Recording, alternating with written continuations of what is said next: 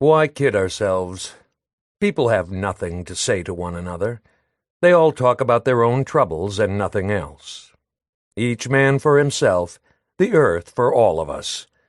They try to unload their unhappiness on someone else when making love. They do their damnedest, but it doesn't work. They keep it all, and then they start all over again, trying to find a place for it. "You're pretty, mademoiselle," they say. And life takes hold of them again until the next time, and then they try the same little gimmick. "You're very pretty, mademoiselle." And in between, they boast that they've succeeded in getting rid of their unhappiness. But everyone knows it's not true, and they've simply kept it all to themselves. Since at that little game you get uglier and more repulsive as you grow older, you can't hope to hide your unhappiness, your bankruptcy, any longer. In the end, your features are marked with that hideous grimace that takes 20, 30 years or more to climb from your belly to your face. That's all a man is good for, that and no more. A grimace that he takes a whole lifetime to compose. The grimace a man would need to express his true soul without losing any of it is so heavy and complicated that he doesn't always succeed in completing it. Just then I was busy improving my soul with bills I couldn't pay, insignificant as they were, my impossible rent, my overcoat that was much too light for the season, and the grocer who laughed up his sleeve every time he saw me counting my pennies, hesitating to buy a piece of brie, and blushing when the price of grapes started going up. And then my patients, who were never satisfied. Béber's death hadn't done me any good in the neighborhood. His aunt didn't hold it against me, though. No, I can't say she behaved badly under the circumstances. It was more from the Henri's in their private house that trouble and worry suddenly began raining down on me. One day, Grandma Henri walked out of her shack without so much as a by your leave, ignoring her son and daughter-in-law, and decided entirely on her own to come and see me. She had a head on her shoulders. After that, she came many times and asked me if I really thought she was insane. Questioning me like that gave the old woman something to do. She'd wait in my so-called waiting room, 3 chairs and a little 3-legged table. When I got back that evening, I found her in the waiting room, comforting Béber's aunt by telling her all about the relatives she herself had lost along the way before arriving at her age, nieces by the dozen, an uncle here and there, a father way back in the middle of the last century, any number of aunts, and her daughters, who had passed on here and there, she couldn't quite remember where or how. Her own daughters had become so vague in her mind that she had to imagine them more or less, but still with deep sorrow when she spoke of them to someone else. By that time her own children were even less than memories. Around her aged loins she gathered a whole nation of humble ancient deaths, shades long silent, imperceptible sorrows, which, when I arrived, she was trying with considerable difficulty to rouse to a little life for the consolation of Béber's aunt. And then Robinson dropped in to see me. Introductions all around. Friends. In fact, it was then, as I later recollected, that Robinson got into the habit of meeting Grandma Henri in my waiting room. They'd sit and talk. Béber was to be buried the next day. "Are you coming?" the aunt asked everyone she met. "I'd appreciate it if you came." "Of course I'll come," said the old woman. "It's nice to have people around one at such times." There was no keeping her in her hovel. She'd turned into a gadabout. "I'm so glad you're coming," the aunt thanked her. "And you, monsieur, will you come too?" she asked Robinson. "Oh, I'm afraid of funerals, madame. You mustn't take it amiss," he said to get out of it. And then each of them talked a lot, all about his own affairs, almost violently. Even Grandma Henri joined in. They all talked much too loudly, like in a nut house. So I went in and took the old woman to my consulting room next door. I didn't have much to say to her, but she had questions for me. I promised not to go through with the commitment proceedings. We went back to the waiting room and sat down with Robinson and the aunt. We all talked for a good hour about the sad case of Bébert. Everyone in the neighborhood agreed that I had knocked myself out trying to save him, that you can't fight fate, and that all in all, to everyone's surprise, I had behaved pretty well. When Grandma Henri heard the child's age, 7, she seemed to feel better. That relieved her in a way. The death of so young a child was just an accident, in her opinion, not the same as a normal death, which might have given her food for thought. Robinson started in again telling us about the acids that burned his stomach and lungs, suffocated him, and made him spit black phlegm. But Grandma Henri didn't spit anything at all, and she didn't work with acids, so what Robinson had to say on the subject was of no interest to her. She had only come to size me up. She looked at me out of the corner of her lively bluish eyes as I spoke, and none of the latent tension between us escaped Robinson. It was dark in my waiting room. The big building on the other side of the street was paling before giving in to the night. After that, there were only our voices between us, and all that voices seem on the point of saying, but never say. Once alone with Robinson, I tried to make it plain that I had no desire whatever to see him any more, but that didn't stop him from coming back toward the end of the month, and almost every evening after that. It's true that his lungs were in bad shape. "Monsieur Robinson has been asking for you again," said my concierge, who liked him. "He doesn't seem to be getting better, does he?" she added. "He was coughing again when he came." She knew it annoyed me to hear her talk about him. It's true that he coughed. "It's hopeless," he himself said. "I'll never get over it. Wait till summer. A little patience. You'll see. It'll just stop." You know, the kind of things you say in such cases. I couldn't cure him as long as he was working with acids, but I tried to cheer him up all the same. "It'll just stop," he said. "You give me a pain. Do you think it's funny breathing like I do? I'd like to see you with a thing like this in your chest. This kind of thing in the chest gets a man down, take it from me. You're depressed, you're having a bad time, but when you feel better, even a little better, you'll see, a little better? I'll feel a little better when I'm 8 feet under. I should have got killed in the war, then I'd really feel better. For you, there was some sense in coming back. You can't complain." People cling to their rotten memories, to all their misfortunes, and you can't pry them loose. These things keep them busy. They avenge themselves for the injustice of the present by smearing the future inside them with shit. They're cowards deep down, and just. That's their nature. I stopped answering him. That made him angry. "You see? You think the same as I do." To get him to leave me in peace, I made him up some cough syrup.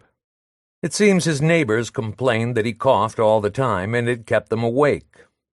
While I was filling the bottle, he went on wondering out loud where he could have caught this stubborn cough. He also wanted me to give him injections of gold salts. "If the injections killed me, I wouldn't mind, you know." Naturally, I wouldn't have anything to do with this heroic therapy. Mostly, I wanted him to go away. Just seeing him hanging around, I'd lost all my pleasure in life.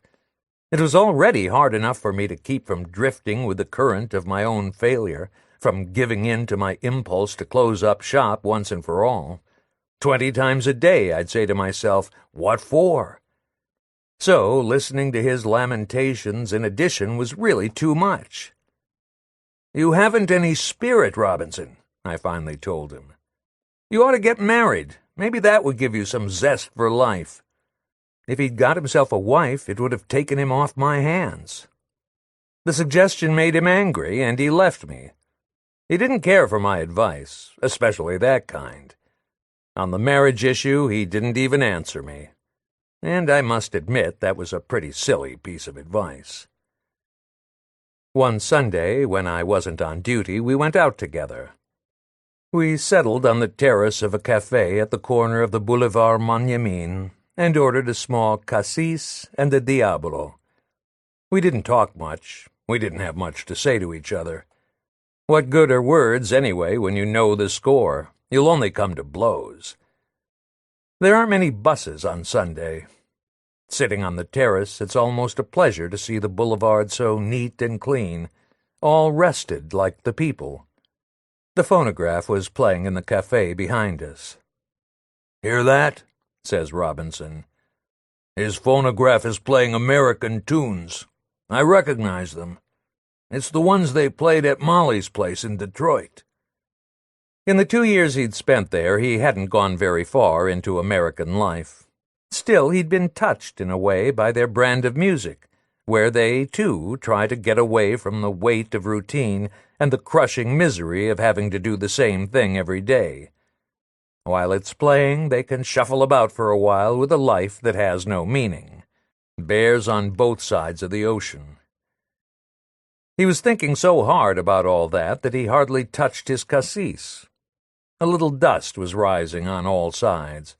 Some children with big bellies and smudged faces were wandering around under the plane trees. They, too, were attracted by the phonograph records. Nobody can really resist music. You don't know what to do with your heart. You're glad to give it away. At the bottom of all music, you have to hear the tune without notes, made just for us. The tune of death. A few shops still have the obstinacy to open on Sunday. The slipper woman comes out of her shop and parades her pounds of varicose veins from display to display, stopping to chat here and there. At the newsstand, the morning papers hang yellow and limp, an enormous artichoke of news going bad. A dog takes a quick piss on them. The newswoman is dozing. An empty bus is heading back to its depot lickety-split. Thoughts have their Sunday, too, come to think of it. We're even more dazed than usual. Here we sit, empty, bewildered, contented. We have nothing to talk about because nothing happens to us anymore. We're too poor. Maybe life is sick of us. Why not? "Can't you think of something I could do to get out of this job that's killing me?" He had surfaced from his reflections. "I want to get out of that racket, see? I'm sick of working like a mule. I want to roam around, too. Wouldn't you know somebody who needs a chauffeur by any chance? You know so many people." Sunday ideas, gentlemen's ideas, had come over him. I was afraid to argue, to insinuate that no one would entrust his motor car to a man with the mug of an impoverished murderer, that with or without a uniform he would always look too peculiar. "You're not very encouraging, are you?" he said. "So you think I'll never get out of the ditch? You think there's not even any point in my trying? In America you said I was too slow. In Africa I couldn't stand the heat. Here I'm not intelligent enough. But that's all a lot of hooey. You can't tell me different. If only I had plenty of money. Everyone would think I was adorable, here, there, and everywhere, even in America. Ain't it the truth? What about you? All we need is to own an apartment house with half a dozen tenants paying good stiff rents. You've got something there, I said. He had come to that major conclusion all by himself, and he couldn't get over it. Then he gave me a funny look, as if he had suddenly discovered something too nauseating about me. "Come to think of it," he said, "you've got the good end. You sell your hokum to sick people, and you haven't a thing to worry about. Nobody riding you. You come and go when you like. You're free. You're nice enough on the surface, but what a bastard underneath." "You're unjust, Robinson." "All right, then find me something." He was determined to pass on his acid job to someone else. We started off through the little side streets. In the light afternoon, you'd think Rancy was a village. The big house door is ajar. The yard is empty, and so is the dog's kennel. One afternoon like this, years ago, the peasants left their homes, driven away by the city creeping out from Paris. There are only 1 or 2 taverns left from those days, unsaleable, crumbling away, overgrown by limp wisteria vines, hanging down over walls reddened with posters. The grating, hung between 2 gargoyles, has rusted till it can't rust any more. All this past. Nobody touches it any more. It's dying without any help from anyone.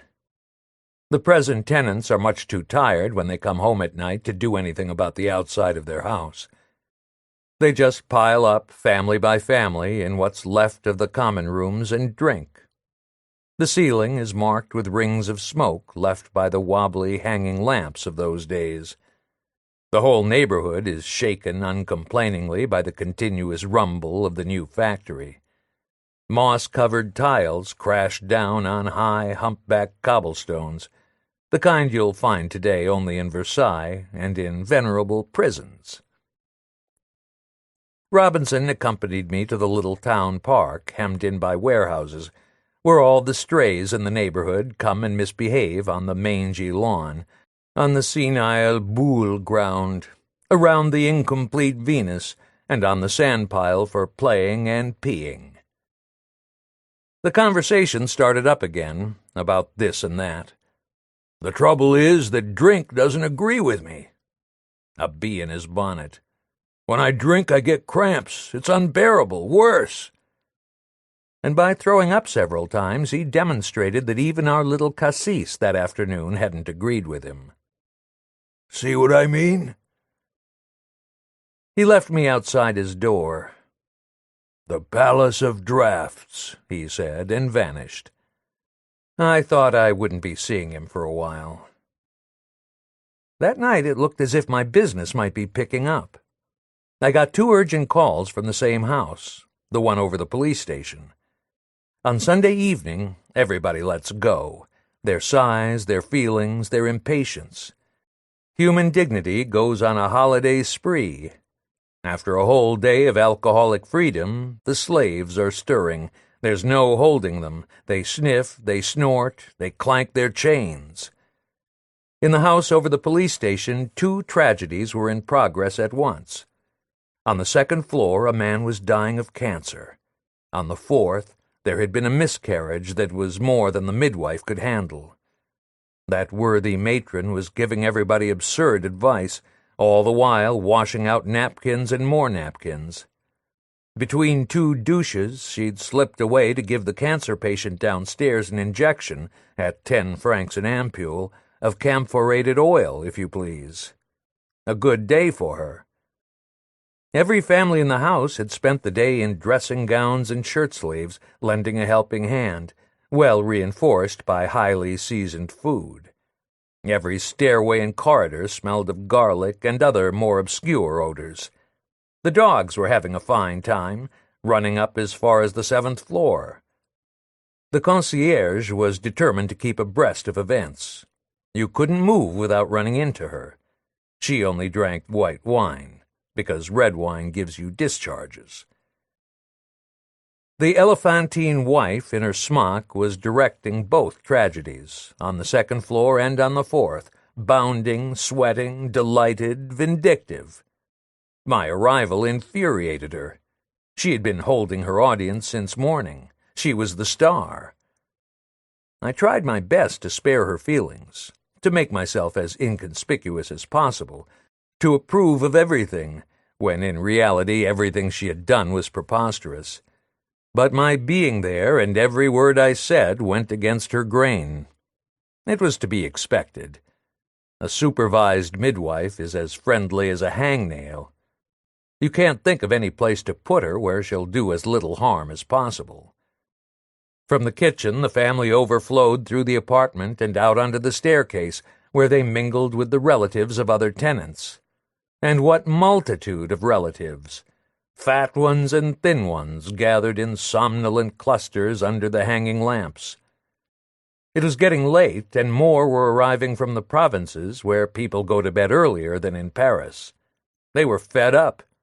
Everything I said to the relatives of those tragedies, upstairs and down, was taken amiss. The death agony on the second floor didn't last long, which had its good side and bad side. Just as his last gasp was coming up, Dr. Omanon, his regular doctor, drops in to see if his patient was dead, and starts bawling me out, or pretty near, for being there at the bedside. I explained to Omanon that I was on municipal Sunday duty, so my presence was perfectly natural. Whereupon, with dignity, I climbed up to the fourth floor. Upstairs, the woman's ass was still bleeding.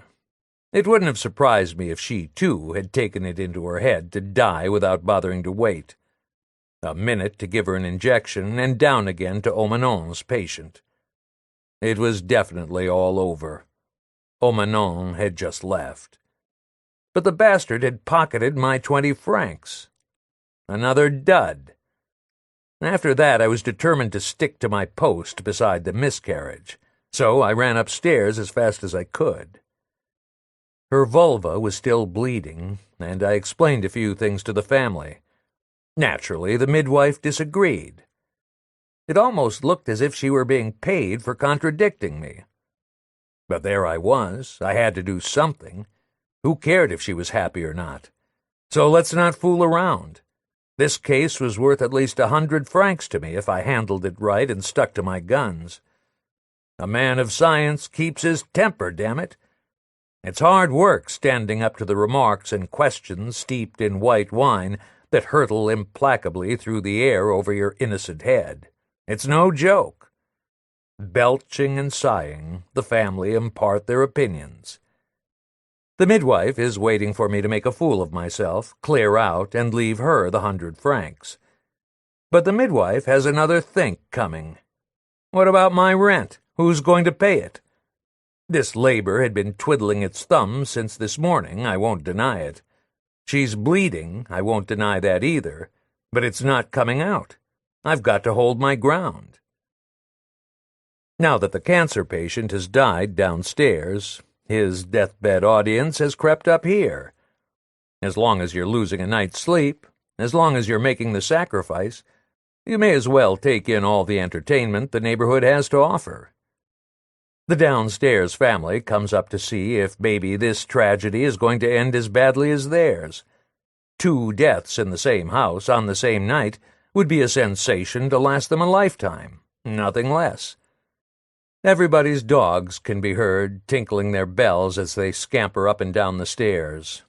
They come in, too. More people from far away pour in, whispering. Some teenage girls have suddenly discovered the facts of life, as their mothers put it, and now, in the face of tragedy, they're putting on a tenderly knowing air. The female consoling instinct. A cousin has been watching them since morning. He's fascinated. He hasn't stirred from their bedside. They come as a revelation in his fatigue. Everyone's clothes are askew. The cousin will marry one of them. He wishes he could see their legs while he's about it, to make it easier to choose. The fetus refuses to come out. The passage must be dry. It won't slip through. Nothing but blood. This would have been her 6th child. Where's the husband? I asked for him. The husband had to be found if I was going to send his wife to the hospital. A relative had suggested the hospital. She had a family at home and wanted to get to bed on account of the children. But when the word hospital was brought up, they couldn't get together. Some were in favor, others were dead set against, because of what people would say. They wouldn't even hear of it. Some very hard words were exchanged between relatives, words that would never be forgotten and would go down in the family. The midwife despised everybody. What preoccupied me was finding the husband. I wanted to consult him so we could make up our minds one way or the other. He finally emerges from one of the groups, even more undecided than everyone else. But the decision was up to the husband. Hospital, no hospital. What does he think? He doesn't know. He wants to look. So he looks. I show him his wife's hole, the blood clots, the glug-glug, his whole wife seeping away. She's groaning like a big dog that's been run over by a car. He doesn't know what he wants. Somebody gives him a glass of white wine to pick him up. He sits down. He still can't make up his mind. He's a man who works hard all day. Everyone knows him in the market, and especially at the freight station, where he totes sacks, and no small loads, big heavy things. Been toting them for the last 15 years. He's famous. His trousers are vast and shapeless, likewise his jacket. They don't fall off, but he doesn't seem to be very much attached to his trousers and jacket. He only seems attached to the earth and standing upright on it, with his 2 feet spread wide as if the earth were going to start quaking under him any minute. His name is Pierre. We're all waiting. "Well, Pierre," they all ask him, "what do you think?" Pierre scratches himself and goes and sits down right next to his wife's face, as if he had trouble recognizing this woman who was always bringing so much pain into the world, and then he sheds a kind of tear and stands up. We all fire the same question. I make out a certificate of admission for the hospital. "Try and think, Pierre," everyone pleads. He tries, but makes a sign meaning it won't come. He gets up and staggers out to the kitchen, taking his glass with him. Why wait any longer? The husband's indecision, everybody realized, was likely to go on all night. We might as well be going. For me, it was 100 francs lost, that's all. But one way or another, I'd have had trouble with the midwife, that was sure. On the other hand, I wasn't going to risk any surgical manipulations in front of all those people and in my state of fatigue. Too bad, I said to myself. No use hanging around. Maybe next time. May as well resign myself. Let nature take her course, the bitch. I'd hardly reached the stairs when they all called me back, and he came running after me. "Hey, doctor," he yelled, "don't go!" "What do you want me to do?" I asked him. "Wait. I'll go with you, doctor. Please, doctor." "All right," I said, and let him go down with me. I was in the lead, so I stopped at the second floor to say goodbye to the dead cancer patient's family. The husband went into the room with me, and we came right out again. In the street, he fell into step with me. There was a nip in the air. We came across a puppy who was practicing how to answer the other dogs of the zone with long howls. He was very persistent and very plaintive. He had already mastered the art. He'd soon be a real dog. "Hey, that's Egg Yolk," says the husband, delighted at recognizing him and at changing the subject. "The daughters of the laundryman on the Rue des Gonesse brought him up on a baby's bottle. Do you know the laundryman's daughters?" "Yes," I said. As we were walking, he told me about the ways they had of feeding puppies on milk without its costing too much. But behind those words he was looking all the while for an idea in connection with his wife. A bar was open near the port. "Coming in, doctor? I'll buy you a drink." I wasn't going to hurt his feelings. "All right," I said. 2 coffees. I took the opportunity to talk about his wife. My talking about her turned him dead serious, but I still couldn't get him to make up his mind. There was a big bouquet on the bar counter for Marthe Rodin's birthday. Marthe Rodin was the owner. "A present from the children," he himself told us. So we had a vermouth with him and drank his health. The drunkenness law and a framed school diploma were hanging on the wall. When he saw that, the husband absolutely insisted on the owner reciting the sub-prefectures of the Loire-et-Cher department, because he had learned them in school and still knew them. Then he claimed it wasn't the owner's name on the diploma but somebody else's. That made the owner sore, so the husband came back and sat with me. He was in the throes of doubt again, so tormented that he didn't even see me leave. I never saw that husband again. Never. I was badly disappointed by the events of that Sunday, and tired besides. I had hardly gone 100 yards in the street when I saw Robinson coming my way, loaded down with all kinds of boards, big ones and little ones. I recognized him in spite of the darkness. He was embarrassed at seeing me and tried to get away, but I stopped him. "Why aren't you in bed?" I asked him. "Not so loud," he said. "I've come from the building site." "And what are you doing with all that wood? Building what, a coffin? You stole it, I bet." "No, a rabbit hutch." "You're raising rabbits now?" "No, it's for the Enruis." "The Enruis? They've got rabbits?" "Yes, 3. They're going to keep them in the little yard, you know, where the old woman lives." "You're fixing to build them a rabbit hutch at this time of night? Funny time to—" "It was his wife's idea." "Some idea? What's she going to do with the rabbits? Sell them? Make top hats?" "You'll have to ask her when you see her. As long as she comes across with the 100 francs, This business with the rabbit hutch struck me as very odd at that time of night. I kept at him. He changed the subject. "But what are you doing at their house?" I asked. "You didn't know the Enruis." "The old lady took me to see them, that day I met her in your office. The old woman is a big talker once she gets started. You can't imagine. No getting away from her.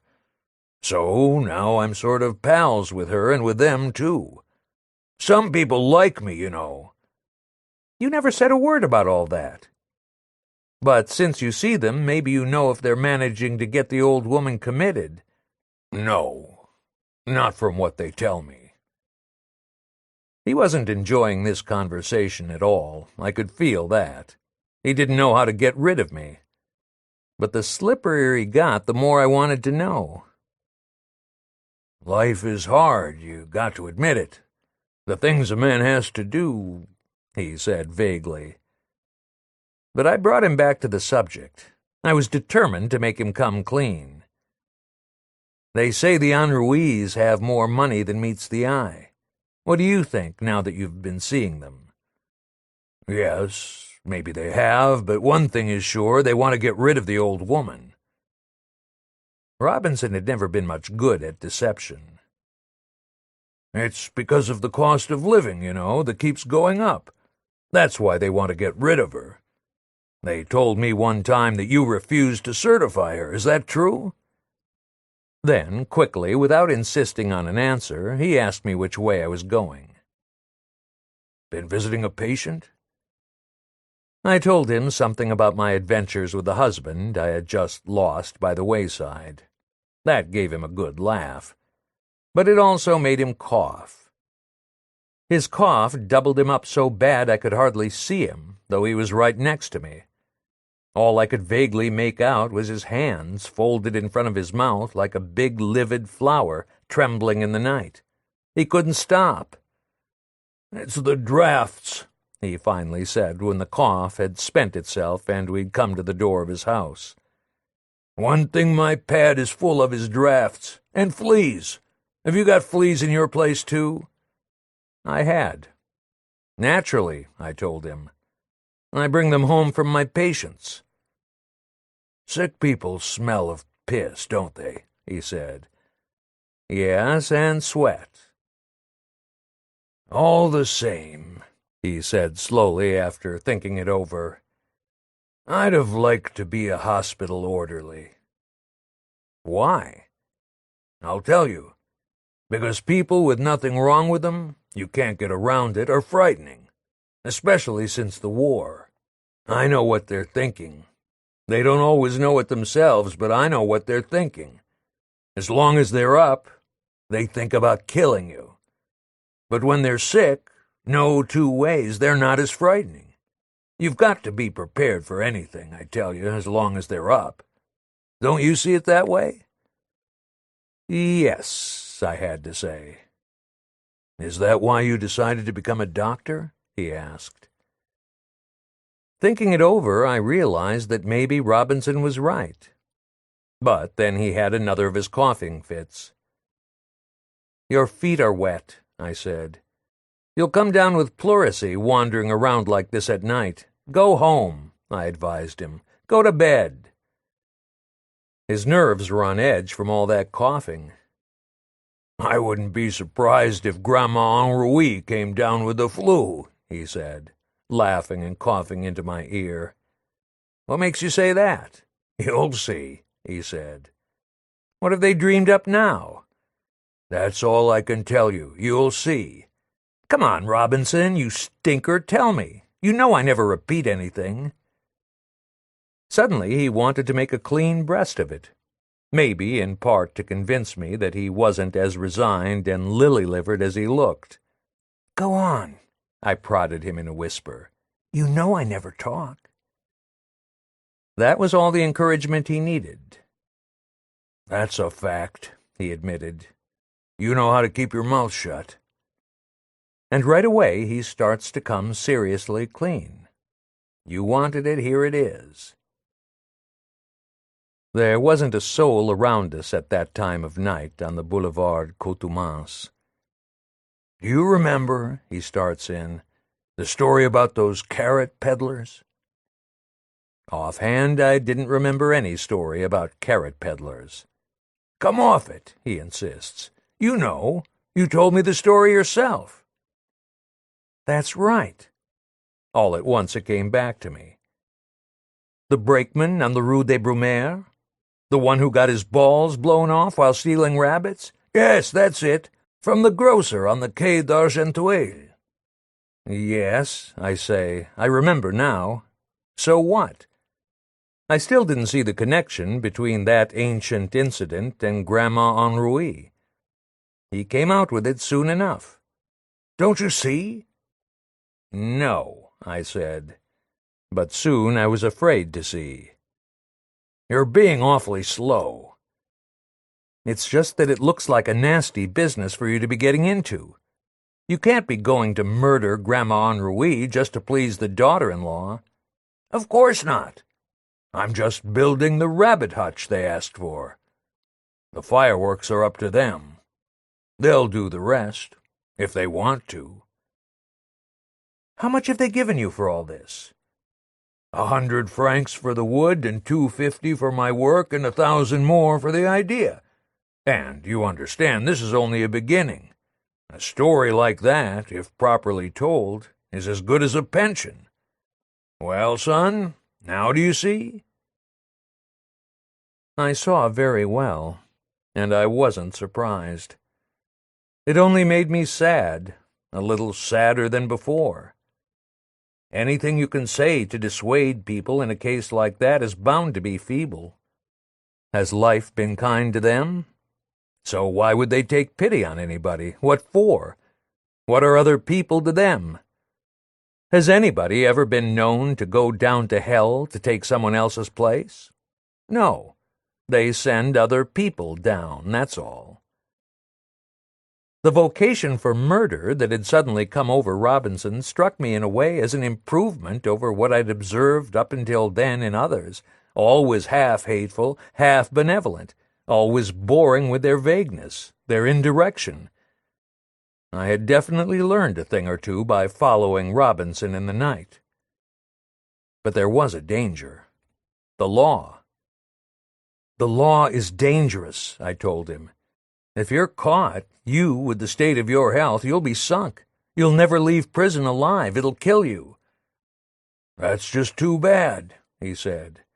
"I'm fed up with honest work. I'm getting old, still waiting my turn to have some fun, and when it comes, if it does, with plenty of patience, I'll have been dead and buried long ago. Honest work is for suckers. You know that as well as I do."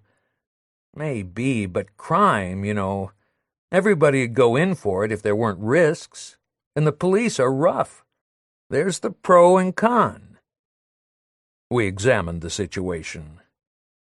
"I won't say different, but doing my kind of work in my condition, coughing, not sleeping, doing jobs that no horse would touch, Nothing worse can happen to me now.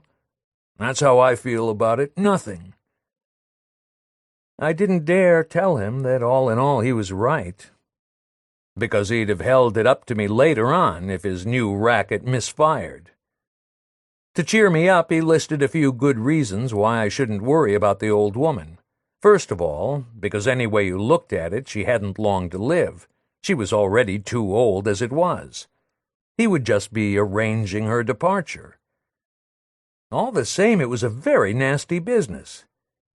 The whole thing had been worked out between him and the couple. Seeing the old woman had taken to leaving her shack, they'd send her to feed the rabbits one evening. The fireworks would be carefully placed. They'd go off full in her face the moment she touched the door, exactly what happened at the grocer's. The neighborhood people already thought she was mad. The accident wouldn't come as a surprise to anybody.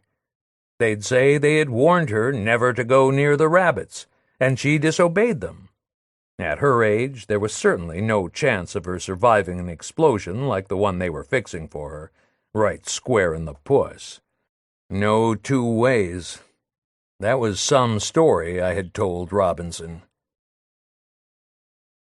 And the music came back with the carnival.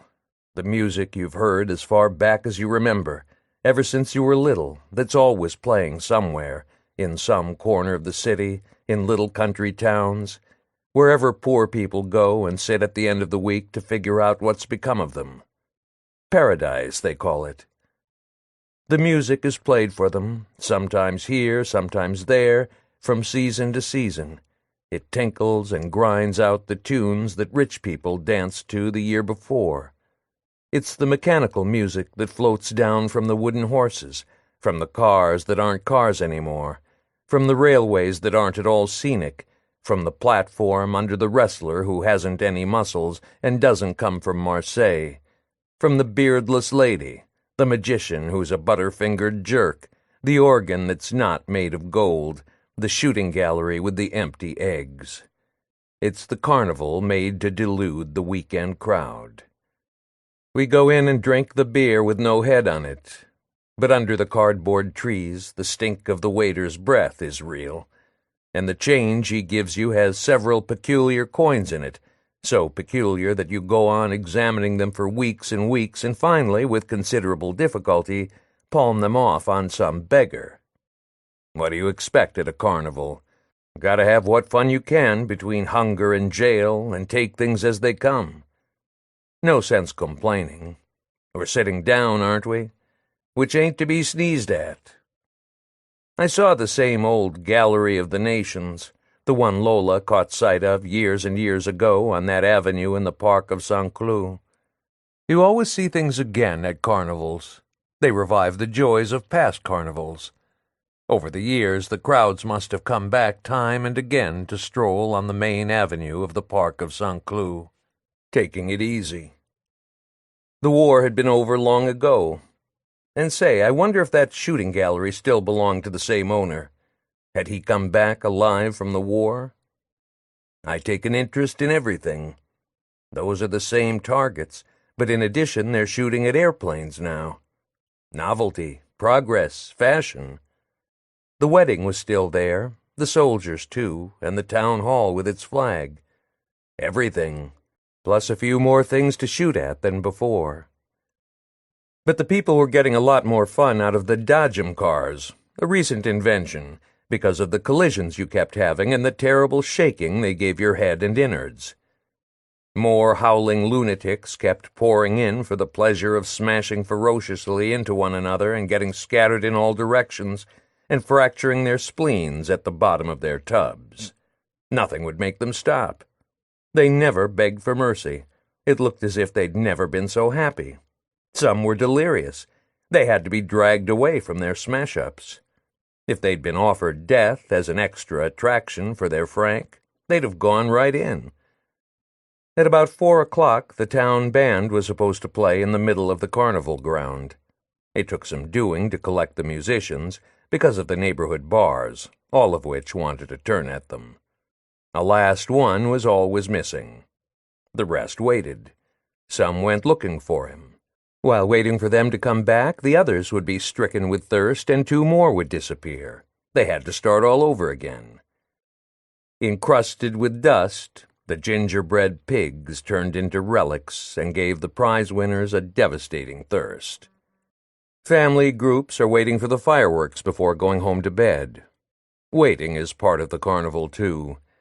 Thousands of empty bottles jiggle and clink in the shadow under the tables. Restless feet consent or say no. The tunes are so familiar you hardly hear the music or the wheezing motor-driven cylinders behind the booths which put life into things it costs 2 francs to see. When you're tipsy with fatigue, your heart pounds in your temples. Bim bim. It beats against the velvet around your head and inside your ears. One of these days you'll burst. So be it. One of these days, when the movement inside catches up with the movement outside, when your thoughts scatter far and wide and rise up at last to play with the stars. A lot of crying went on all over the carnival, children getting accidentally squeezed between chairs, and others being taught to resist their longings, to forego the enormous little pleasure of another ride on the merry-go-round. For character building, the carnival hasn't its equal. It's never too soon to start. The little darlings don't know yet that everything costs money. They think it's pure generosity that makes the grown-ups behind the brightly lit counters incite the public to treat themselves to the marvels which they have amassed and which they guard with their raucous smiles. Children don't know the law. Their parents slap them to teach them the law and protect them from pleasure. There's never a real carnival except for the shopkeepers, and then it's deep down and secret. The shopkeeper rejoices at night when all the unsuspecting yokels, the public, the profit fodder have gone home, when silence returns to the avenue and the last dog has squirted his last drop of urine at the Japanese billiard table. That's when the accounts are totted up, when the shopkeepers register their receipts and take stock of their powers and their victims. On the last Sunday evening of the carnival, Marthe Rodin's barmaid cut her hand pretty badly cutting sausage. Late that night, the things around us suddenly became quite distinct, as if they were sick of wobbling from one side of fate to the other, and had all come out of the shadow at once and started talking to me. But you'd better not trust things and people at such times. You think objects are going to talk, but they don't say a thing, and often enough the night swallows them up before you can understand what they were trying to tell you. Anyway, that's been my experience. Be that as it may, I ran into Robinson that same night at Marthe Rodin's cafe just as I was getting ready to dress the barmaid's wound. I remember the circumstances exactly. There were some Arab customers nearby. A whole raft of them were dozing on the benches. They didn't seem interested in anything that was going on around them. Speaking to Robinson, I was careful not to bring up our conversation of the other night, when I'd caught him carrying boards. I had trouble sewing up the barmaid's cut because I couldn't see very well at the back of the bar. I had to pay close attention, and that kept me from talking. As soon as I'd finished, Robinson drew me into a corner and informed me, without my asking, that everything was all set for his scheme. It would be coming off soon. His telling me that didn't suit me at all. I could have easily done without it. Soon? What? You know as well as I do. What, that same old business? Guess how much they're giving me. I had no desire to guess. 10,000. Just to hold my tongue. That's a lot of money. It'll save my life, that's all, he said. Those are the 10,000 francs I've needed all along. The first 10,000. See? I've never really had a trade, but now with 10,000 francs... He must have started blackmailing them already. He listed his projects, all the things he'd be able to do with 10,000 francs. Leaning against the wall, in the shadow, he gave me time to think about them. A new world. 10,000 francs.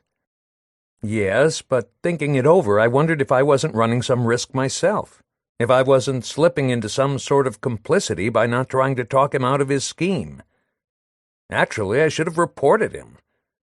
Not that I gave a damn about morality any more than anyone else. What business was it of mine? But all the nasty stories, all the complications the law stirs up when a crime has been committed just to entertain the taxpayer, the prurient bastard. When that happens, it's hard to clear yourself.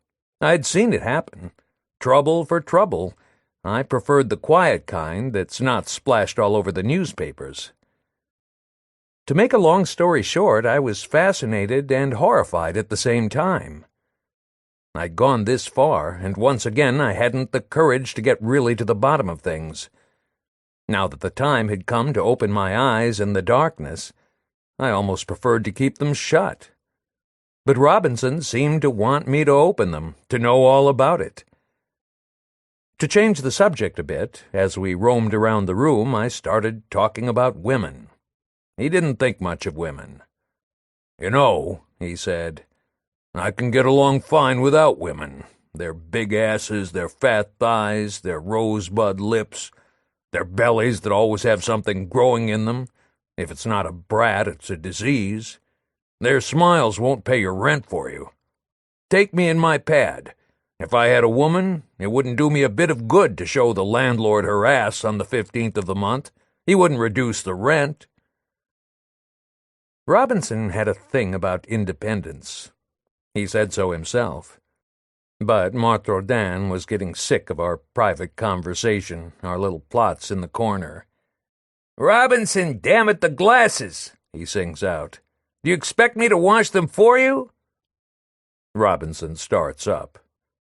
"You see," he informs me, "I'm filling in here." It was carnival time, all right. Martrodin was having a hard time counting up the take. It was getting on his nerves. The Arabs left, except for the two who were still dozing by the door. "What are they waiting for?" "The barmaid," says Martrodin. "How's business?" I asked, to be saying something. "Pretty fair, but it's not easy. See, Doctor, I bought this place for $60,000 before the crash. I'd need to get at least $200 out of it. See what I mean? It's true the place is full, but it's mostly Arabs, and those people don't drink. They haven't caught the habit yet. Poles is what I need. Take it from me, Doctor, the Poles are drinkers. In the Ardennes, where I was before, I had Poles. They worked in the enameling ovens. Get the idea? Those ovens really heat it up. That's what we need here. Thirst. On Saturdays, they spent everything they had. Christ, that was something. Their whole pay. Bing! These greasers here aren't interested in drinking. They're more interested in buggering each other. It seems drinking's prohibited by their religion and buggery isn't." Martrodin had it in for the Arabs. "A bunch of perverts. It seems they even do it to my barmaid. They're fanatics. Crazy way to behave. Doctor, I ask you." With his stubby fingers, Martrodin squeezed the little cerus pouches he had under his eyes. "How are your kidneys doing?" I asked him when I saw him doing that. I was treating him for his kidneys. "I hope you've cut out the salt, at least." "There's still some albumin, Doctor. I had the pharmacist analyze it only the other day. Now, I don't care if I conk out from albumin or something else. What bugs me is working the way I do, for practically nothing." The barmaid had finished washing her dishes, but her bandage had gotten so greasy I had to change it. She held out a 5-franc note. I didn't want to accept her 5 francs, but she insisted. Her name was Séverine. "Why, Séverine," I observed, "you've had your hair cut." "Had to," she says. "It's the style. And besides, with the cooking in this place, long hair picks up all the smells." "Your ass smells a damn sight worse," Martrodin breaks in. Our chatter was interfering with his accounts. "And it doesn't keep your customers away." "Yes, but it's not the same thing," says Séverine, who is good and mad. "Every part has its own smell. And look here, boss. You want me to tell you what you smell like? Not just one part, but all over?" Séverine was really worked up. Martrodin didn't want to hear the rest. He just grumbled and went back to his wretched accounts. Séverine's feet were so swollen from the day's work that she couldn't manage to get out of her felt slippers and into her shoes. She prepared to leave in her slippers. "I'll sleep all right with them on," she finally said aloud. "Go put the light out in the back," Martrodin ordered her. "Anybody could guess that you don't pay the light bills." "I'll sleep all right," Séverine repeated with a sigh as she was getting up. Martrodin was still at his accounts. To reckon better, he'd taken off his apron, then his vest. He was sweating blood. From the invisible depths of the bar, we could hear a clatter of saucers. That was Robinson and the other dishwasher at work. Martrodin was tracing his big childish numbers with a blue pencil squeezed between his thick murderer's fingers. In front of us, the barmaid was dozing, sprawled all over her chair. Now and then she'd regain a spark of consciousness in her sleep. "Oh, my feet, oh, my feet," she'd say, and fall back into her doze. But then Martrodin woke her with a yell. "Hey, Séverine, get your greasers out of here. I'm sick of them. Clear out, the whole lot of you. Christ almighty, it's time." The Arabs didn't seem to be in any hurry at all, in spite of the hour. Séverine finally woke up. "It's true, I gotta go," she finally agreed. "Thanks, boss." She took both greasers along with her. They had joined forces to pay her. "I'll do them both tonight," she told me as she was leaving. "'Cause next Sunday I won't be able to on account of I'm going to Asher to see my kid. 'Cause next Saturday is visiting day." The Arabs got up and followed her. They didn't seem the least bit insolent. Still, Séverine looked at them kind of dubiously because she was so tired. "I don't agree with the boss," she says. "I like greasers better. Arabs aren't brutal like the Poles, but they're perverts. Boy, are they perverts. Well, let 'em do what they please. I don't think that'll keep me from sleeping." "All right, boys," she called them. "Let's go." Off they go, all three, she a step or two ahead of them. We saw them cross the square, littered with the wreckage of the carnival. The last gas lamp at the end whitened their group for an instant, and then the night took them in. We heard their voices for a while, and then nothing at all. There was nothing left. I left the bistro without talking to Robinson again. Martrodin bade me a polite good night. A policeman was pacing the boulevard. In passing each other, we stirred up the silence. Here and there, the sounds startled a shopkeeper, bog-mired in his aggressive figuring, like a dog gnawing on a bone. A family on a bender filled the whole street, yelling on the corner of the Place Jean Jaurès. They weren't getting ahead at all. They stood at the end of an alley, hesitating to go in, like a fishing fleet in a gale. The father went stumbling from one side of the street to the other, and couldn't seem to stop urinating. The night had come home. I remember another night about that time because of what happened. First, shortly after dinner time, I heard an enormous sound of garbage cans being moved. People often make a racket with the garbage cans in my stairway. Then a woman moaning, sighing. I opened my door a crack, but I didn't move. If I came out after an accident without being called, they'd probably think of me as a helpful neighbor, and my medical assistance wouldn't have to be paid for. If they wanted me, they'd just have to send for me officially, and then it would cost them 20 francs. Poor people persecute altruism implacably, meticulously, and the kindest impulses are punished without mercy. So I waited for someone to ring my bell, but no one came. For reasons of economy, no doubt. I had almost stopped waiting when a little girl appeared at my door, trying to read the names on the bells. As it turned out, she was looking for me. Madame Henri had sent her. Who's sick? I asked. A gentleman. He's hurt himself. A gentleman? I thought of Henri himself. The husband? Monsieur Henri? No, a friend, but he's in their house. Somebody you know? No, she'd never seen this friend. It was cold out. The child ran. I walked fast. How did it happen? I don't know.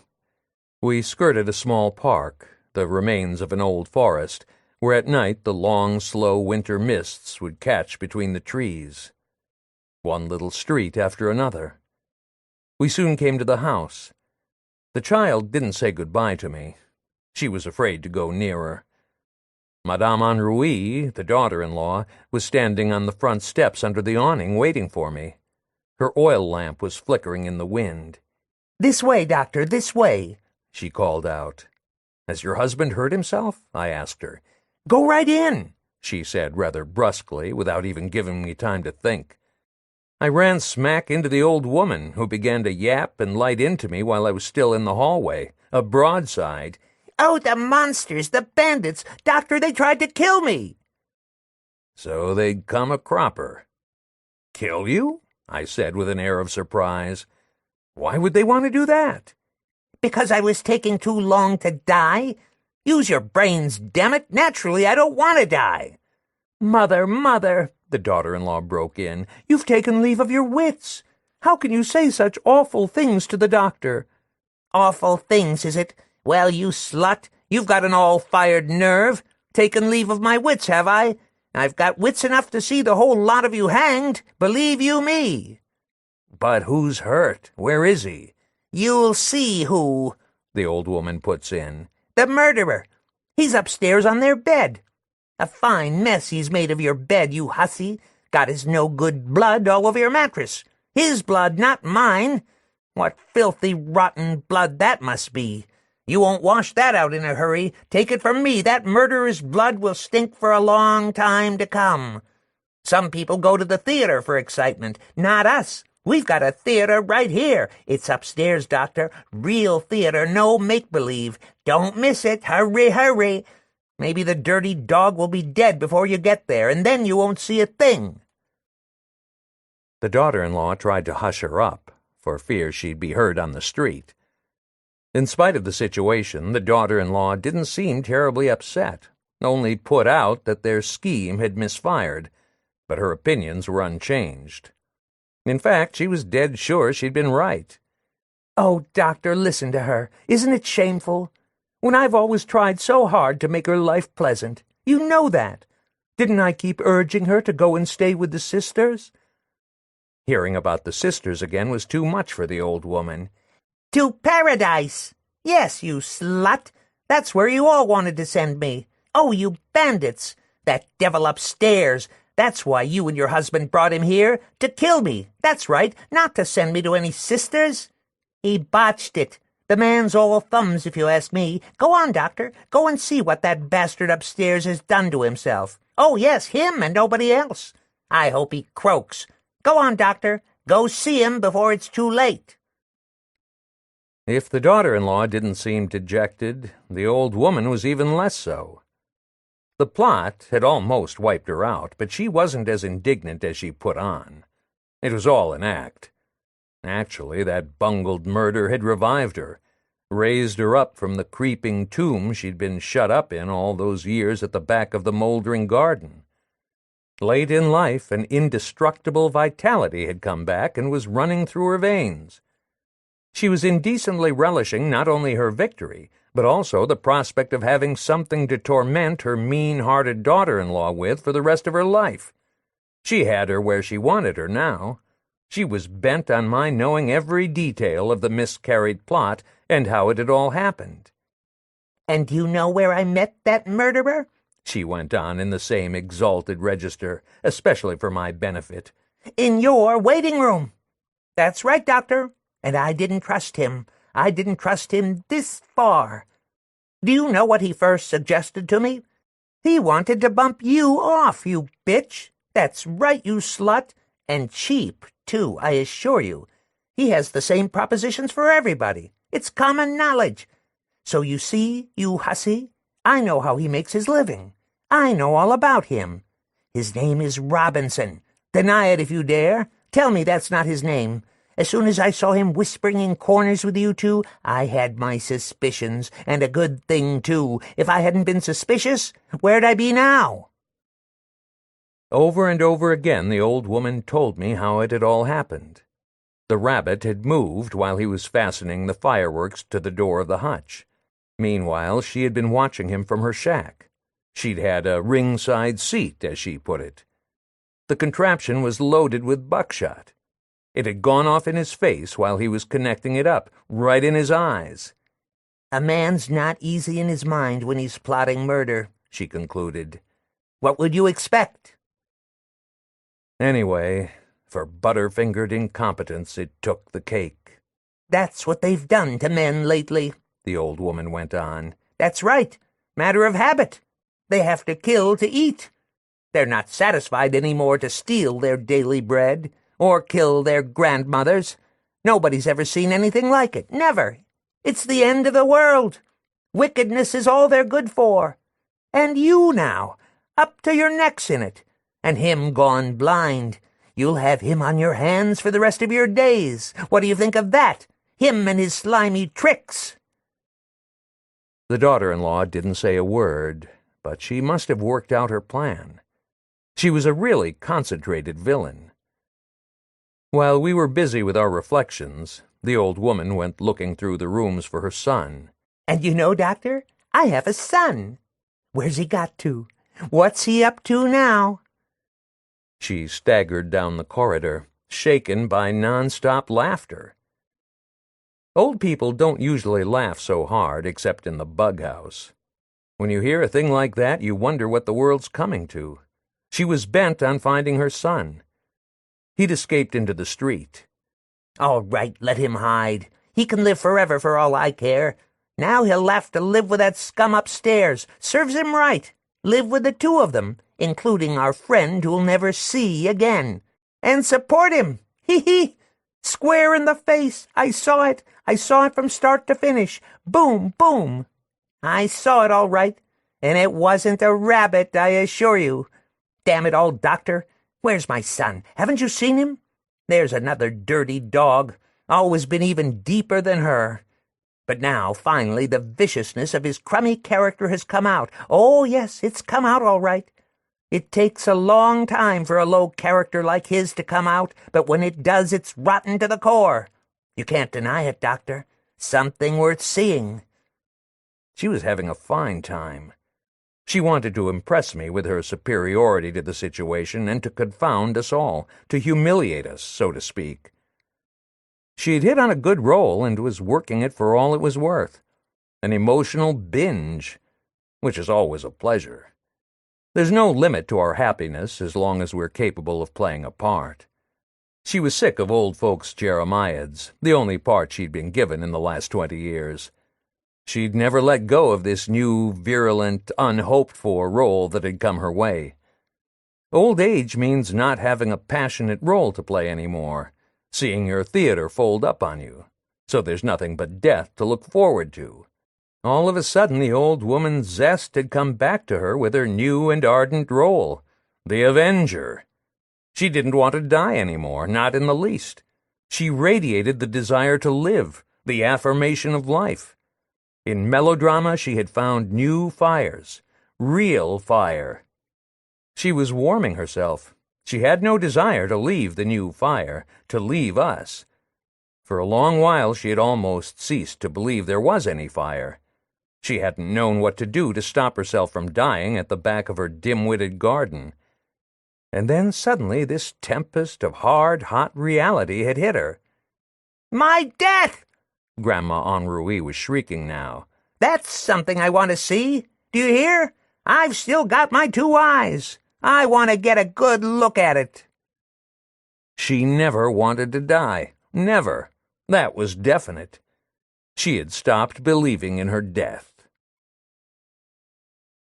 Everybody knows that such situations are hard to manage, and that managing them is always very expensive. In the first place, we didn't even know where to put Robinson. In the hospital? Obviously, that would make for loose tongues, all sorts of gossip. Send him back to his pad? Unthinkable with his face in that condition. Like it or not, the Henri's had to keep him. He lay in bed upstairs in a pitiful state. He was terrified of being thrown out and prosecuted. Not hard to see why. It was one of those things that you really can't tell anyone about. We kept the blinds in his room carefully drawn, but people, the neighbors, started passing through that street more often than usual, just to look up at the shutters and ask for news of the injured man. We gave them news all right. We told them fairy stories. But how are we to stop them from smelling a rat, from gossiping? Besides, they embroidered on what we told them.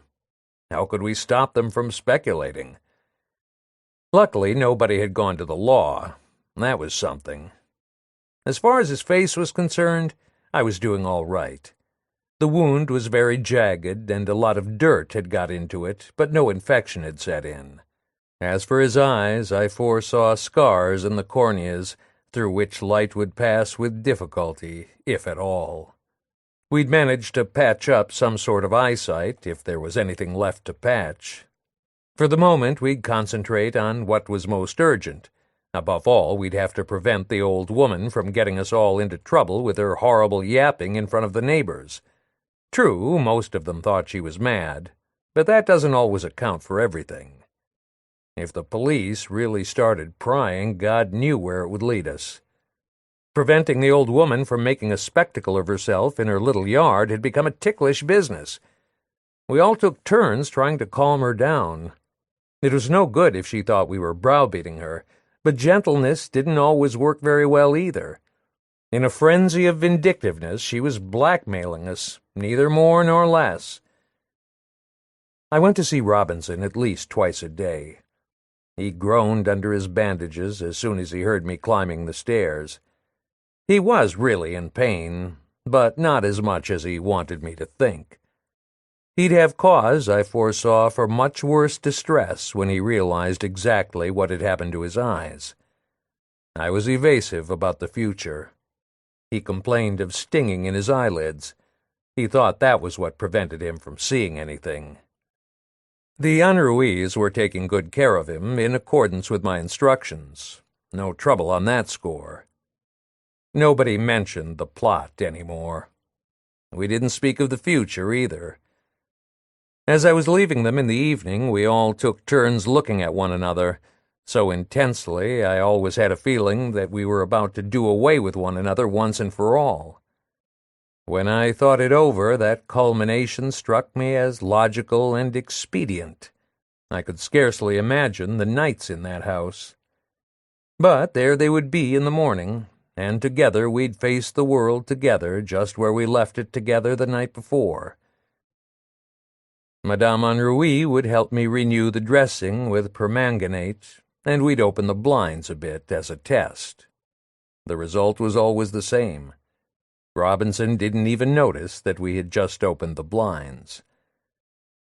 So the earth makes its way through the vastly menacing, silent night.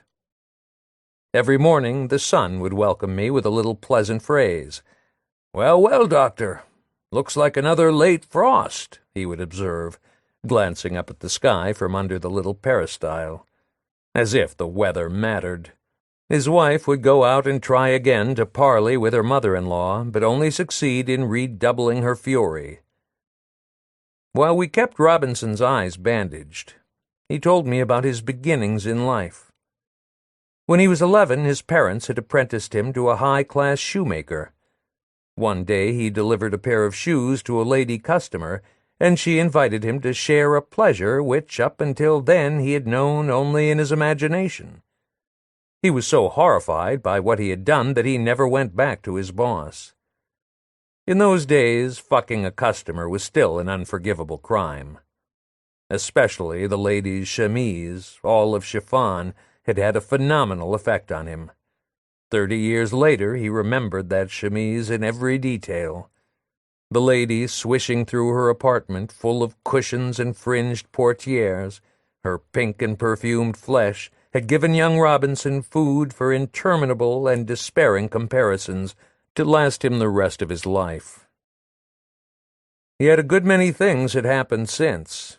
He'd seen continents and been through whole wars, but he'd never recovered from that revelation. It gave him pleasure to think about it, to tell me about the minute of youth he had enjoyed with the lady customer. "Having my eyes closed like this makes me think," he observed. "It's like a parade, like having a movie show in my bean." I didn't dare tell him that he'd have time to get awfully sick of his little movie show. Since all thoughts lead to death, a day would come when he'd see nothing else in his movie show.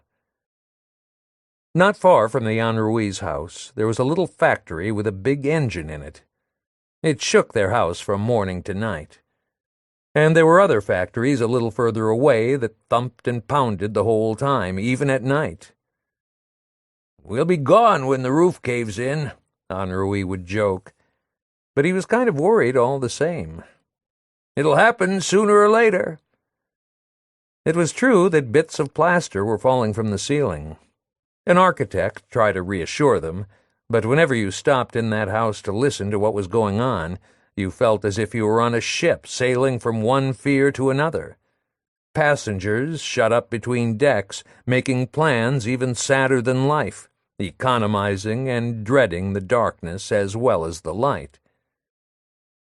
Henri would go up to the bedroom after lunch to read a while to Robinson, as I'd asked him to. The days passed. He treated Henri, too, to the story about that marvelous lady customer he had laid in the days of his apprenticeship. After a while, the story became a kind of collective joke for everyone in the house. That's what happens to our secrets when we spread them abroad. There's nothing terrible inside us or on earth or possibly in heaven itself, except what hasn't been said yet. We won't be easy in our minds until everything has been said once and for all. Then we'll fall silent, and we'll no longer be afraid of keeping still. That will be the day. In the weeks while his eyelids were suppurating, I was able to entertain him with fairy tales about his eyes and the future. Sometimes I'd pretend the window was closed when it was wide open, and sometimes that it was very dark outside. But one day when my back was turned, he went to the window himself to see what was what, and before I could stop him he had slipped the bandage off his eyes. He hesitated for quite a while. He touched the window frame, first on the right, then on the left. He couldn't believe it, but in the end he had to. There was no getting around it. "Bardamu!" he shouted. "Bardamu! It's open! The window's open, I tell you!" I didn't know what to say. I stood there like an idiot. He was holding both arms out of the window in the fresh air. Naturally, he couldn't see a thing, but he felt the air. He stretched his arms out in his darkness as far as he could, as if he were trying to touch the end of it. He didn't want to believe it. His own private darkness. I pushed him back into his bed and said things to comfort him, but he didn't believe me any more. He was crying. He, too, had come to the end. There was nothing more we could say to him. A time comes when you're all alone, when you've come to the end of everything that can happen to you. It's the end of the world. Even your grief, your own grief, doesn't answer you anymore, and you have to retrace your steps, to go back among people. It makes no difference who. You're not choosy at times like that, because even to weep you have to go back where everything starts all over, back among people. "What will you do with him when he's better?" I asked the daughter-in-law at lunch after this scene. They had asked me to stay and eat with them in the kitchen. Neither of them had any serious idea of how to get out of the mess they were in. The cost of buying him a pension terrified them, especially her, because she knew more about the price of arrangements for invalids. She had even gone to the public welfare and taken steps. Steps they avoided mentioning to me.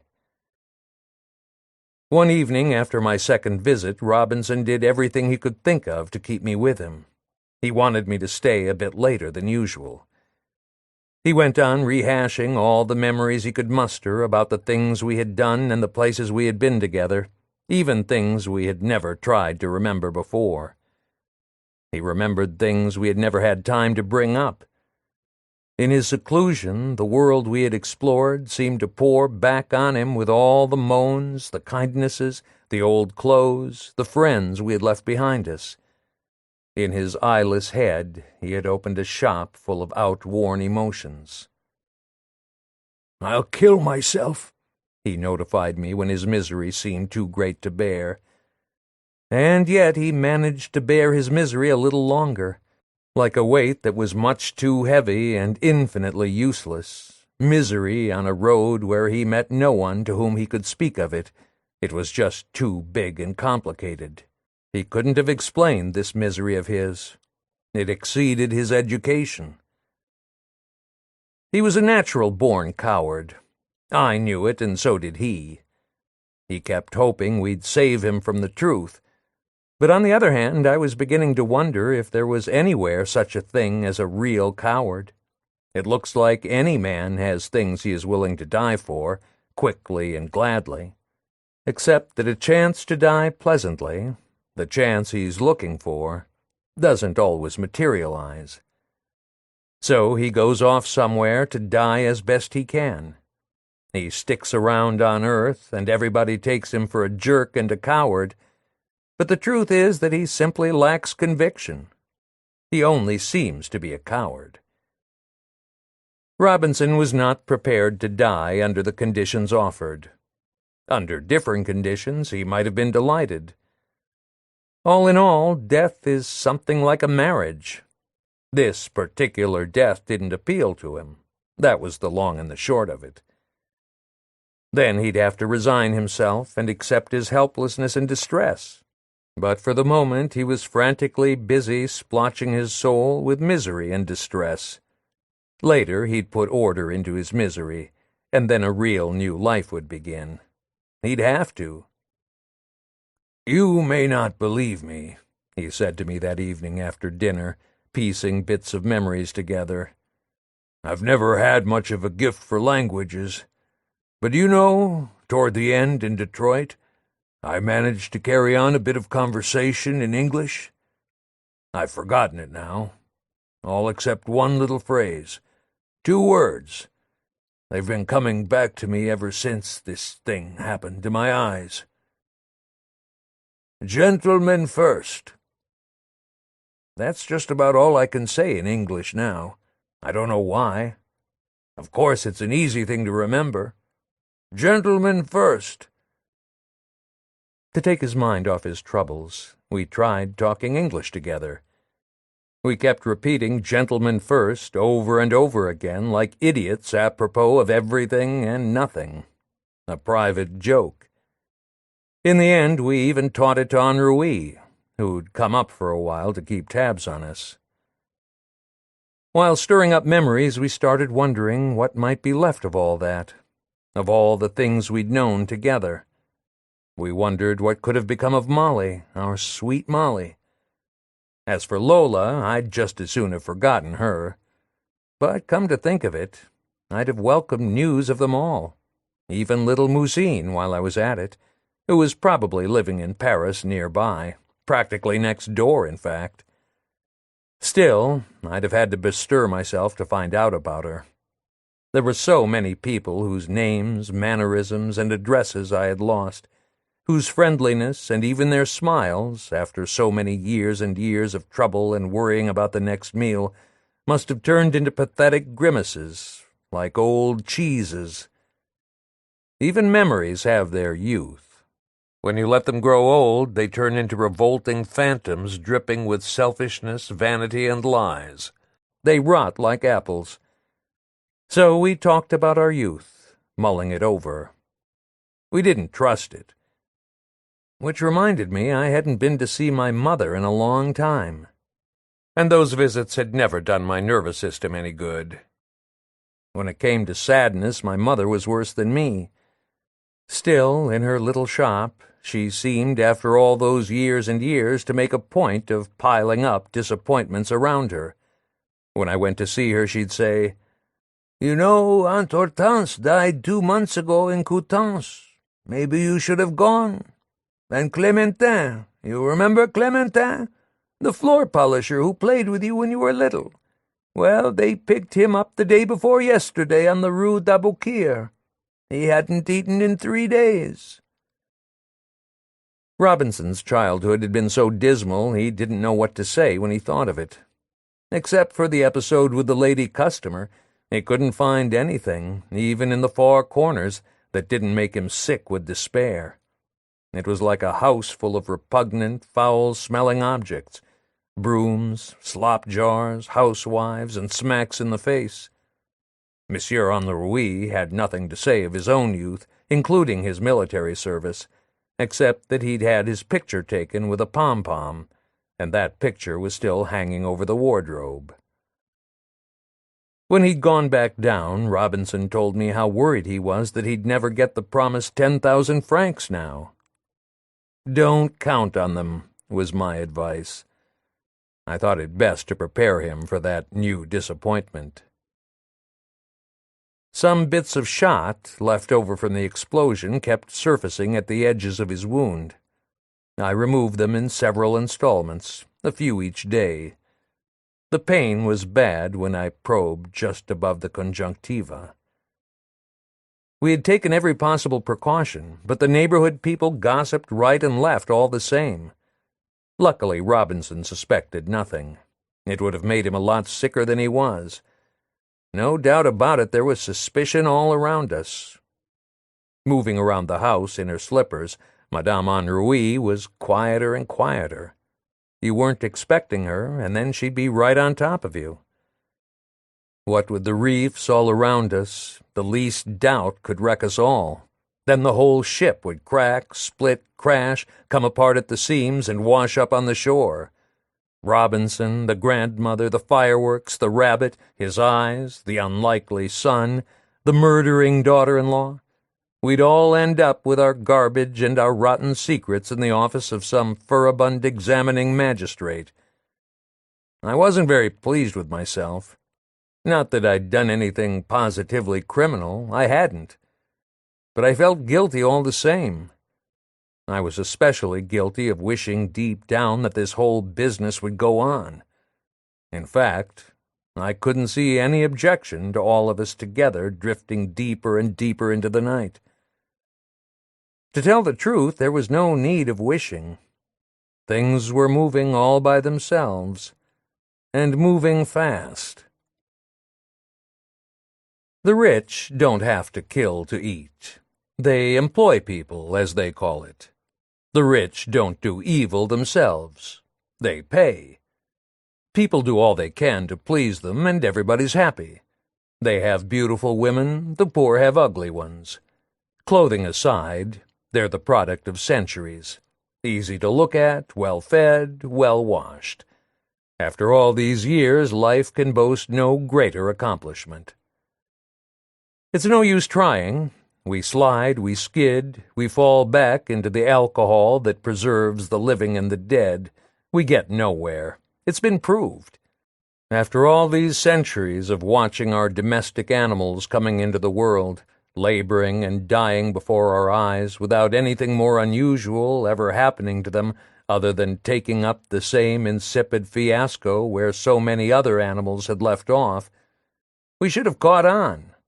Endless waves of useless beings keep rising from deep down in the ages to die in front of our noses. And yet here we stay, hoping for something. We're not even capable of thinking death through. The women of the rich, well-fed, well-lied to, well-rested, tend to be good-looking. That's a fact. And maybe, after all, it's enough. How do I know? Maybe that's a reason for living. Don't you think the women in America were prettier than the ones here? Robinson had been asking me things like that ever since he'd started chewing on his travels. He was getting curious. He even started talking about women. I wasn't going to see him quite so often now, because about that time I was put in charge of a small neighborhood dispensary for tuberculosis. I may as well call a spade a spade. It brought in 800 francs a month. My patients were mostly people from the zone, that village of sorts, which never succeeds in picking itself entirely out of the mud and garbage, bordered by paths where precocious, snot-nosed little girls play hooky under the fences to garner a franc, a handful of French fries, and a dose of gonorrhea from some sex fiend. A setting for avant-garde films where the trees are poisoned with laundry and lettuces drip with urine on Saturday night. In those few months of specialized practice, I performed no miracles. Miracles were sorely needed. But my patients weren't at all eager for me to perform miracles. They were banking on their tuberculosis to move them from the state of absolute misery in which they'd been moldering ever since they could remember to the state of relative misery conferred by microscopic government pensions. Their more or less positive sputum had been getting them periodically rejected for military service ever since the war. They got thinner and thinner, thanks to fever maintained by eating little, vomiting a lot, drinking enormous quantities of wine, and working in spite of it all, 1 day out of 3, to tell the truth. The hope of a pension possessed them body and soul. One day a pension would come to them like grace, if only they had the strength to wait a little while before snuffing out completely. You can't know what it is to come back and wait for something if you haven't seen all the coming back and waiting poor people expecting a pension can do. While the rain came down outside, they'd spend whole afternoons and evenings hoping in the corridor and doorway of my run-down dispensary, stirring up their hopes of percentages, their longing for definitely positive sputum, genuine 100% tubercular sputum. Their hope of getting cured came far behind their hope for a pension. Of course, they also thought about getting cured, but very little. They were much too dazzled by their dreams of an income, however infinitesimal. This ultimate, uncompromising desire left room only for negligible wishes, and even their death became, by comparison, a side issue, a sporting risk. Death, after all, is only a matter of a few hours, a few minutes. But a pension is like poverty. It lasts a whole lifetime. Rich people are drunk in a different way. They can't understand this frenzy about security. Being rich is another kind of drunkenness, the forgetful kind. That, in fact, is the whole point of getting rich, to forget. Little by little, I'd broken my bad habit of promising my patients good health. The prospect of getting well didn't thrill them. Good health can't be anything but second best. Getting well means you can work. Isn't that lovely?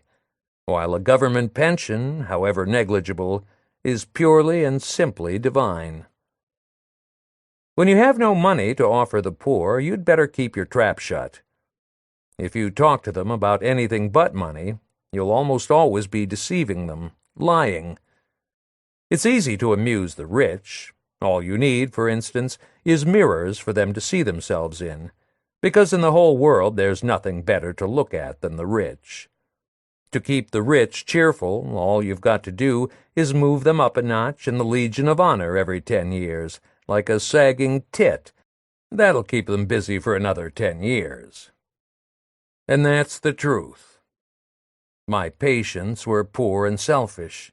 They were materialists, shrunk to the measure of their sordid hope that positive sputum streaked with blood would get them a pension.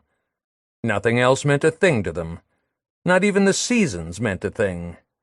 They were aware of the seasons only insofar as the seasons affected their cough and the state of their health. In the winter, for instance, you're a good deal more likely to catch cold than in the summer, but, on the other hand, you're more likely to spit blood in the springtime, and during the summer heat it's not difficult to lose as much as 5 pounds a week. Sometimes I heard them talking among themselves when they were waiting for their turn and they thought I wasn't there. They told endless horror stories about me, and lies that would make you blow your imagination out.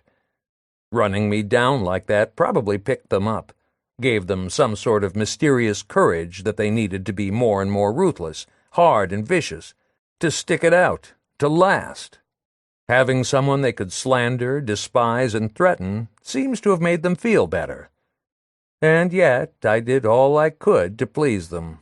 I went to bat for them. I tried to help them. I gave them plenty of iodine to make them spit up their filthy bacilli, but I never succeeded in neutralizing their cussedness. When I questioned them, they stood there in front of me, smiling like servants, but they didn't like me, mostly because I was helping them, but also because I wasn't rich, and having me for a doctor meant they were being treated free of charge, which is never flattering for a sick person, even if he is hoping for a pension. No slander would have been too great for them to spread behind my back. Most of the doctors in the neighborhood had cars. I didn't, and to their way of thinking, my walking was a kind of infirmity. If anyone gave them the slightest encouragement, something my colleagues were always glad to do, they'd avenge themselves, or so it seemed, for all my kindness, for my devotion and readiness to help, which is perfectly normal. Nevertheless, the time passed. One evening when my waiting room was almost empty, a priest came in to see me. I didn't know that priest. I almost showed him the door. I didn't like priests. I had my reasons, especially since the time they'd shanghaied me at Santa Peta.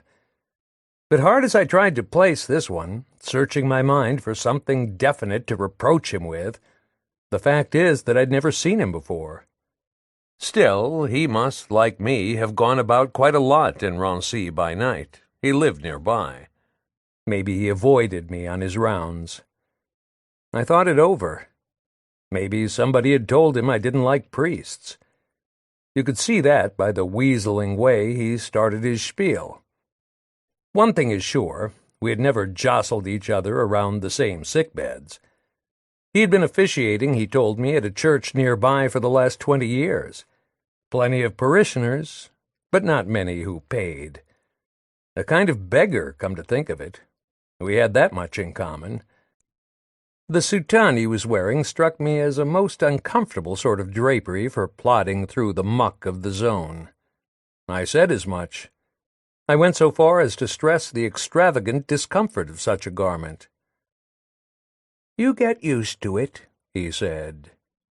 The impertinence of my remark didn't put him off. He became more affable than ever. Obviously, he had something to ask of me. His voice seldom rose above a certain confidential monotone, which, or so at least I imagined, came from his calling. While he was cautiously preambling, I tried to form a picture of all he did each day to earn his calories, all his grimaces and promises, pretty much like my own. And then, to amuse myself, I imagined him all naked at his altar. It's a good habit to get into. When somebody comes to see you, quick, reduce him to nakedness, and you'll see through him in a flash, regardless of who it is. You will instantly discern the underlying reality, namely, an enormous, hungry maggot. It's good sleight of the imagination. His lousy prestige vanishes, evaporates.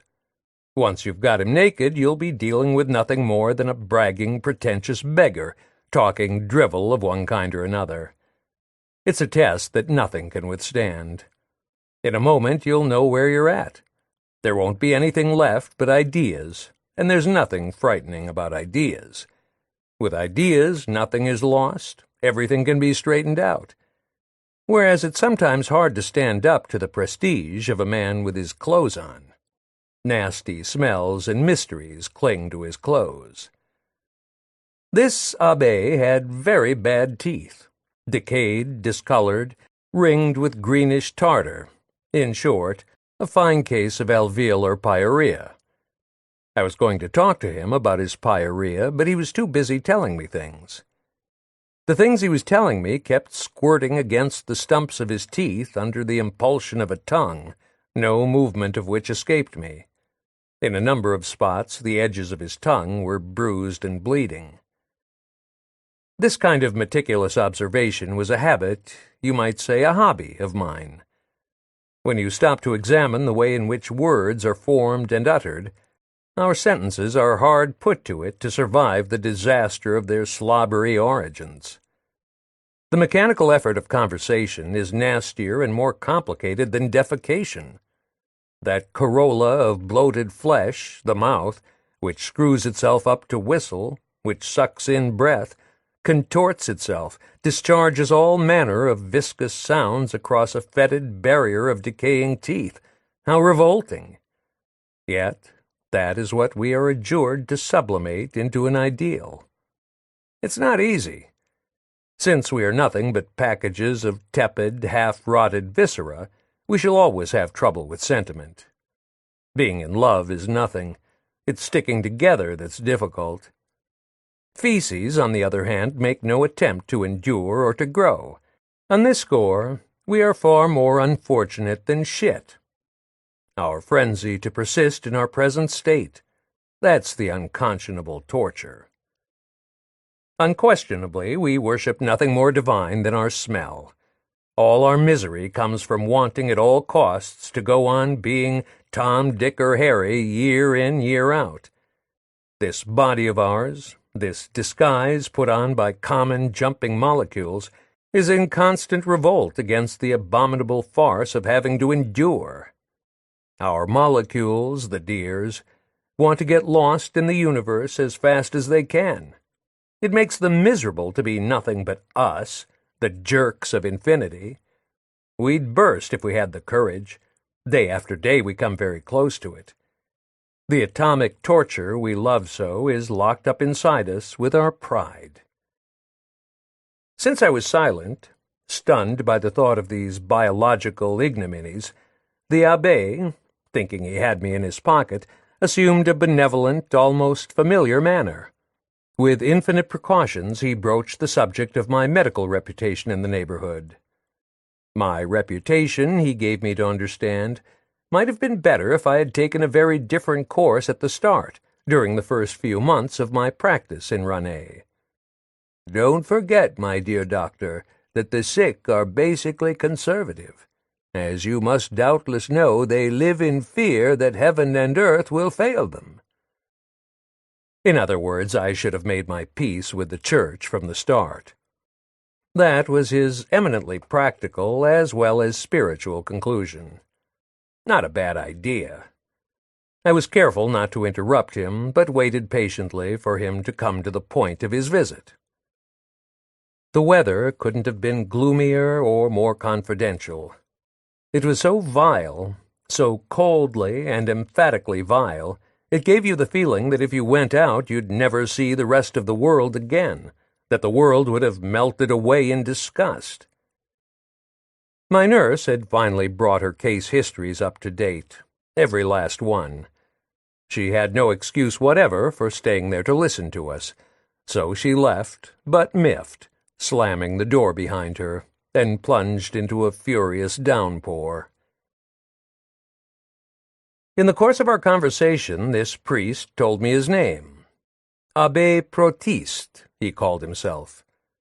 Between exercises in evasiveness, he informed me that he and Madame Henri had for some time been taking steps with a view to getting the old woman and Robinson, the two of them together, into an inexpensive religious institution. They were still at it. Looking closely at this Abbé Protiste, I might have taken him for a salesman in a department store, maybe even a section manager, wet, greenish, and many times dried. There was something really plebeian in the humility of his insinuations. In his breath, too. When it comes to breath, I never go wrong. There was a man who ate too fast and drank white wine. Madame Henri, he told me as a starter, had called on him at the presbytery soon after the incident to see if he could help them out of the mess they had got themselves into. In telling me that, he seemed to be looking for excuses, explanations, as if he were ashamed of his part in the affair. There was really no need of putting on airs on my account. I knew the lie of the land. He was simply joining us in the night, that's all. That was his lookout. Little by little, what with the money involved, this priest had developed an extraordinary crust. That, too, was his lookout. Since my dispensary was steeped in silence and night had settled on the zone, he lowered his voice to a whisper, wanting to confide in me alone. But whisper or not, everything he said struck me as monstrous and intolerable, probably because of the quiet all around me, which seemed to be full of echoes. Or were they only in my head? "Hush!" I kept wanting to say in the intervals between his words. I was so frightened my lips trembled a little, and at the end of his sentences I made myself stop thinking. Now that he had joined us in our terror, the priest didn't quite know how to go about following the four of us in the darkness. A small group. He wanted to know how many of us were already mixed up in the affair, and where we were headed, so that he, too, hand in hand with his new friends, might direct his steps toward the goal we would have to reach all together or not at all. We were all in the same boat now. The priest would have to learn to walk in the dark like the rest of us. He was still unsteady on his pins. He asked me what he should do to keep from falling. He didn't have to come if he was afraid. We'd get to the end together, and then we'd know what we'd been looking for in our adventure. That's what life is, a bit of light that ends in darkness. But on the other hand, maybe we'd never know. Maybe we wouldn't find anything. That's death. The essential for the moment was to grope our way carefully. At the point we had got to, we couldn't go back. We had no choice. Their lousy justice, with its laws, was everywhere, at the bend of every corridor. Madame Henri was holding the old woman's hand. Her son and I were holding theirs, and Robinson's as well. We were all in it together. I explained all that to the priest without delay, and he understood. Like it or not, I told the abbé, in our present situation it wouldn't do us a bit of good to be noticed and exposed by the passers-by. I made that very clear. If we met anybody, we should pretend to be just taking a walk. Those were the instructions. Act natural. So, now the abbé knew the ins and outs, he understood. He gave me an ardent handshake. Naturally, he too was scared to death. A beginner. He hesitated. He floundered like an innocent. At that point there was neither road nor light, and in their place only words of caution, which we passed back and forth, but didn't greatly believe in ourselves. The words people say to reassure each other at times like that fall on empty air. The echo sends back nothing. You've walked out on society. Fear says neither yes nor no. Fear swallows up everything we say, everything we think. Nor does it help at times like that to stare wide-eyed into the darkness. It's horror wasted, that's all. The night has taken everything, even the light of our eyes. It has drained us. Even so, we have to join hands or we'll fall. Day people can't understand us. Between them and us stands our fear, which will weigh on us until this thing ends one way or another, and we can get back together, in death or life, with the other motherfuckers of this world. For the moment, the abbé had only to help us and find things out in a hurry. That was his job. Actually, that's what he had come for. To knock himself out finding a home as quickly as possible, first for Grandma Henri and then for Robinson with the nuns in the provinces. He thought such an arrangement possible, and so did I. Except we'd have to wait months for a vacancy, and we were sick of waiting. We were fed up. The daughter-in-law was quite right. The sooner the better. They should beat it and good riddance. So Protiste came up with another scheme which, I agreed on the spot, seemed most ingenious. Best of all, it would mean a commission for both of us, the priest and me. The arrangement was to go into effect almost immediately, and I'd have my own little part to play. It consisted in persuading Robinson to go south, to give him a bit of friendly but firm advice. Not knowing either the bottom or the underside of Protiste's scheme, I ought perhaps to have expressed certain reservations, tried to protect my friend a little. Because the scheme Abbé Protiste put forward was indeed pretty wild. But we were also harried by circumstances that our chief concern was haste. I promised everything they asked, to help and to keep my mouth shut.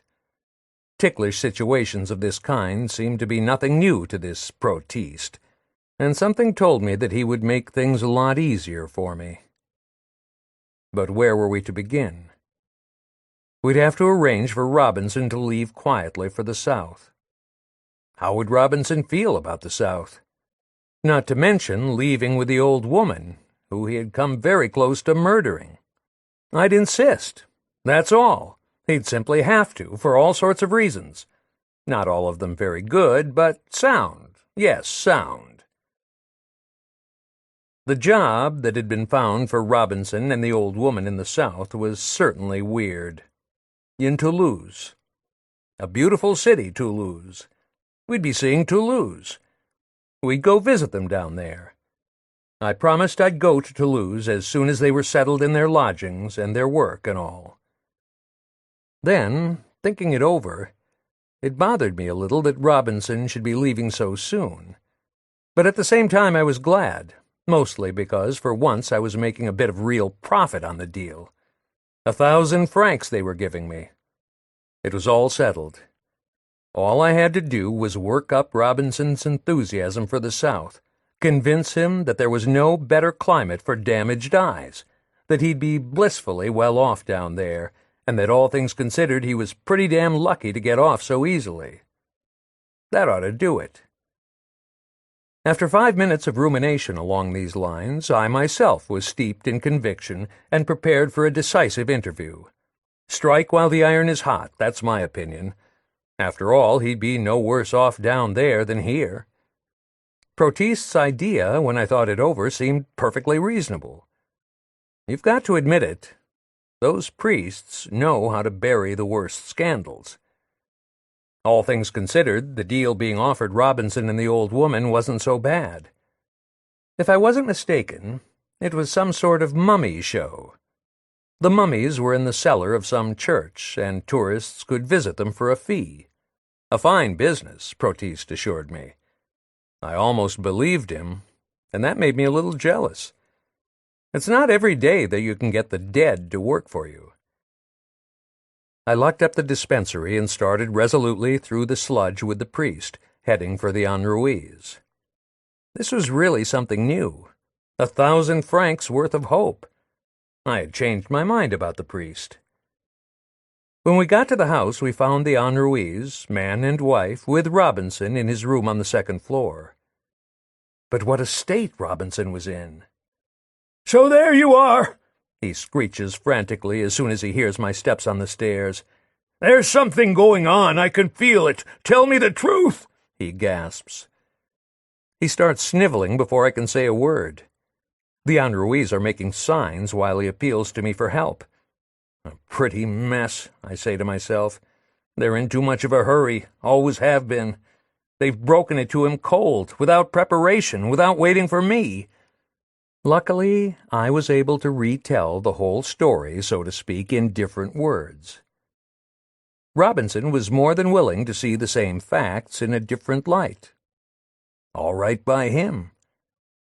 The priest in the hallway didn't dare come into the room. He was reeling with fright. "Come in," the daughter-in-law finally called out. "Come right in. You're very welcome, Monsieur l'Abbé. You've caught a poor stricken family, that's all. The doctor and the priest, always together in life's most painful moments, isn't that right?" She was making phrases.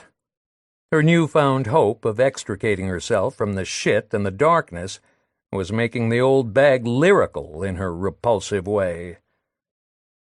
The bewildered priest lost all control and started sputtering with excitement at some distance from the sickbed. His excitement communicated itself to Robinson, who resumed his raving. "They're lying! They're all lying to me!" he yelled. Talk, and about what? Appearances, emotional outpourings. Always the same. Still, it sparked me up, revived my nerve. I drew the daughter-in-law into a corner and put it to her plainly, because I saw that the only person capable of getting them out of this mess was yours truly. "A down payment," I said to her, "and I want it now." When there's no trust, as the saying goes, there's no reason to use kid gloves. She got the drift and deposited a 1,000-franc note right in the middle of my palm, and then another to be on the safe side. I had thrown my weight. So while I was at it, I set to work, bringing Robinson around. He'd just have to go south, and that was that. It's easy to speak of betrayal. But to betray somebody, you need an opportunity. And once you have it, you've got to take it. It's like opening a window in jail. Everybody would like to, but you don't often get the chance. Once Robinson had left Rancy, I thought things would pick up. For instance, that I'd have a few more patients than usual. But nothing of the kind. In the first place, there was a slump in those parts, a wave of unemployment, which is the worst thing that can happen. And then, in spite of the winter, the weather turned dry and mild, when what the medical profession needs is damp cold. No epidemics either. In short, a bad season. A flop. I even saw some of my colleagues making their rounds on foot, which goes to show, smiling as if it amused them to walk, but actually very much put out, their only purpose being to save money by giving their cars a rest. All I had to wear outside was a raincoat. Was that what gave me my obstinate cold? Or could it have been the habit I got into of eating much too little? How do I know? Or had my fevers come back? Be that as it may, there was a cold snap just before spring, and after that I never stopped coughing. I was really sick. A disaster. One morning I simply couldn't get up. Béber's aunt was just passing the house. I got someone to call her. She came up. I sent her to collect a small bill that was still owing to me in the neighborhood. The last and only. I collected half, and it did me for 10 days in bed. Flat on your back for 10 days, you have time to think. As soon as I felt better, I'd get out of Rancy. That's what I decided. I hadn't paid my rent for 6 months. So goodbye my 4 sticks of furniture. I'd slip quietly away, naturally without a word to anyone, and I'd never be seen again in La Garenne-Rancy. I'd leave without trace or address. When the hyenas of poverty are on your trail, why argue? If you're smart, you'll shut up and clear out. With my M.D., it was true I could practice anywhere. But anywhere else, it would be neither better nor worse. Yes, a little better at first, because it takes a while for people to find out about you, to get into the swing and pick up the knack of doing you harm. While they're still looking for your most vulnerable spot, you have a little peace. But once they've found your funny bone, it's the same all over. All things considered, the best time is the few weeks while you're still unknown in a new place. After that, the crumminess starts all over. It's their nature. The main thing is not to wait till they've spotted your weaknesses. Squash a bedbug before it can slip into its crack, am I right? As for sick people, patients, I had no illusions. In another neighborhood, they'd be no less grasping or jug-headed or weak-kneed than the ones here. The same wine, the same movies, the same sports talk, the same enthusiastic submission to the natural needs of the gullet and the ass would produce the same crude, filthy horde, staggering from lie to lie, bragging, scheming, vicious, brutal between two fits of panic. But just as a sick man changes sides in bed and in life, so we too are entitled to move from side to side. It's the only thing we can do, the only defense that's ever been found against fate. No good hoping to drop off your misery somewhere on the way. Misery is like some horrible woman you've married. Maybe it's better to end up loving her a little than to knock yourself out beating her all your life, since obviously you won't be able to bump her off. Anyway, I slipped away from my mezzanine pad in Rancy very quietly. At my concierge's, they were all sitting around the table over wine and chestnuts when I passed the lodge for the last time. They didn't see a thing. She was scratching herself, and he, bent over the stove, befuddled by the heat, was so far gone in drink that he couldn't keep his eyes open. As far as those people were concerned, I was slipping into the unknown, a kind of endless tunnel. It feels good to have 3 less people knowing you, that is, spying on you and doing you dirt, 3 people without the faintest idea what's become of you. It's great. 3, because I'm counting their daughter, their little girl Therese, who scratched her fleas and bedbug bites so hard that she was all broken out and festering with boils. It's true that you got so badly bitten at my concierges that going into their lodge was like crawling into a scrubbing brush. Falling on the people who passed in the street, the long, naked, whistling finger of gas in the entrance turned them instantly into ghosts, gaunt or stout, framed in the black doorway.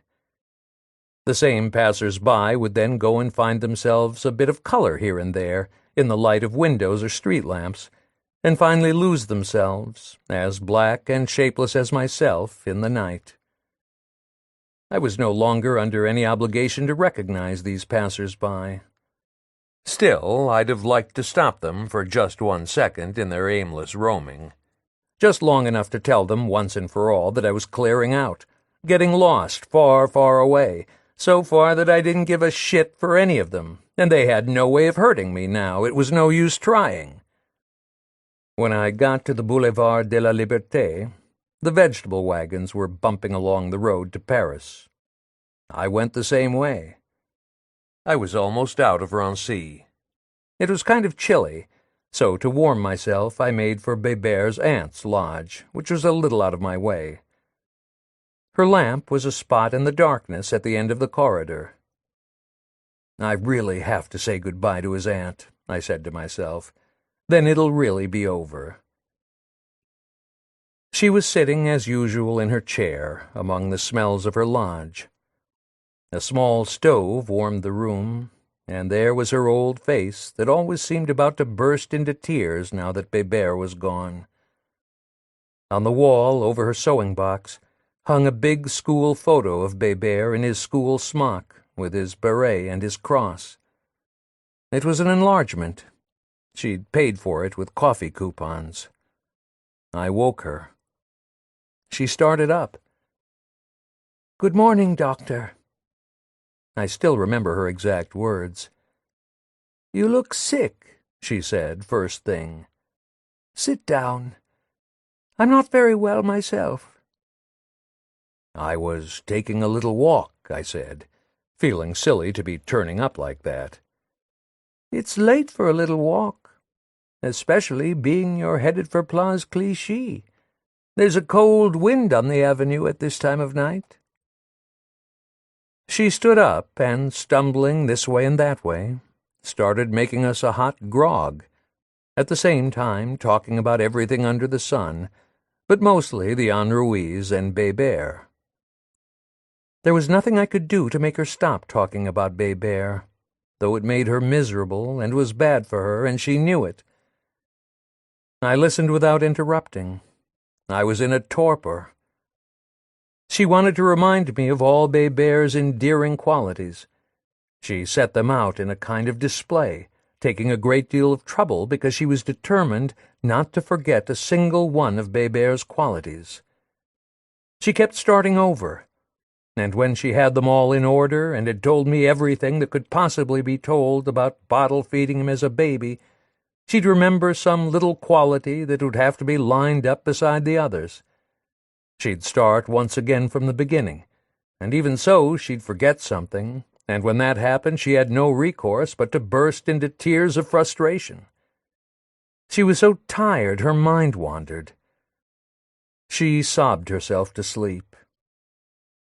She hadn't strength enough to retrieve her little memories of little Bébert, whom she had loved so dearly, from the darkness for very long.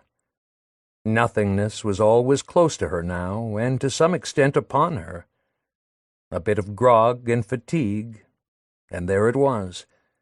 She fell asleep and snored like a distant airplane being carried away by the clouds. She had no one left on earth. While she sat crumpled among the smells, I thought I'd go away and probably never see Bébert's aunt again. After all, Bébert had slipped away, quietly and for good, and his old aunt would be following him before long. Her heart was sick and very old.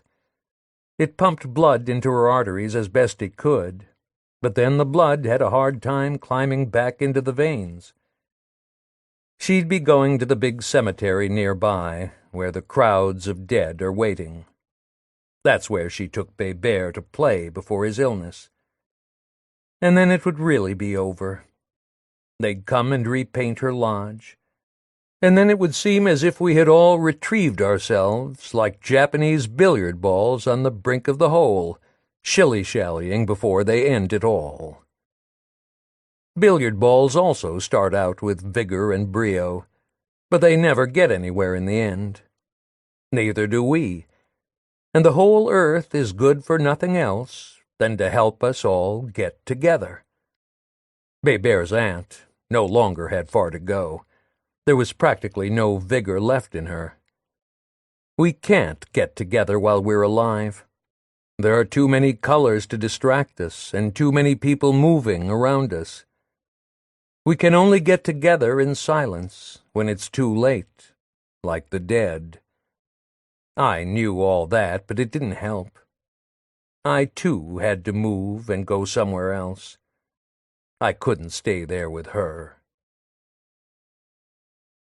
My diploma in my pocket made a big bulge, much bigger than my money and my papers. Outside the police station, the patrolman was on duty, waiting to be relieved at midnight. He kept spitting. We bade each other good evening. After the on and off light over the gas pump on the corner of the boulevard came the toll station with its clerks, verdant in their glass cage. The streetcars had stopped running. This was a good time to drop in on the toll clerks and talk about life, which is getting harder and harder, more and more expensive. There were two of them, a young one and an old one, both with dandruff, bent over enormous ledgers. Through their window you could see the fortifications, enormous shadowy piers jutting far out into the night as they waited for ships from so far away, ships so noble that you'll never see such ships, that's for sure. But we can hope for them. I chewed the fat for quite a while with those clerks. We even drank a bit of coffee that was warming on the cast-iron stove. They asked me as a joke if I was going on vacation, at night like that with my little bundle. "That's right," I said. No use talking to those clerks about anything too peculiar.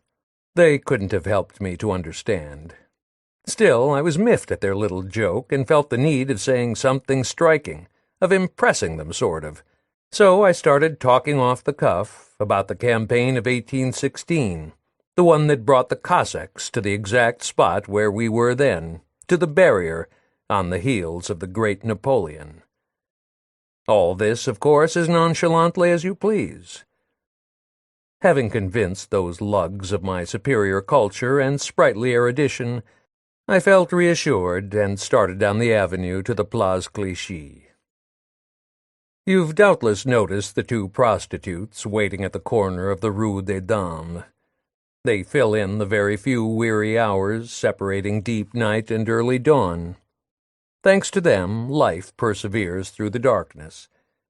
With their handbags chock full of prescriptions, all-purpose handkerchiefs, and photos of children in the country, they are the connecting link.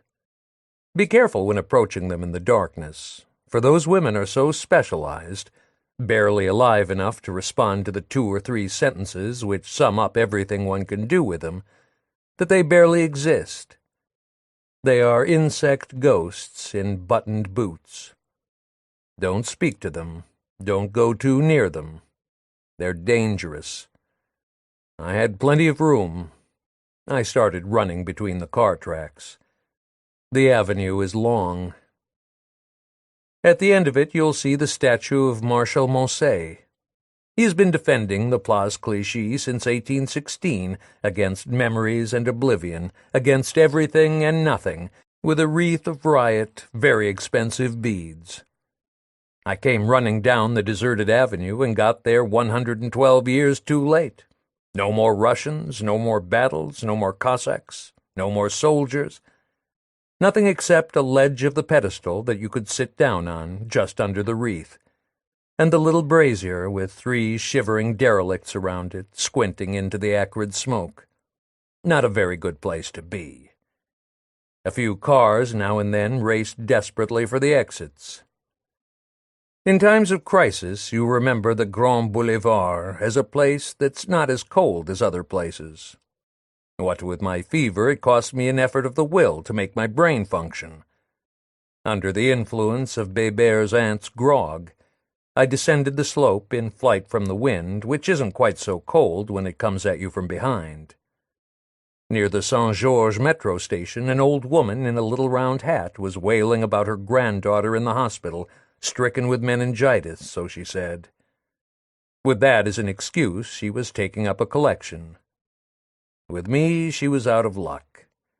All I could give her was words. I told her about little Bébert, and also about a little girl I'd taken care of in Paris, who had died of meningitis while I was in medical school. It had taken her 3 weeks to die, and her mother in the bed next to hers was so unhappy she couldn't sleep, so she masturbated the whole 3 weeks, and even when it was all over there was no way of stopping her. Which goes to show that we can't do without our pleasures for so much as a second, and that it's very hard to be really unhappy. Life is like that. The grieving old woman and I parted outside the Galerie. She was on her way to Les Halles to unload carrots. She'd been plodding the vegetable trail, and so had I, the same. But I was drawn to the Tarapu. It's plunked down on the boulevard like a big luminous cake, and people come to it from all directions, in a frantic hurry, like grubs. They emerge from the night with wide-open eyes, all ready to stock up on images. The ecstasy that never ends. It's the same people as in the metro, but here outside the Tarapu they're happy. Same as in New York, they scratch their bellies at the box office, secrete a little change, and rush, happy and resolute, into the glaring apertures. There was so much light on the people, on their movements, globes and garlands of light, that it practically undressed them. You couldn't have talked about anything personal in that lobby.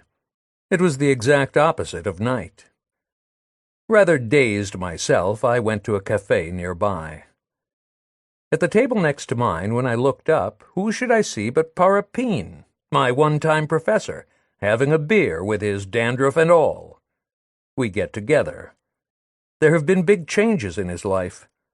It takes him 10 minutes to tell me about them. No laughing matter.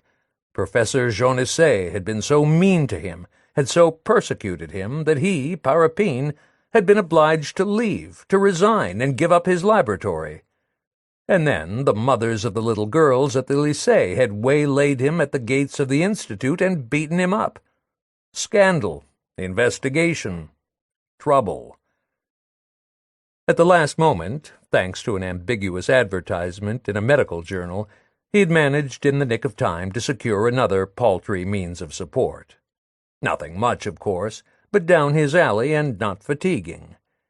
The job was based on an ingenious application of Professor Bariton's recent theories concerning the role of the cinema in the education of Cretan children. A significant step forward in the exploration of the unconscious, the latest thing, the talk of the town. Parapin took his special patients to the Tarapu because it was so modern. He picked them up at Bariton's rest home in the suburbs, and after the show took them back again, dazed, glutted with visions, safe, happy, sound, and wonderfully modernized. That was all he had to do. Once they were seated in front of the screen, they needed no supervision. A perfect audience. Everybody was happy. The same film 10 times in a row would have delighted them. They were without memory. Continuous surprise. What a joy! Their families were delighted. So was Parapin. So was I. We chortled with well-being and drank beer after beer to celebrate the material reinstatement of Parapin in the modern world. We'd stay there, we decided, until 2 in the morning, until after the last show at the Tarapu. Then we'd pick them up and hurry them back to Dr. Bariton's establishment at Vigny-sur-Seine by cab. A good deal. Delighted to see each other, we started talking just for the pleasure of exchanging fantasies, first about our travels and then about Napoleon, who cropped up in connection with Moncey on the Place Clichy. Everything becomes a pleasure when two people want nothing more than to get on together, because then you finally feel free. You forget your life. That is, you forget all about money. One thing led to another. We even thought up some funny things to say about Napoleon. Parapin knew the history of Napoleon well. It had fascinated him in secondary school back in Poland, he told me. Parapin had been properly educated. Not like me. So Parapin told me that during the retreat from Russia, Napoleon's generals had a hell of a time stopping him from going to Warsaw to get himself sucked off just once more by the polonaise of his heart. That was Napoleon all over, even in the middle of the worst reverses and calamities. Absolutely irresponsible. Think of his Josephine. He was her eagle, but it made no difference. Ants in his pants, come hell and high water. If you've got a taste for wine and women, nothing can stop you. And we all have it, that's the sad part. That's all we think about. In the cradle, at the cafe, on the throne, in the toilet. Everywhere. Everywhere. Our peckers. Napoleon or not. Cuckold or not. Pleasure first. To hell, says the great defeated one, with those 400,000 fanatics, embarrassinaed to the gills. As long as old Polion gets one last squirt. What a swine. Never mind. Life is like that. That's how everything ends. In absurdity. Long before the audience, the tyrant is bored with the play he's acting. When he's good and sick of secreting delirium for the benefit of the public, he goes and gets laid. When that happens, he's washed up. Destiny drops him in 2 seconds flat. His fans have no objection to his massacring them with might and main. None whatever. That's nothing. They forgive him 100%. What they won't forgive is when he starts boring them all of a sudden. Good work is tolerated only when hammed up. Epidemics stop only when the microbes get disgusted with their toxins. Robespierre was guillotined because he kept saying the same thing, and what did for Napoleon was over 2 years of Legion of Honor inflation. That lunatic's headache was having to supply half of sedentary Europe with a longing for adventure. An impossible job. It killed him. Whereas the cinema, that new little factotum of our dreams, can be bought, hired for an hour or two, like a prostitute. Nowadays, people are so bored that artists have been posted everywhere as a precaution. People are bored even in the houses where artists have been installed, with their overflow of emotion, their sincerities tumbling from floor to floor till the doors rattle. Each one of them is out to throb more outrageously and passionately, to abandon himself more intensely than his neighbor. Nowadays they decorate the crappers and slaughterhouses and pawnshops, and all that to entertain you, to cheer you up. to distract you from your fate. Just plain living, what a drag. Life is a classroom, and boredom is the monitor, always keeping an eye on you. You have to look busy at all costs, busy with something fascinating. Otherwise he comes and corrodes your brain. A day that's nothing more than the lapse of 24 hours is intolerable. Like it or not, a day should be one long, almost unbearable pleasure, one long coitus. Disgusting thoughts of this kind come to you when you're crazed by necessity, when a desire for 1,000 other things and places is squeezed into each one of your seconds. Robinson, too, in his way, was harried by the infinite before his accident. But now he was through. Or so I thought.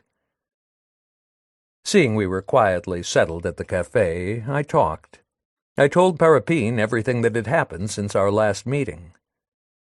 He understood things, even my kind, and I confessed to him that I had broken my medical career by leaving Rancy so cavalierly. That was the only way to put it. It was no joke.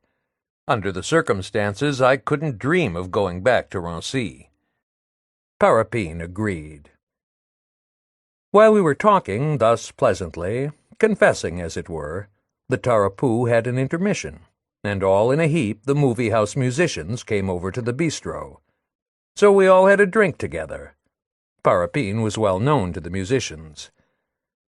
In the course of the conversation, it came out that a pasha was needed for the stage show. A silent part. The guy who'd played it before had left without notice, yet it was a good part and well paid, not at all strenuous. And, in addition, let's not forget, charmingly surrounded by a sumptuous flock of English dancing girls, thousands of precise and agile muscles. Just my line, and just what I needed. I smirked and smiled and waited for the manager to make me an offer. In other words, I applied for the job. Since it was late and they hadn't time to go looking for another actor at the Porte Saint-Martin, the manager was delighted to have me right on the spot. It saved him shoe leather. Me, too. He barely looked at me. In fact, he took me then and there, and put me to work. It might have bothered him if I'd limped, but even there I'm not so sure. Penetrating the lovely, warm, padded basement of the Tarapoo, I found a veritable hive of perfumed dressing rooms, where the English girls, while waiting for their number, passed the time romping suggestively and swearing. Overjoyed to have reconnected with my bread and butter, I hastened to make friends with my easy-going young colleagues. They welcomed me charmingly. Angels. Discreet angels. Besides, it's pleasant to be neither confessed nor despised. That's England for you. The Tarapoo was raking it in. Even backstage all was luxury, well-being, legs, lights, soaps, and sandwiches. I believe the sketch we appeared in was set in Turkestan. It was a pretext for choreographic monkey shines, musical contortions, and violent drumming. My part was slight, but essential. Puffed up with gold and silver, I had some difficulty at first in finding a place to stand in among so many unstable lamps and doodads, but I got used to it, and thus displayed to my best advantage, I had nothing to do but daydream under the opalescent spotlights. For a good 15 minutes, 20 Cockney bayadères knocked themselves out with song and bacchanalian dance, supposedly to convince me of the reality of their charms. I'd have been satisfied with less.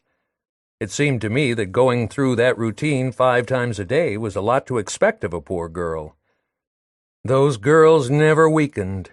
They waggled their bottoms implacably, with the slightly boring energy typical of their race, the unflagging persistence of an ocean liner, plowing its way through endless seas. Why struggle? Waiting is good enough, since everything is bound to end up in the street. Basically, only the street counts. Why deny it? It's waiting for us. One of these days we'll have to make up our minds and go down into the street. Not one or two or three of us, but all. We stand on the brink, we simper and fuss, but never mind, the time will come. Interiors are no good. As soon as a door closes on a man, he begins to smell, and everything he has on him smells too. Body and soul, he deteriorates, he rots. It serves us right if people stink. We should have looked after them. We should have taken them out, evicted them, exposed them to the air. All things that stink are indoors. They preen themselves, but they stink all the same. Speaking of families, I know a pharmacist on the Avenue de Saint Juan who had a marvelous sign in his window, a lovely advertisement. 1 bottle, price 3 francs, will purge the whole family. Isn't that great? They all belch and shit together, family-wise. They hate one another's guts, the essence of home life, but no one complains because, after all, it's cheaper than living in a hotel. Which brings us to hotels. A hotel is more unsettled, less pretentious than an apartment. You don't feel so guilty. The human race is never free from worry, and since the Last Judgment will take place in the street, it's obvious that in a hotel you won't have so far to go. Let the trumpeting angels come. We hotel dwellers will be the first to get there. In a hotel, you try not to attract too much notice. It doesn't do a bit of good. As soon as you shout too loud or too often, they put their finger on you. Pretty soon, the way sound carries from room to room, you'll almost be afraid to piss in the wash basin. So naturally, you improve your manners, the way officers do in the Navy. Heaven and earth can start quaking from one minute to the next. We're prepared. It won't faze us. For already, just colliding in the hotel corridors, we beg and obtain pardon 10 times a day. I'd advise you to familiarize yourself with the toilet smell of everyone on your floor. It comes in handy. It's hard to harbor illusions at a rooms-by-the-month hotel. The guests don't cut much of a figure. They journey discreetly through life from day to day. The hotel is a ship that's rotting and full of holes, and they know it. The one I moved to was patronized mostly by students from the provinces. As soon as you set foot on the stairs, it smelled of breakfast and old cigarette butts. At night, you could recognize the place from a distance because of the flame of gray light over the door and the gap-toothed gilt letters hanging from the balcony like an enormous dental plate. A monstrous lodging machine, distempered by sordid goings-on. We'd pay one another visits from room to room. After years of crummy undertakings in the world of practical affairs, of so-called adventures, I was back again with students. Their desires were still the same, intense and putrid, neither more nor less insipid than in the old days when I'd left them. The people had changed, but the ideas were the same. They still went at more or less regular hours to the other end of the neighborhood to nibble bits of medicine, odds and ends of chemistry, a pill or two of law, and heaps of zoology.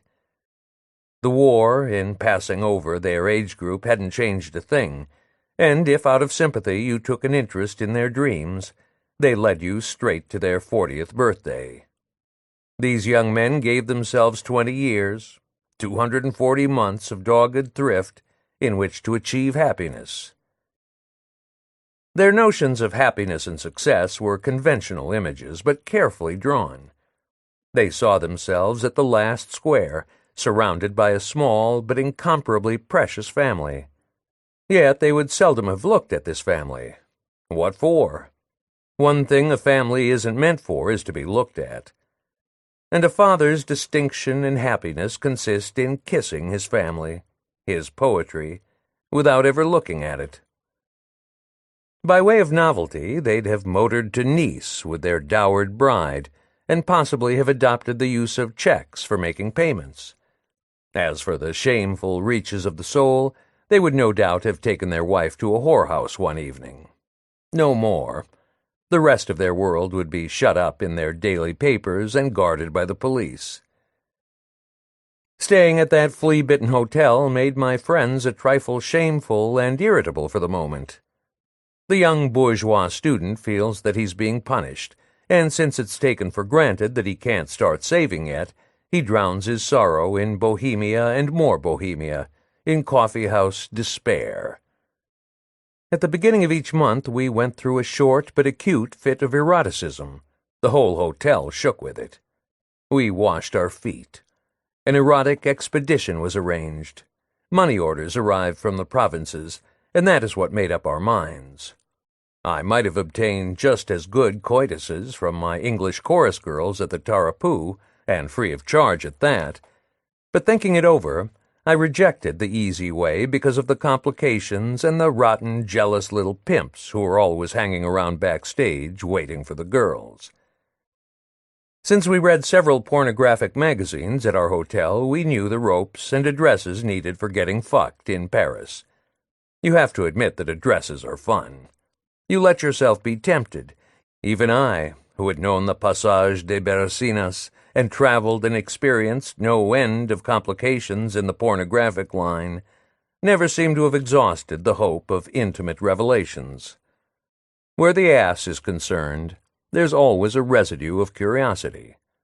You say to yourself that the ass has nothing more to tell you, that you haven't one more minute to waste on it, and then you start in again just to make absolutely sure that the subject is exhausted. You learn something new about it after all, and that suffices to launch you on a wave of optimism. You pull yourself together. You think more clearly than before. You start hoping again, even if you'd given up hope altogether, and inevitably you revert once more to the ass, the same old story. Indeed, there are always, at all ages, discoveries to be made in the vagina. So, one afternoon, 3 of us from the hotel set out in search of an inexpensive piece. It was quick work, thanks to the connections of Pomone, who operated an agency in the Batignolles quarter for every kind of erotic arrangement or combination that anyone could desire. His books were full of offers at all prices. This providential man officiated without ostentation of any kind at the back of a court. His exiguous premises were so poorly lit that you needed as much tactile sense and gift of dead reckoning to find your way as in an unfamiliar urinal. Your nerves would be unsettled by the layers of curtain you had to part before reaching the procurer, who was always to be found seated in an artificial confessional twilight. Because of that dim light, to tell the truth, I never really managed to get a good look at Pomone, and though we had long conversations and even worked together for a time, though he made me all sorts of propositions and confided any number of sensitive secrets, I should be quite incapable of recognizing him today if I met him in hell. I remember only that the furtive enthusiasts in the sitting-room, waiting their turn for an interview, always behaved correctly, never any familiarity between them. In fact, they were as reserved as if they'd been waiting for some eccentric dentist who disliked noise and didn't care much for light either. I made the acquaintance of Pomone through a medical student. The student cultivated him as a means of making a bit of extra money out of his cock, because, you see, the lucky bastard was gifted with a monumental penis. He and his amazing equipment would be hired to bring animation into little intimate gatherings in the suburbs. The ladies made a great fuss over him, especially those who wouldn't have believed that anyone could have such a big one. Overwhelmed young girls would dream and rave. In the police records, our student figured under the alarming pseudonym of Belshazzar. The waiting customers seldom strike up a conversation. Suffering exhibits itself. Pleasure and the needs of the flesh hang their heads in shame. Say what you please, it's a sin to be a lecher and poor. When Pomone heard about my situation and my medical past, nothing could stop him from telling me about his suffering. A vice was wearing him out. It consisted in touching himself continuously under his desk while conversing with his customers, hunters afflicted with an itching perineum. "It's my work, you see. How do you expect me to control myself? with all the horrors they tell me, the swine?" In short, his customers tempted him to vice, like those obese butchers who can't help gorging themselves on meat. In addition, I believe his bowels were constantly inflamed as a result of a malignant fever originating in his lungs. And the fact is that he was carried off by tuberculosis a few years later. He was also exhausted in a different sense by the chatter of his pretentious lady customers, always cheating, always making up ridiculous stories about nothing or about their sexual apparatus, the like of which, to hear them talk, you wouldn't find if you ransacked all four corners of the earth. What the men wanted most, and what had to be found for them, was mostly consenting and admiring partners for their erotic wrinkles. Incredible the quantities of love those men had to share, as much as Madame Hérot's customers. A single morning's mail would bring the Pomone agency enough unsatisfied love to extinguish all the wars in the world forever. But these deluges of sentiment never went beyond the ass. The more's the pity. His desk disappeared beneath that mass of passionate banalities. In my desire to know more, I decided to help him for a while in classifying that vast epistolary ragout. Just as with neckties or diseases, he explained, you group them according to types. The lunatics on one side, the masochists and sadists on another, the flagellants over here, the ones looking for a governess on a different page, and so on. It's not long before your amusement becomes a chore. We've been expelled from paradise, all right, no doubt about that. Pomone was of the same opinion, with his moist hands and his everlasting vice, which gave him pleasure and remorse at the same time. After a few months, I knew enough about his business and himself. My visits became less frequent. At the Tarapoo, they continued to regard me as quite acceptable, a quiet, punctual super, but after a few weeks of calm, my customary ill luck sought me out from an unusual quarter, and I was obliged to abandon my work as a super and resume my miserable journey. Seen in perspective, those days at the Tarapoo were only a sort of forbidden and insidious port of call. Admittedly, I was always well dressed during those 4 months, once as a prince, twice as a centurion, one day as an aviator, and well and regularly paid. At the Tarapoo, I ate enough to last me for years. I led the life of a coupon clipper without the coupons. Treachery. Disaster. One night, I don't know why, they changed our number. The scene of the new sketch was the London Embankment. My misgivings were immediate. Our little English girls were expected to sing, off-key and ostensibly on the banks of the Thames at night, while I played the part of a policeman. A totally silent role, walking up and down in front of the parapet. Suddenly, when I'd stopped thinking about it, their singing grew louder than life itself and steered fate in the direction of calamity. While they were singing, I couldn't think of anything but all the poor world's misery and my own. Those tarts with their singing made my heart burn like a tuna fish. I thought I'd digested it, forgotten the worst. But this was the worst of all. A song that couldn't make it.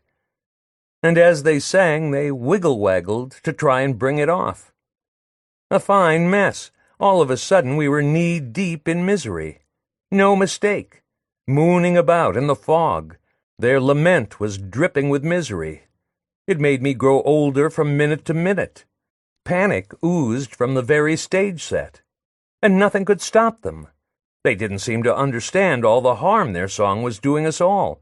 They laughed and flung out their legs in perfect time, while lamenting their whole life. When it comes to you from so far, with such sureness of aim, you can't mistake it and you can't resist. Misery was everywhere, in spite of the luxurious hall.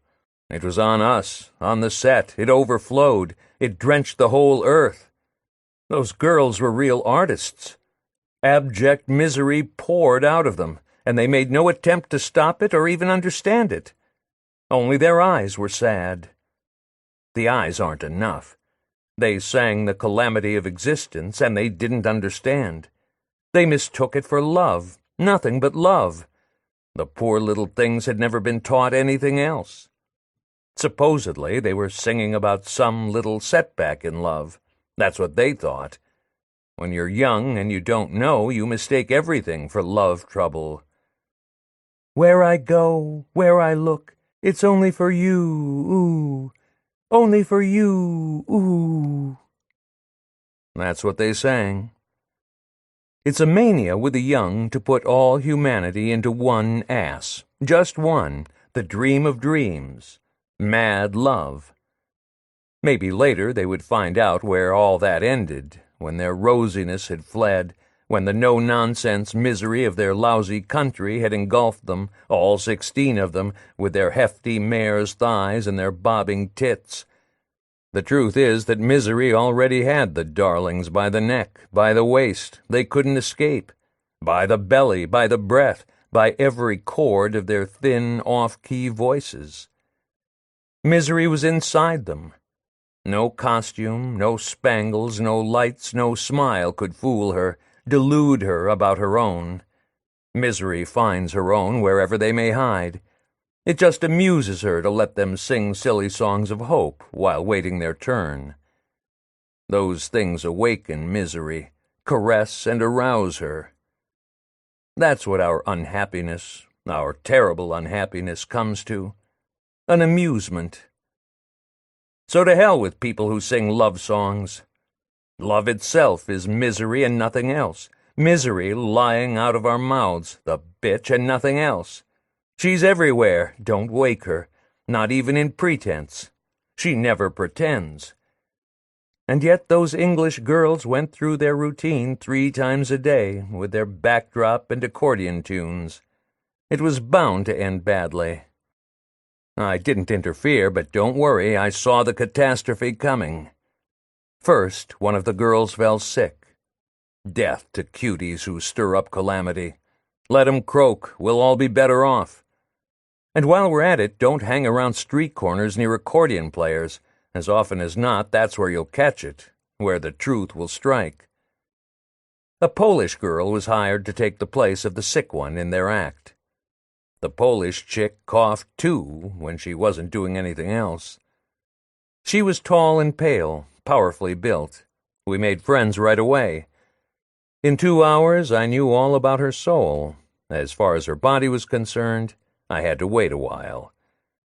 This girl's mania was mutilating her nervous system with impossible crushes. Naturally, what with her own unhappiness, she slid into the English girl's lousy song like a knife into butter. Their song began very nicely. Like all popular songs, it didn't seem to mean a thing. And then your heart began to droop. It made you so sad that listening to it you lost all desire to live. Because it's true that everything, youth and all that, comes to nothing. And then you start harking to the words, even after the song was over and the tune had gone home to sleep in its own bed, its honest-to-goodness bed, the tomb where everything ends. 2 choruses, and you felt a kind of longing for the sweet land of death, the land of everlasting tenderness and immediate foggy forgetfulness. As a matter of fact, their voices were foggy, too. All of us in chorus repeated their plaint, reproachful of everybody who was still around, still dragging their living carcasses from place to place, wading along the riverbanks, on all the riverbanks of the world, for life to finish passing, and in the meantime doing one thing and another, selling things to other ghosts, oranges and racing tips and counterfeit coins, policemen, sex fiends, sorrows, telling each other things in this patient fog that will never end.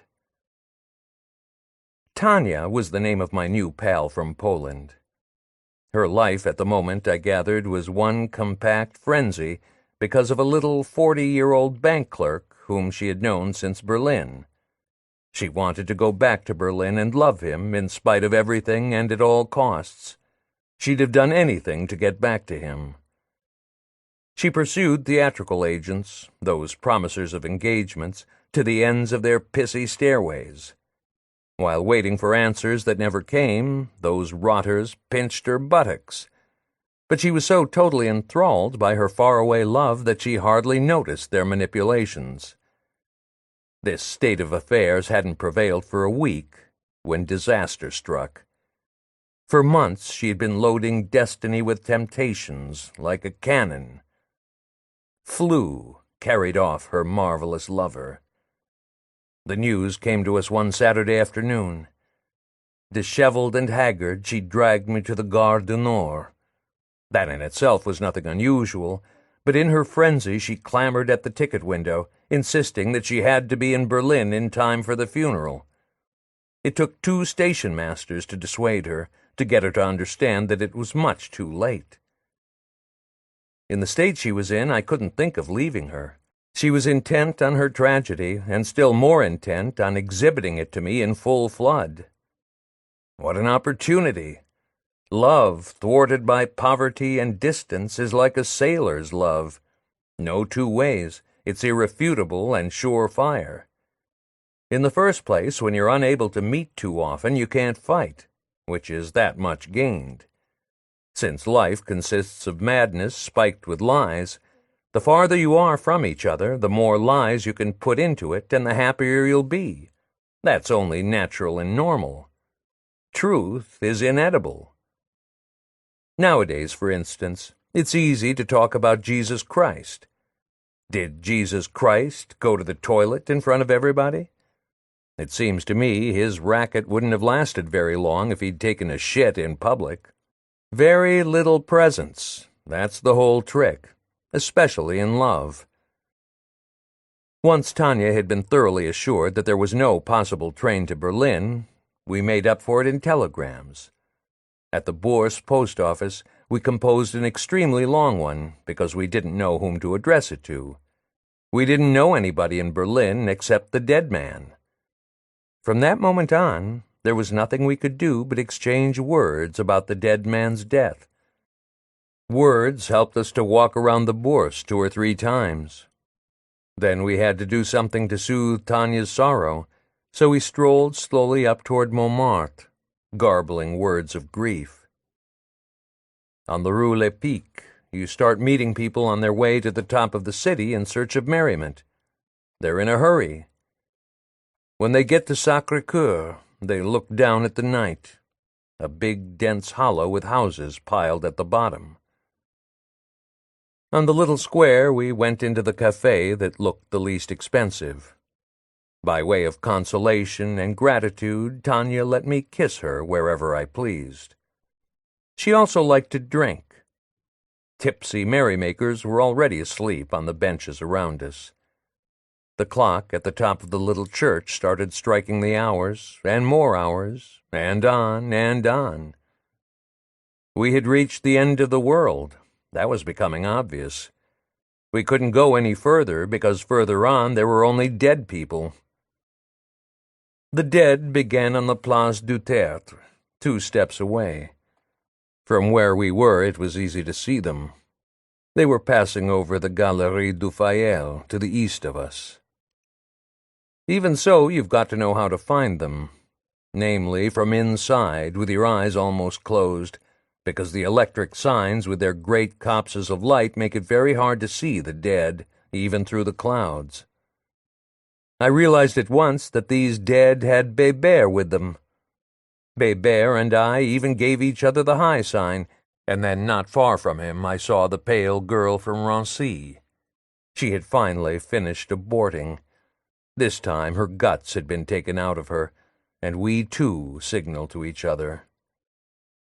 There were old patients of mine here and there, male and female, that I'd long stopped thinking about, and still others, the black man in a white cloud all alone, the one they had given 1 lash too many down there in Topo, and the old man Grappa, the lieutenant of the virgin forest. I'd thought of them all from time to time, of the lieutenant, the tortured black, and also of my Spaniard, the priest, He had come down from heaven that night with the dead to say prayers, and his golden crucifix was getting in his way, making it hard for him to fly from sky to sky. It got tangled up in the clouds, the dirtiest and yellowest of them, and as time went on, I recognized more dead people, more and more. So many you can't help feeling ashamed of not having had time to look at them while they were living here beside you, all those years. There's never enough time, it's true, not even for thinking of yourself. Well, anyway, all those sons of bitches had turned into angels without my noticing. Whole clouds full of angels, including some very far-out and disreputable ones all over the place, roaming around high over the city.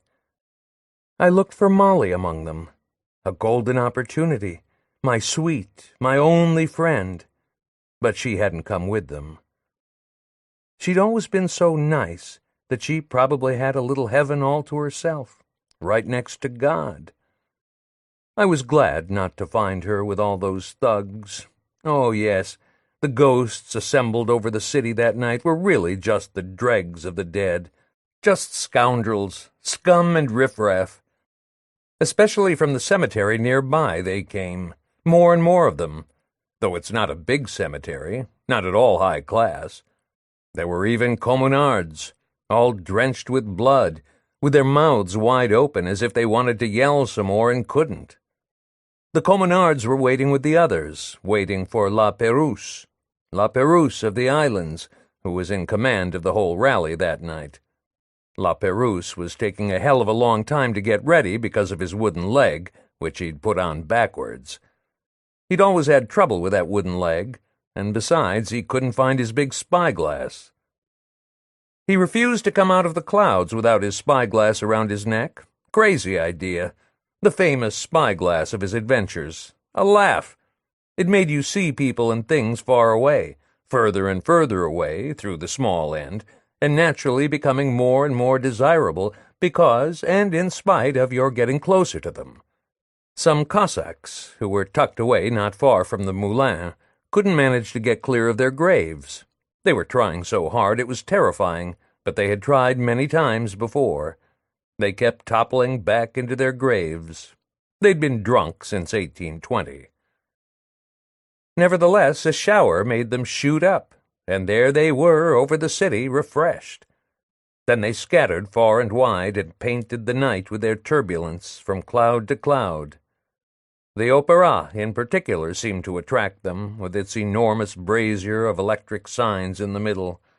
Spurting from it, the ghosts bounded to the other end of the sky, so numerous and so active they made your head spin. Ready at last, La Perouse wanted them to hoist him up at the last stroke of 4. They held him in place and strapped him to the saddle. Finally, astride and settled, he went right on waving his arms and gesticulating. The clock striking 4 almost made La Perouse lose his balance as he was buttoning his coat. But then he led the mad rush across the sky. A hideous rout. Twisting and turning, the phantoms pour from all directions, the ghosts of 1,000 heroic battles. They pursue, they challenge, they charge one another, centuries against centuries. For a long while the north is cluttered with their abominable melee. The bluish horizon detaches itself. At last the day rises through the big rent they've made in the night while escaping. After that it becomes very hard to find them. You have to get outside of time. If you do manage to find them, it will be over toward England. But on that side the fog is always so dense, so compact, that it's like sails rising one after another from the earth to the highest heaven and for all time. With practice and close attention, you can find them even so, but never for very long because of the wind that keeps blowing rain squalls and mists from the open sea. The tall woman who is there guarding the island is the last of all. Her head is even higher than the uppermost mists. By now she is the only halfway living thing on the island. Her red hair, high over everything else, still puts a little gold into the clouds. That's all there is left of the sun. They say she's trying to make herself a cup of tea. She may as well try, because she'll be there for all eternity. She'll never bring her tea to a boil because of the fog, which has become too dense and penetrating. For a teapot she uses the hull of a ship, the most beautiful, the largest of ships, the last she could find in Southampton, and she heats up her tea in it, waves and waves of it. She stirs it about with an enormous oar. That keeps her busy. Serious for all time, bent over her tea, she doesn't look at anything else. The whole dance has passed over her, but she hasn't even moved. She's used to having these ghosts from the continent losing themselves over there. That's the end of it. With her fingers she stirs, that's good enough for her, the coals under the ashes between two dead forests. She tries to revive the fire. It's all hers now, but her tea will never boil again. There's no life left for the flames. No more life in the world for anyone, only a wee bit for her. Everything is almost over. Tanya woke me up in the room where we'd finally gone to bed. It was 10 in the morning. To get rid of her, I told her I wasn't feeling very well and wanted to stay in bed a while. Life was starting in again. She pretended to believe me. So soon as she'd gone, I went out myself. There really was something I wanted to do. The saraband of the night before had left me with a strong taste of remorse. The memory of Robinson came back to plague me. It was true that I'd abandoned the man to his fate, and worse, to the mercies of Abbé Protiste. No need to say more. True, I'd heard that everything was just fine down there in Toulouse, and that Grandma Henri was being good and kind to him now. In certain situations, however, you only hear what you want to hear and what seems most convenient. Come right down to it, those vague rumors didn't prove a thing. Anxious and curious, I headed for Rancy in quest of news, something definite, the real thing. To get there, I had to take the Rue des Batignolles, where Pomone lived. It was on my way. As I approached his house, I was surprised to see Pomone in person on the corner, apparently shadowing a little man at some distance. Since Pomone never went out, I figured something big must be going on. I recognized the character he was following, a client. In his correspondence, he referred to himself as the Cid. But we had been tipped off. The Cid worked in the post office. For years, he'd been pestering Pomone to find him a well-bred chick. That was his dream. But the young ladies that were introduced to him were never well-bred enough to suit him. They committed gaffes, so he claimed.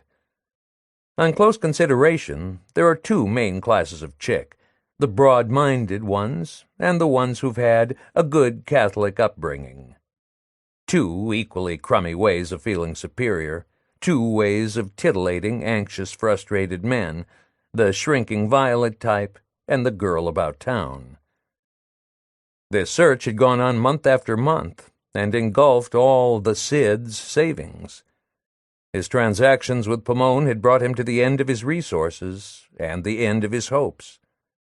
Later on, I heard that the Cid had committed suicide in a vacant lot that same afternoon.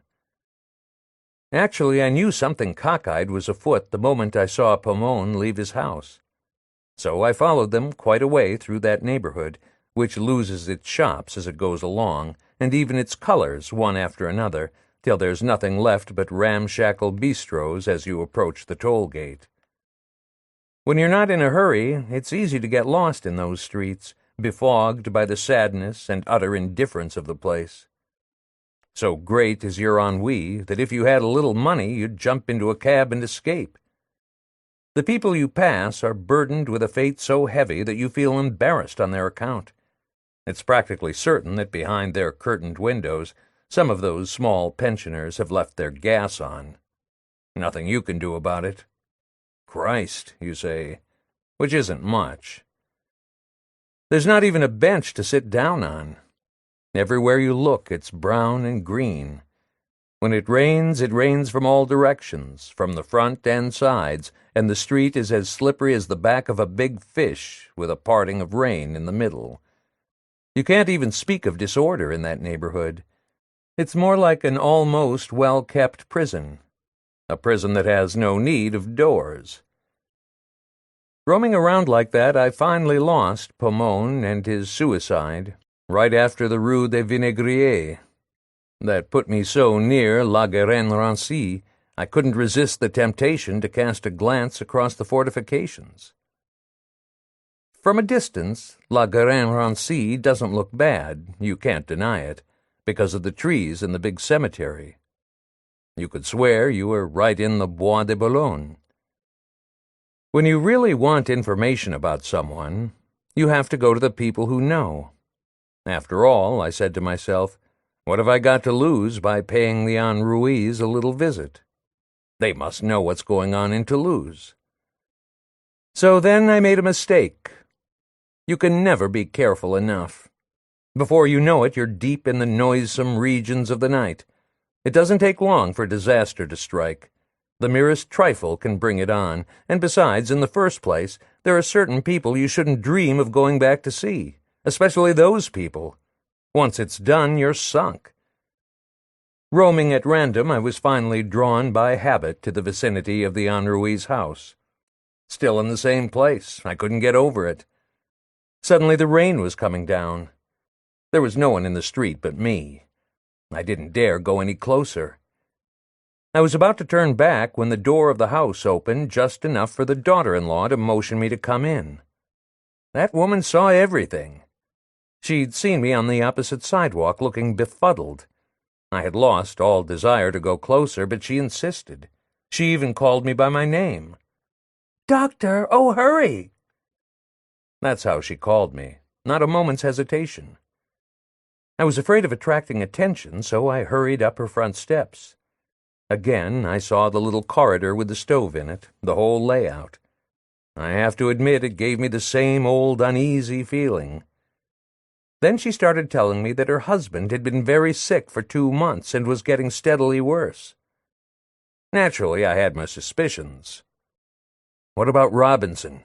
I hastened to ask her. At first she eluded my question. Then, finally, she decided to answer. "They're both fine. Their business in Toulouse is doing well," she finally said, but talking very fast. That was all. Then she shifted back to her sick husband. She wanted me to see him that minute. There was no time to lose. Seeing that I was so devoted, that I knew her husband well, that he had confidence in no one but me, that he'd refused to see any other doctor, that they didn't have my address. Bullshit, in short. I had good reason to suspect that there was more to her husband's illness than met the eye. I knew the lady well and the ways of the household. Nevertheless, my idiotic curiosity made me climb the stairs to the bedroom. He was lying in the same bed where I'd treated Robinson after his accident some months before. A room changes in a few months, even if you don't move anything. Old and run down as things may be, they still find the strength, the Lord knows where, to get older. Everything had changed around us. Not that anything had moved. No, of course not. The things themselves had actually changed in depth. Things are different when you go back to them. They seem to have more power to enter into us more sadly, more deeply, more gently than before, to merge with the death which is slowly, pleasantly, sneakily growing inside us, and which we train ourselves to resist a little less each day. From moment to moment we see life languishing, shriveling inside us, and with it the things and people who may have been commonplace or precious or imposing when we last left them. Fear of the end has marked all that with its wrinkles while we were chasing around town in search of pleasure or bread. Soon our past will be attended only by inoffensive, pathetic, disarmed things and people, mistakes with nothing to say for themselves. The wife left me alone with her husband. He was in bad shape. Not much circulation left. The trouble was in his heart. "I'm going to die," he said simply. Cases like this were my special form of luck. I listened to his heartbeat just to be doing something, the few gestures people expect under those circumstances. His heart was racing, no doubt about it. Shut up behind his ribs, it ran after life in fits and starts, but run or not, it would never catch up with life. His goose was cooked. Soon, the way it was stumbling, his heart would fall in the muck, all juicy and red, gushing like a crushed pomegranate. That's how his flabby old heart would look on the marble, cut open with a knife at the autopsy that would take place in a few days. All this would end in a lovely court-ordered autopsy. That's what I foresaw, considering that everyone in the neighborhood would be relaying some highly seasoned rumors after his death, which would look very fishy after the other business. The neighbors were laying for his wife with all the accumulated and still undigested suspicions aroused by the previous affair. This would come up a little later. At the moment, the husband didn't know how to live or die. He was already part way out of life, but he couldn't quite get rid of his lungs. He expelled air, and air came back. He'd have been glad to let himself die, but he had to live to the end. It was rough work, and it was driving him up the wall. "I can't feel my feet any more," he groaned. "I'm cold up to my knees." He tried to touch his feet, but he couldn't. He couldn't drink either. It was almost over. Handing him the tisane his wife had made him, I wondered what she could have put in it. That tisane didn't smell very good, but smell proves nothing. Valerian smells vile all by itself. And the way he was suffocating, it didn't make much difference whether the tisane was spiked or not. Still, he was going to a lot of trouble, working like mad with all the muscles he had left under his skin to keep suffering and breathing. He was struggling as much against life as against death.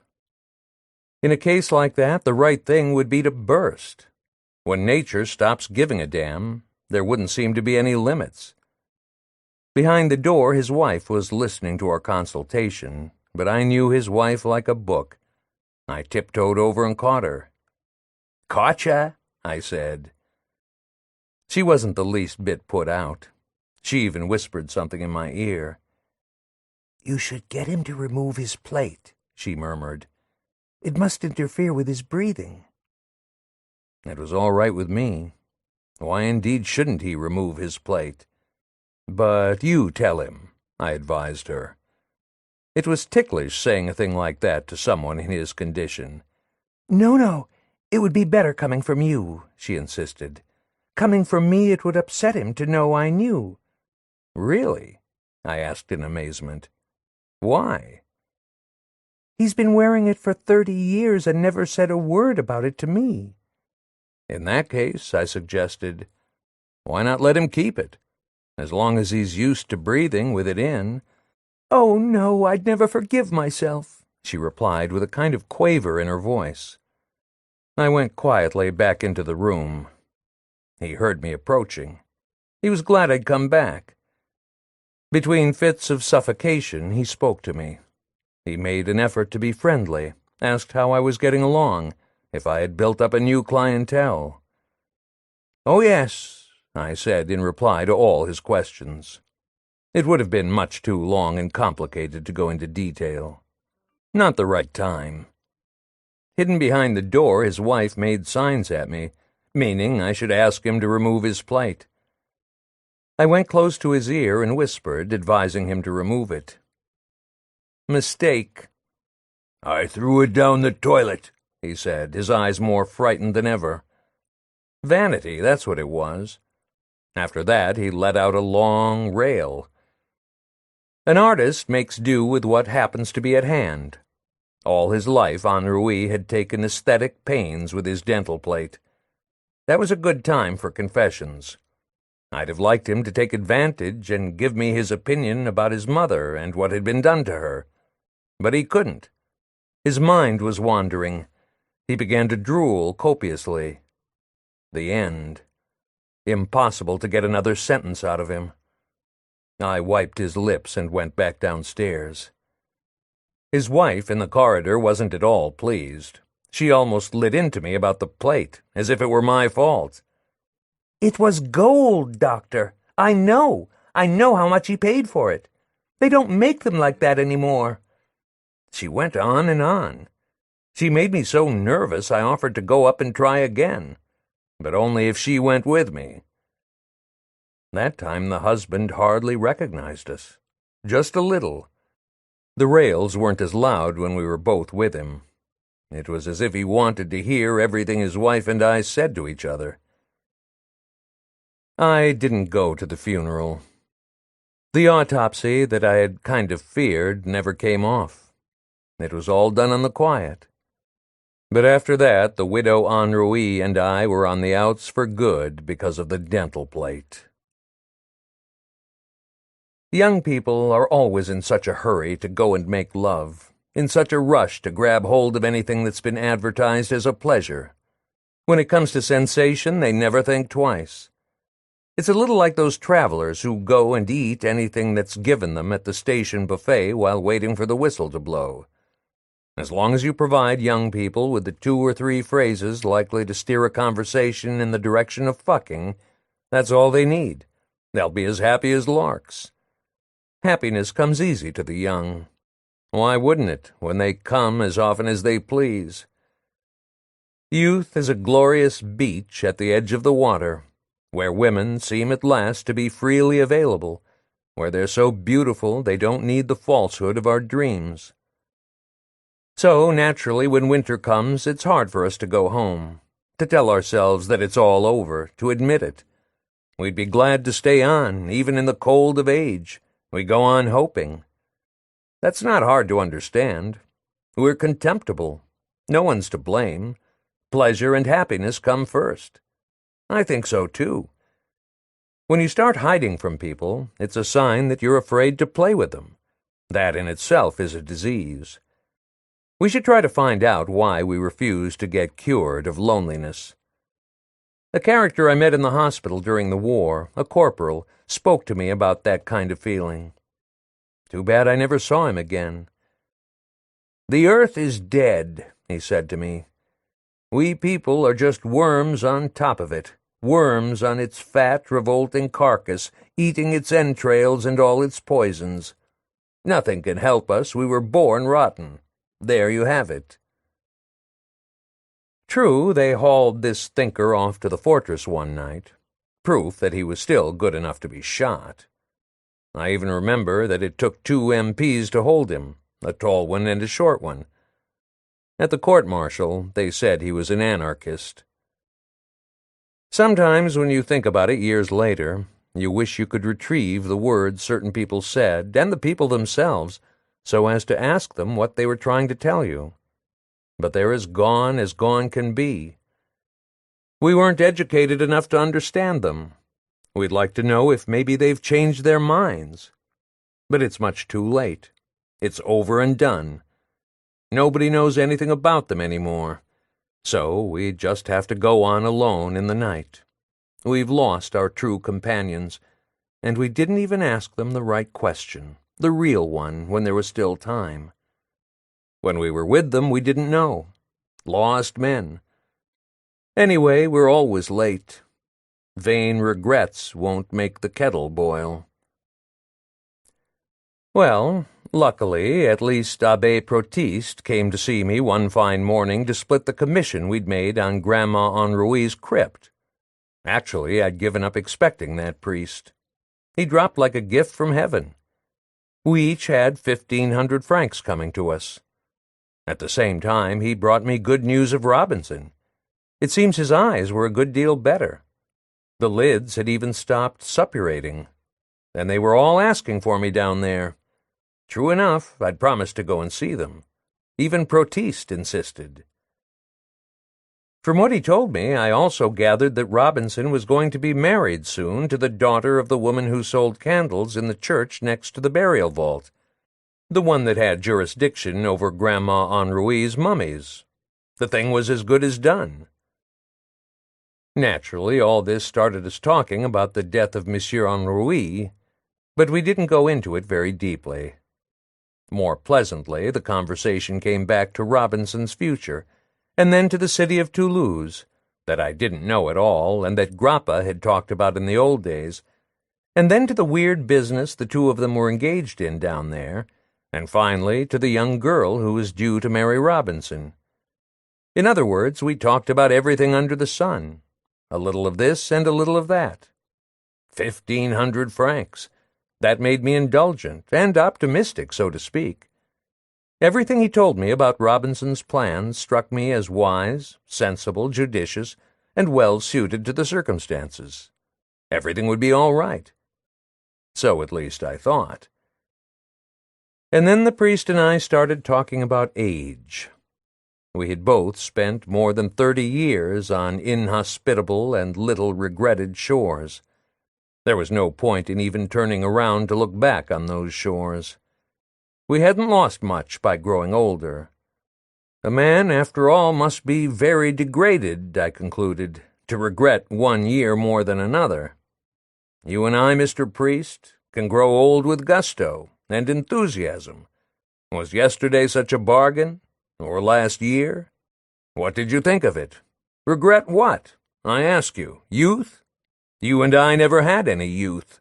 The poor, it's true, get younger inside as they go along, and toward the end, provided that on the way they've made some attempt to jettison all the lies and fear and contemptible eagerness to obey they were given at birth, they're less revolting than at the start. The rest of what exists on earth isn't for them. It doesn't concern them. Their job, their only job, is to get rid of their obedience, to vomit it up. If they manage that before kicking in, then they can boast that they haven't lived for nothing. I was definitely in good form. Those 1,500 francs had sparked me off. I went on. The only real youth, Mr. Priest, is loving everyone without distinction. That alone is true. That alone is young and new. Well, Mr. Priest, do you know many young people who are like that? I don't.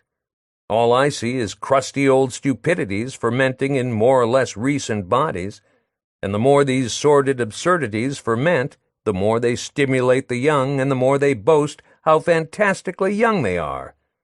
But it's not true. It's bullshit. They're young the way a boil is young, no more, because of the pus inside that hurts and makes them swell up. My talking to him like that upset Protiste, and not wanting to irritate him any more, I changed the subject. For one thing, he'd been very kind to me, providentially so, in fact. It's hard to stop yourself from going back to a subject that's as much on your mind as that was on mine. It scrambles your brains. To get free, you try to unload some part of it on everybody who comes to see you, and that exasperates them. Being alone is to train for death. A man, I went on, should die more abundantly than a dog and take 1,000 minutes to do it. Each minute will be new all the same and laced with enough fear and trembling to make him forget all the pleasure he may have had in making love during the preceding 1,000 years. Happiness on earth would be to die with and while having pleasure. The rest is nothing at all. A fear that we don't dare avow. Art. Hearing me rave that way, Protiste thought I must have fallen sick again. Maybe he was right, and maybe I was wrong about everything.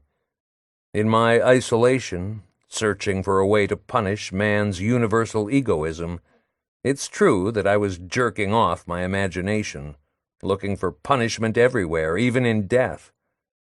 You amuse yourself as best you can when you're short of friends and don't often get a chance to go out, much less to emerge from yourself and fuck. I admit it wasn't exactly sensible to needle Protiste with philosophical ideas contrary to his religious convictions. But the fact is, his whole person exuded a nasty little smell of superiority that must have got on quite a few people's nerves. As he saw it, all we humans here on earth were in a kind of waiting for eternity room, each with a number.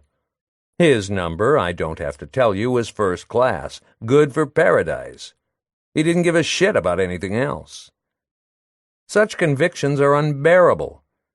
On the other hand, when he offered that same afternoon to advance me the price of the trip to Toulouse, I stopped needling and contradicting him. My dread of having to face Tanya and her ghost again at the Tarapoo made me accept his invitation without a word of argument. A week or two of the easy life, if nothing else. That's what I said to myself. When it comes to tempting you, the devil has millions of tricks. We'll never know them all. If we lived long enough, we wouldn't know where to go to start a new happiness. We'd have strewn aborted happinesses all over. The whole earth would stink of them, unbreathably. The ones in the museums, the real abortions, turn some people's stomachs. The mere sight of the things makes them want to vomit. And our loathsome attempts to be happy are miscarried enough to sicken you long before you die for real. If we didn't forget them, we'd simply waste away. Not to mention the trouble we've taken to get where we are, to make our hopes, our degenerate joys, our passions and lies interesting. Want some? Help yourself. And what of our money, and our little affectations that go with it? And the things we get other people to swear to, and that we ourselves swear to, things we thought no one had ever said or sworn to before they filled our minds and mouths, and perfumes and caresses and mimicries, in short, everything it takes to hide all that as much as possible so we'll never have to speak of it again for fear it will come back at us like vomit. Our trouble isn't lack of perseverance. It's that we're not on the right road that leads to an easy death. Going to Toulouse was another piece of damn foolishness. Thinking it over, I suspected as much, so I had no excuse. But following Robinson in his adventures, I had developed a taste for shady undertakings. Already in New York, when I couldn't sleep, I racked my brains wondering if it mightn't be possible to go further and still further with Robinson. You sink. At first you're afraid in the darkness, but all the same you want to understand, and after that you never leave the depths. But there's too much. You can't understand so many things at once. Life is too short. You don't want to be unjust to anyone. You have scruples. You hesitate to make snap judgments. And worst of all, you're afraid to die while you're hesitating, because then you'd have been on earth for nothing whatsoever. And that's the worst of all. Hurry, hurry. Don't be late for your death. Sickness, the poverty that disperses your hours and years, the insomnia that paints whole days and weeks gray, the cancer that may even now, meticulous and blood-spotted, be climbing up from your rectum. You'll never have time, you tell yourself. Not to speak of war, which is also, what with the criminal boredom of men, ready to rise up from the cellar that poor people shut themselves up in. You can never be sure. It's a moot point. Maybe all those who don't understand should have their throats cut.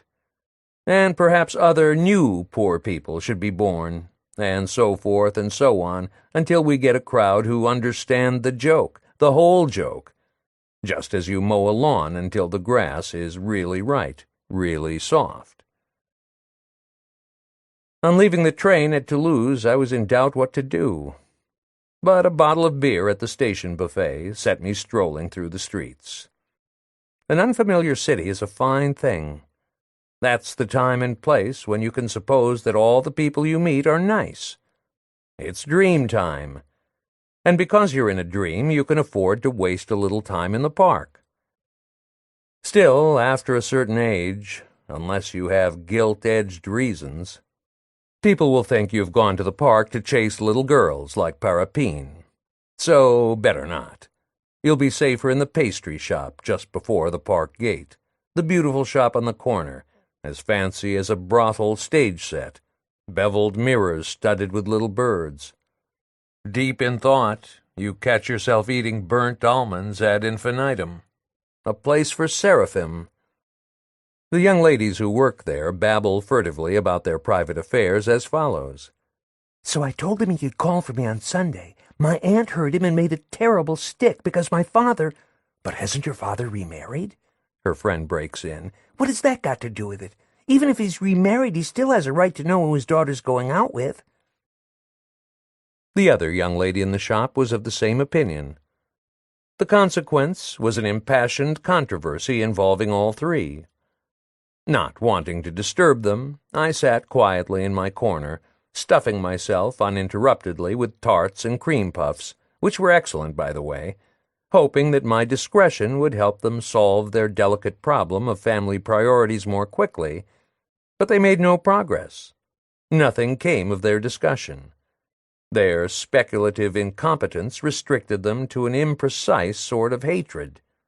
Those shop girls were bursting with illogicality, vanity, and ignorance. Drooling with rage, they whispered insults by the dozen. I couldn't help it. I was fascinated by their nasty passion. I attacked the rum babas. I stopped counting the babas. So did they.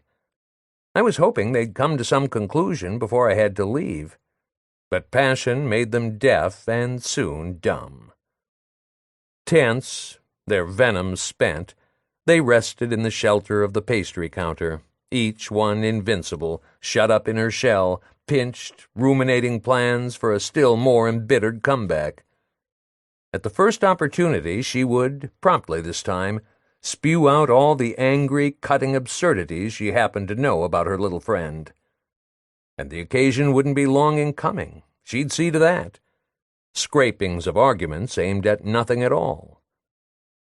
In the end, I sat down, the better for them to befuddle me with the unceasing sound of their words, intentions, thoughts, as on a shore where the ripples of unceasing passions never managed to get organized. You listen, you wait, you hope, here, there, in the train, at the cafe, in the street, in drawing rooms, at the concierge's. You listen and wait for evil to get organized as in wartime. But there's only waste motion. Nothing is ever done, either by those unfortunate young ladies or by anyone else. No one comes to help us. An enormous babble, gray and monotonous, spread over life like an enormously discouraging mirage. Two ladies came in, and the muddle-headed charm of the ineffectual conversation spread out between the counter girls and myself was broken. The girls gave the new arrivals their eager and undivided attention, anticipating their requests and their least desires. They chose here and there and nibbled at the tarts and petit fours. When it came time to pay, they gushed polite phrases, and each insisted on offering the others little pastries to nibble that very minute.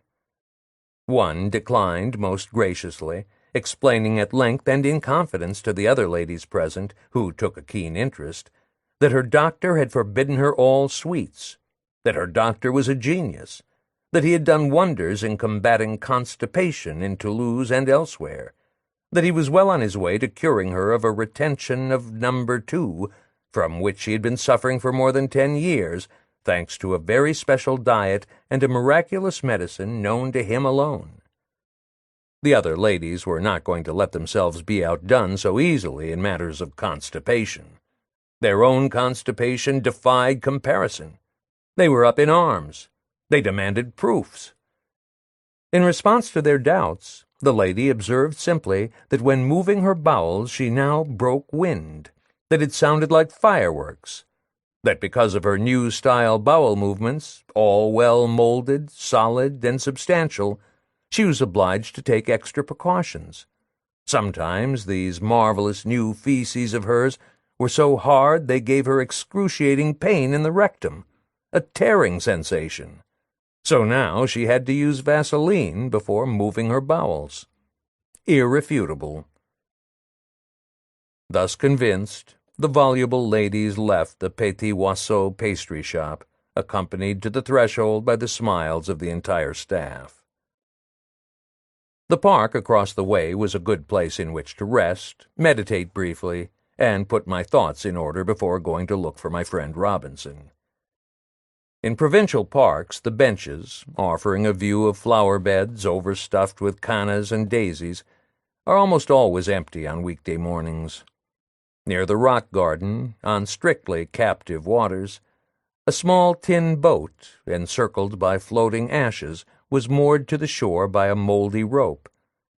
A sign announced that the skiff operated on Sunday and that a tour of the lake cost 2 francs. How many years? Students? Phantoms?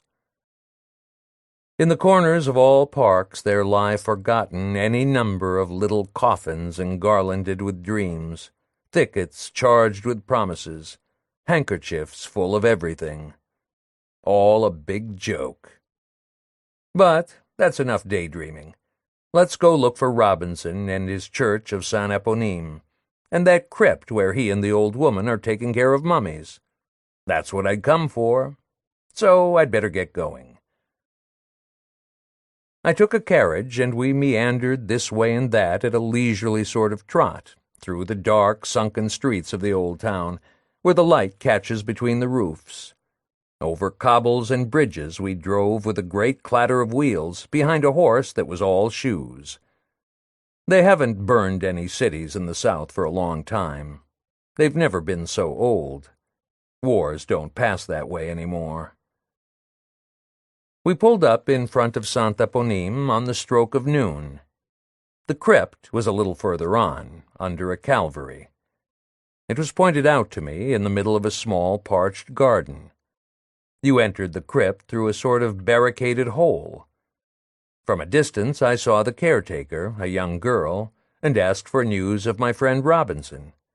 She was just closing the door. She answered with a friendly smile, and the news she gave me was good. From where we were standing in that noonday light, everything around us turned pink, and the worm-eaten stones of the church rose skyward as though ready to melt into the air.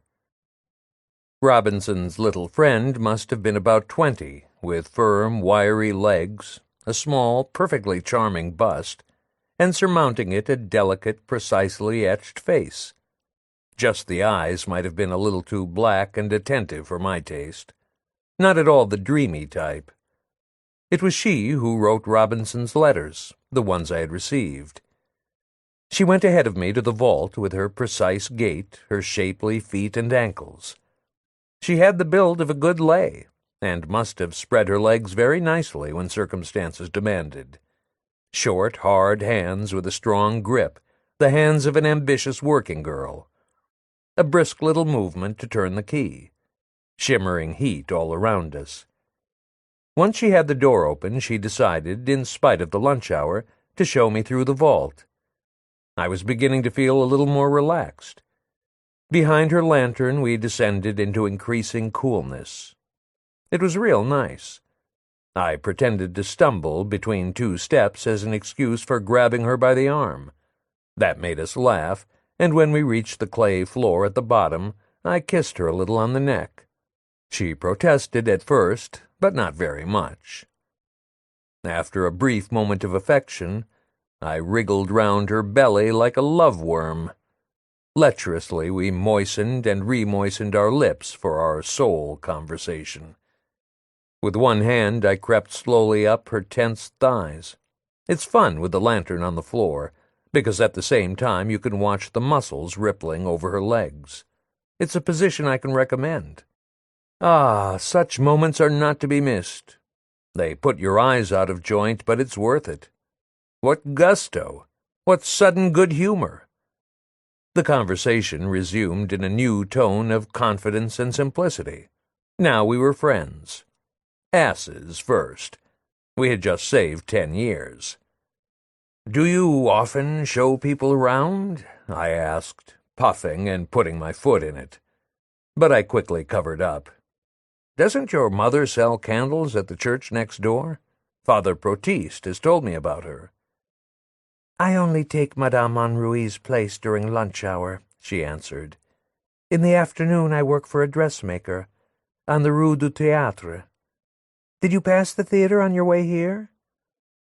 Again she reassured me about Robinson.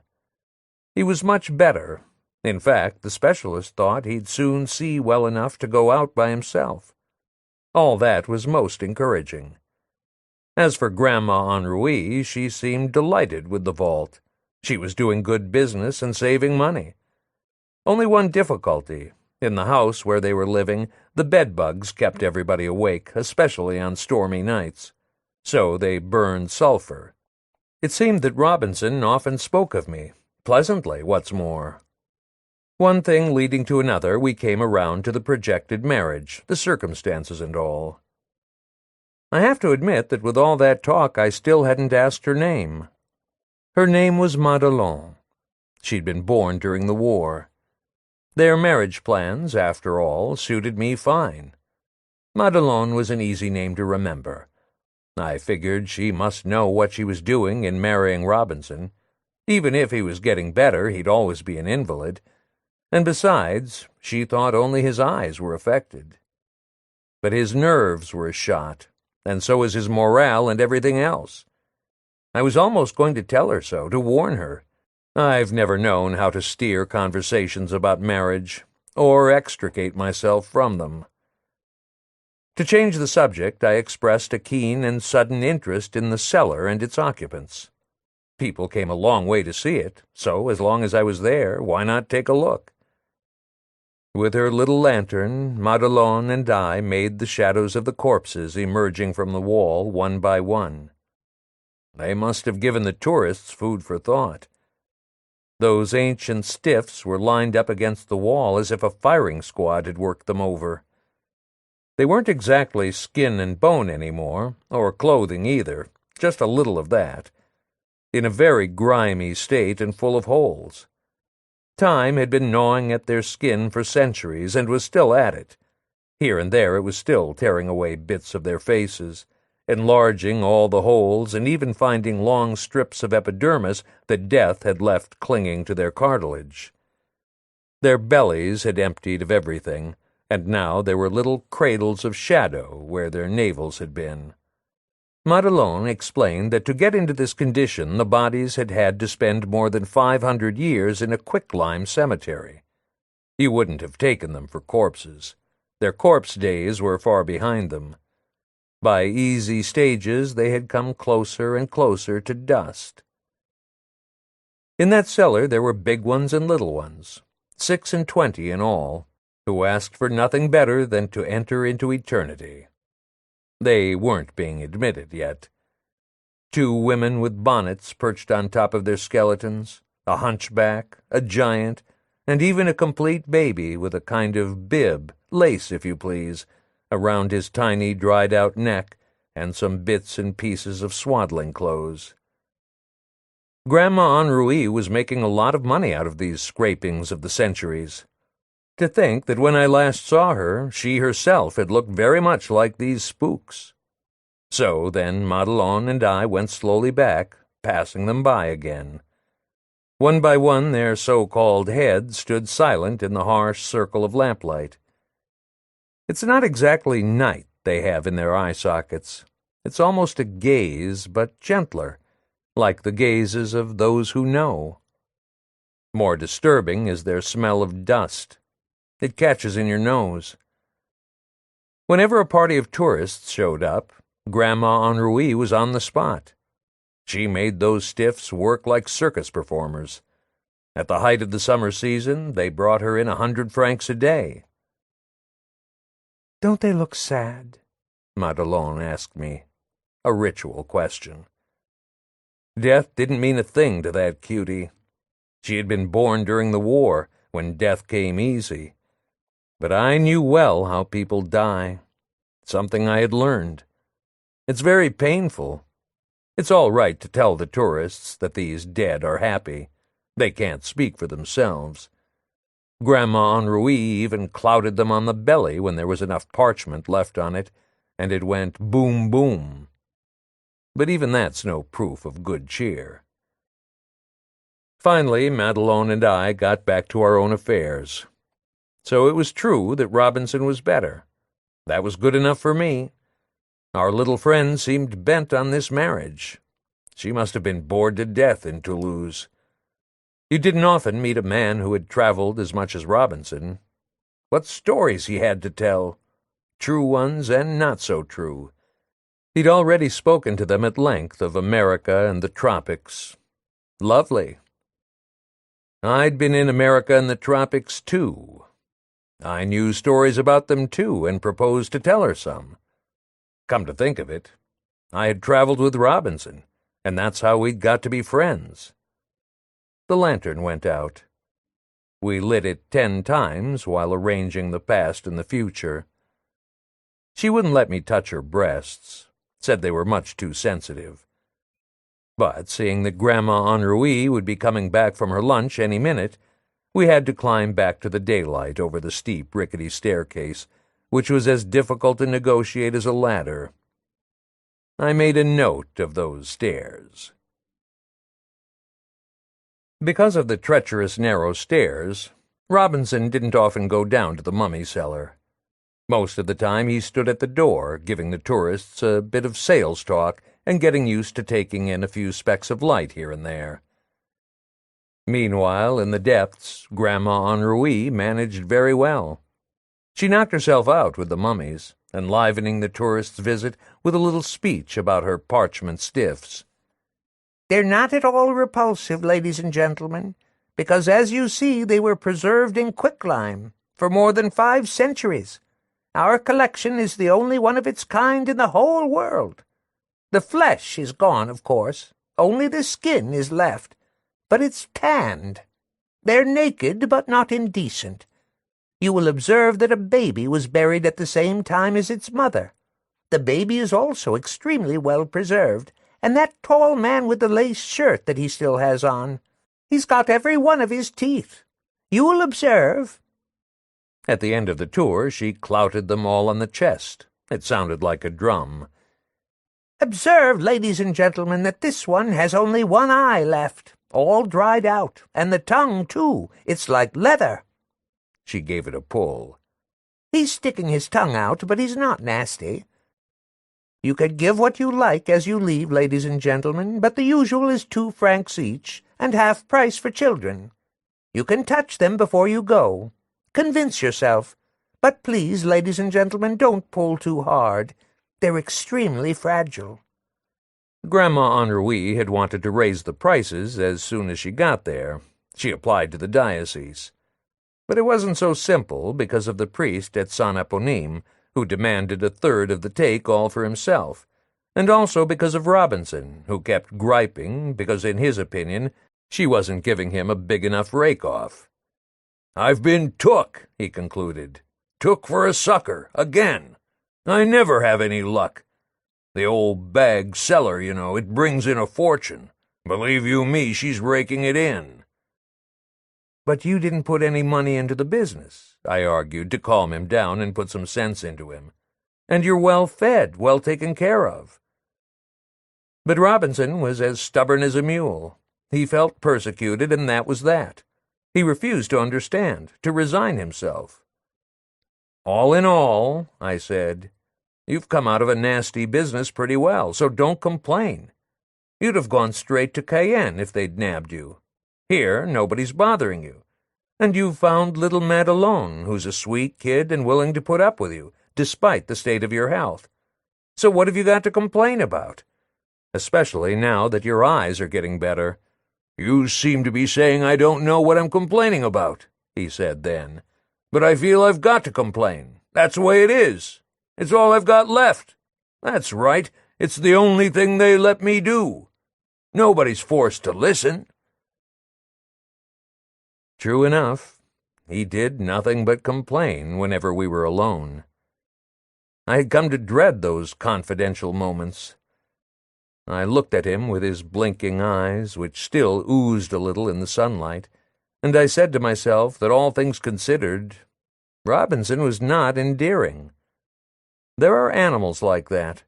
They can be innocent, unhappy, anything you please, you know it, and still you don't like them. There's something wrong with them. "You could have died in jail," I tried again, determined to make him think. "I've been in jail. It's no worse than where I am now. You're out of date." He hadn't told me he'd been in jail. That must have been before we met, before the war. He pressed his point and concluded, "Take it from me. There's only one kind of freedom, only one. To see properly and have your pockets full of money. The rest is bullshit." "So what exactly do you want?" I asked him. When he was challenged like that to make up his mind, to speak up, he deflated. And that's just when it might have been interesting. During the day, while Madelon was working for the dressmaker and Grandma Henri was exhibiting her mummies, we went to a café under the trees. Robinson was crazy about that café under the trees, probably because of the noise the birds made up above us. Millions of them.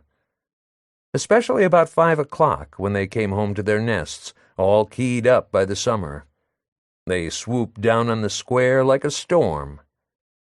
There was a story about a barber who had his shop across from the park and had gone crazy just from hearing them cheep for years and years. It's true we couldn't hear each other talk. Robinson thought it was cheerful. "If only she'd give me 20 centimes per visitor and be regular about it, I'd be satisfied." About every 15 minutes he'd get back to his preoccupation. In between, the colors of times past seemed to come back to him. Incidents, too. Stories, among others, about the Compagnie Poudrière in Africa, which both of us had known well after all, and some hairy tales that he'd never told me before. Maybe he hadn't dared. He was kind of reticent in a way. I'd even say secretive. Speaking of the past, what I remembered best when I was in good spirits was Molly, like the echo of a clock striking in the distance. When something pleasant popped into my mind, I always thought of her. After all, when our egoism lets us go for a while, when it comes time to throw it off, the only women whose memory you cherish in your heart are the ones who really loved men a little. Not just one man, even if it was you, but the whole lot. When we left the café that evening, we hadn't done a thing.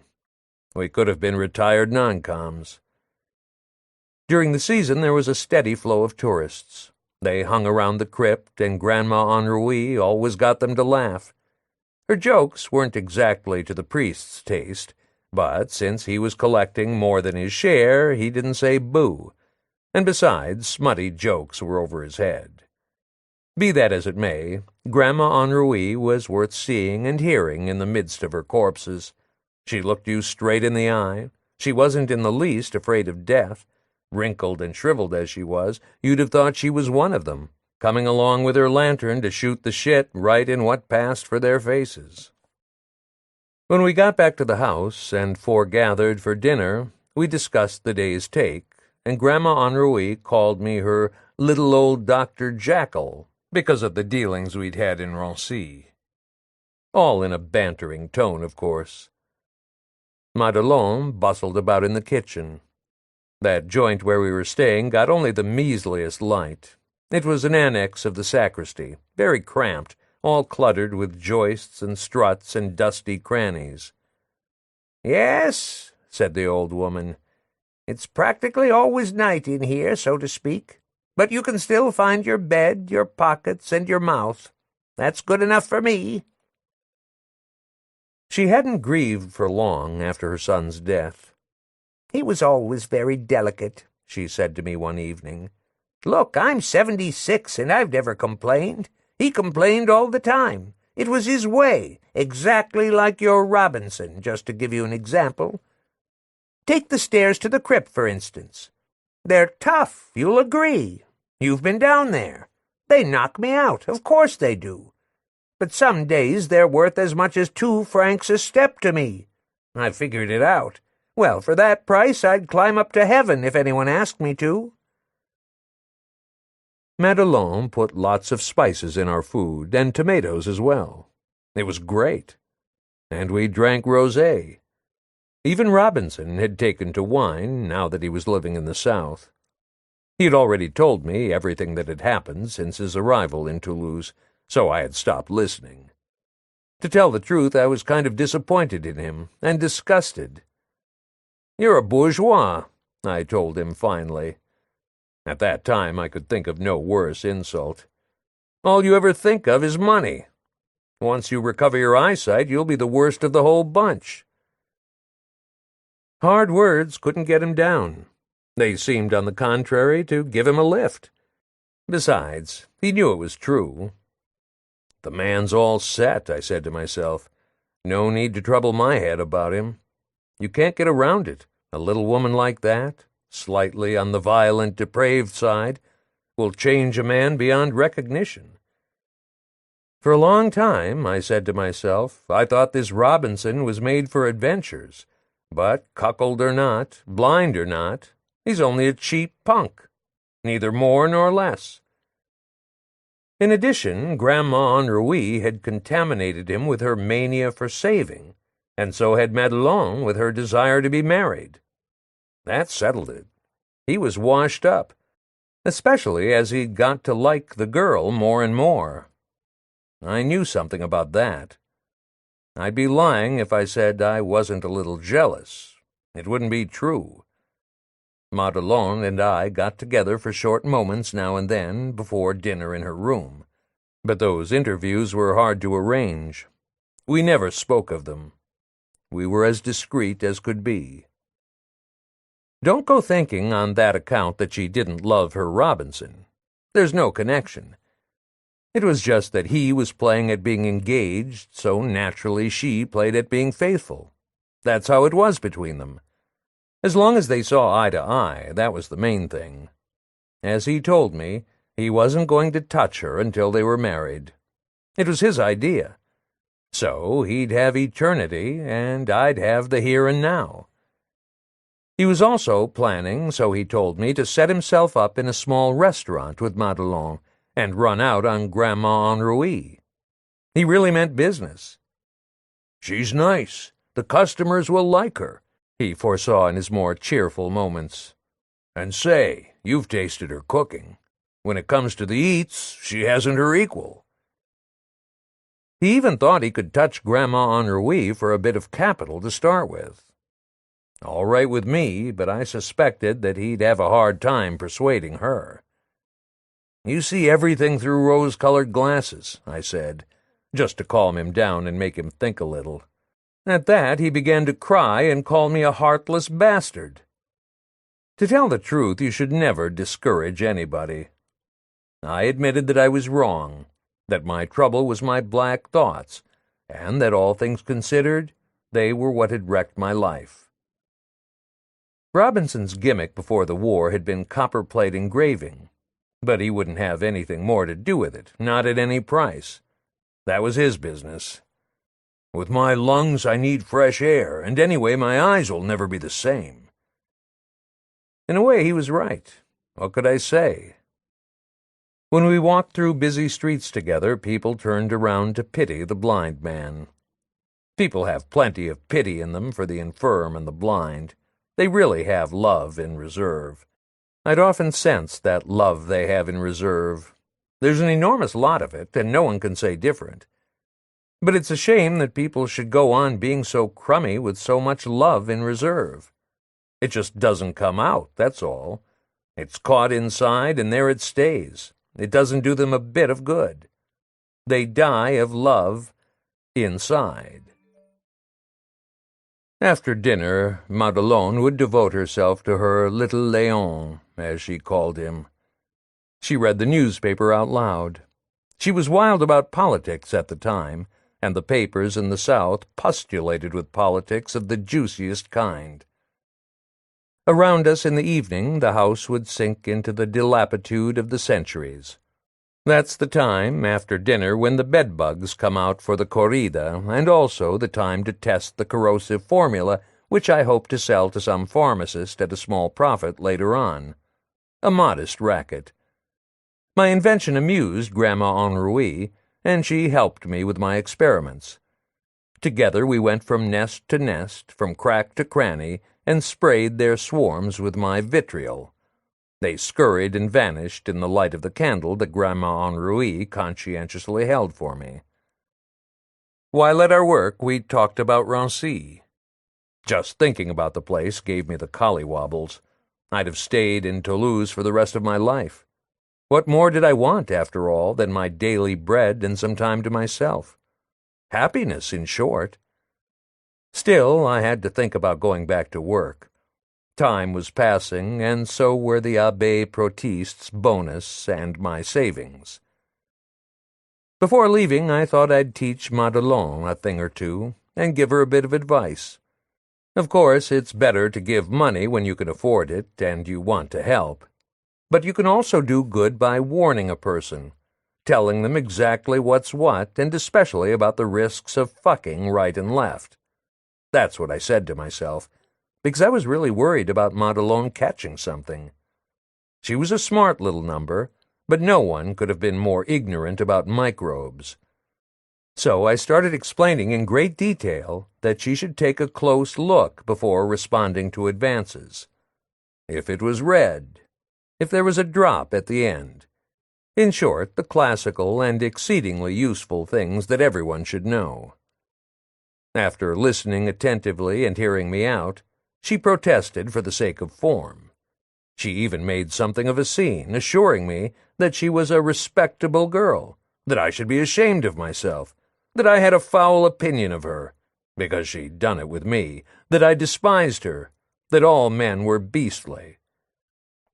Anyway, the kind of thing they say in a case like that. I might have expected it. Window dressing. What mattered to me was that she had listened carefully to my advice and grasped the essential. The rest didn't mean a thing. After hearing what I had to say, what really saddened her was that you could catch all those things I'd been telling her about just from affection and pleasure. Even if nature was to blame, she thought I was fully as disgusting as nature, and that offended her. I carried the matter no further, except for a few words about condoms, which are so convenient. After that, we played psychologist and tried to analyze Robinson's character just a little. "He's not exactly jealous," she said to me, "but he has his difficult moments." "That's neither here nor there," I said, and launched into a description of Robinson's character, as if I knew his character. But I noticed right away that I didn't know Robinson at all, except for a few obvious and glaring features. Nothing more. It's amazing how hard it is to imagine what can make one person pleasing to another. You want to do someone a favor, to be helpful, and all you do is make a fool of yourself. It's pitiful. The moment you open your mouth, you flounder. Nowadays, it's not easy to be La Bruyere. The whole unconscious skedaddles the moment you go near it. Just as I was about to buy my ticket, they got me to stay. For another week, we agreed. The idea was to show me the country around Toulouse, the cool banks of the river I'd heard so much about, and especially they wanted me to see the beautiful vineyards on the outskirts, that everyone in town seemed to take pleasure and pride in as if they were all part owners. They wouldn't think of letting me leave like that when I hadn't seen anything but Grandma Henri's corpses. It was unthinkable. Well, anyway, soft soap. I was paralyzed by so much kindness. I didn't dare seem too eager to stay because of my intimacy with Madelon, which was getting kind of dangerous. The old woman was beginning to suspect something between us, a strain in the air. But the old woman wasn't coming with us on this excursion. In the first place, she didn't want to close her crypt, not for a single day. So I agreed to stay on, and one Sunday morning we set out for the country. Robinson walked between us. We held him by the arms. At the station we took second-class tickets. Even so, the compartment smelled strongly of sausage, just the same as third class. We got off at a place called Saint-Jean. Madelon seemed familiar with the region, and right away she began meeting acquaintances from this village and that village. It looked like a fine day coming on. As we walked along, we had to tell Robinson everything we saw. "Here, there's a garden. That's a bridge over there, and on top of it there's a man fishing. He's not catching anything. Watch out for the bicycle." But the smell of French fries gave him his direction all right. In fact, it was he who dragged us to a bar where they served French fries for 50 centimes a portion. I'd always known that Robinson was fond of French fries. So am I. It's a Parisian taste. Madelon preferred vermouth, dry and straight. Rivers aren't happy in the South. They seem to be sick, always drying up. Hills, sun, fishermen, fish, boats, ditches, wash troughs, vines, weeping willows, all want some, all clamor for water. Much too much water is demanded of them, so there isn't much left in the riverbed. In places it looks more like a badly flooded road than a genuine river. Seeing we'd come for pleasure, we had to hurry up and find some. When we'd finished our French fries, we thought we'd take a little boat ride before lunch. That would be fun. Me rowing, of course. The two of them, Robinson and Madelon, facing me, hand in hand. So off we go, merrily down the stream, as they say, scraping the bottom here and there, she letting out squeals, and he not quite easy in his mind either. Flies and more flies. Dragonflies everywhere, watching the river out of their big eyes and giving frightened little flicks of their tails. Amazing heat that makes the surface steam. We glide over the water, from those long flat eddies back there to this tangle of dead branches. We hug the burning bank, looking for whiffs of shade that we grab as best we can under a few trees not too riddled with sunshine. Talking makes you even hotter, if that's possible. On the other hand, you're afraid to admit you're not comfortable. Robinson, naturally enough, was the first to be fed up with navigation. I suggested landing near a restaurant. We weren't the only ones to have that little idea. Every fisherman on that reach of the river was already settled at the bistro before us, jealously nursing his aperitif, entrenched behind a siphon. Robinson didn't dare ask me if this cafe I had chosen was expensive, but I set his mind at rest by assuring him that the prices were posted and perfectly reasonable. It was true. He never let go of his Madelon's hand the whole time. Now it can be told that we paid our bill at the restaurant as if we had eaten, but we had only tried to eat. The less said of the dishes they served us, the better. They're still there. After that, to spend the afternoon, it would have been too complicated to arrange a fishing party, and it would have made Robinson unhappy because he wouldn't have even seen his float. As for me, I was sick and tired of rowing, just from the morning's effort. That had been plenty. The training I'd had on the rivers of Africa was far behind me. I had aged in that, as in everything else. For a change of exercise, I suggested that a little walk along the bank would do us a lot of good, at least as far as the tall grass you could see up there less than a mile away, not far from that line of poplars. So there we went. Robinson and I arm in arm, and Madelon a few steps ahead of us. It was easier that way through the grass. At a bend in the river, we heard accordions. The sound came from a barge, a beautiful barge moored at that point in the river. The music attracted Robinson, which was understandable in his situation, and besides, he had always had a weakness for music. Glad to have found something that amused him, we parked right there on the grass, which wasn't as dusty as on the slanting bank nearby. We could see that it wasn't any ordinary barge. It was neat and well turned out, not meant for hauling anything, more of a houseboat than a barge, with flowers all over it, and even a spanking little kennel for the dog. We described the houseboat to Robinson. He wanted to know all about it. "I'd like to live on a clean little boat like that myself," he said then. "How about you?" he asked Madelon. "I see what you mean," she replied, "but that's an expensive idea you've got, Léon. I'm sure it would cost you a lot more than an apartment house." We all started reckoning how much that kind of a houseboat might cost, and we couldn't get together. Each of us insisted on his own figure. Regardless of what we were counting, our class of people used to do it out loud. Meanwhile, the accordion music came over to us as caressingly as you please. We could even hear the words of a song they were singing. Finally, we agreed that the houseboat, just as it was, must be worth at least 100,000 francs. A figure to set you dreaming. Close your lovely eyes, for the hours are short, in the wonderful land, the beautiful land of dreams. That's what they were singing inside the boat.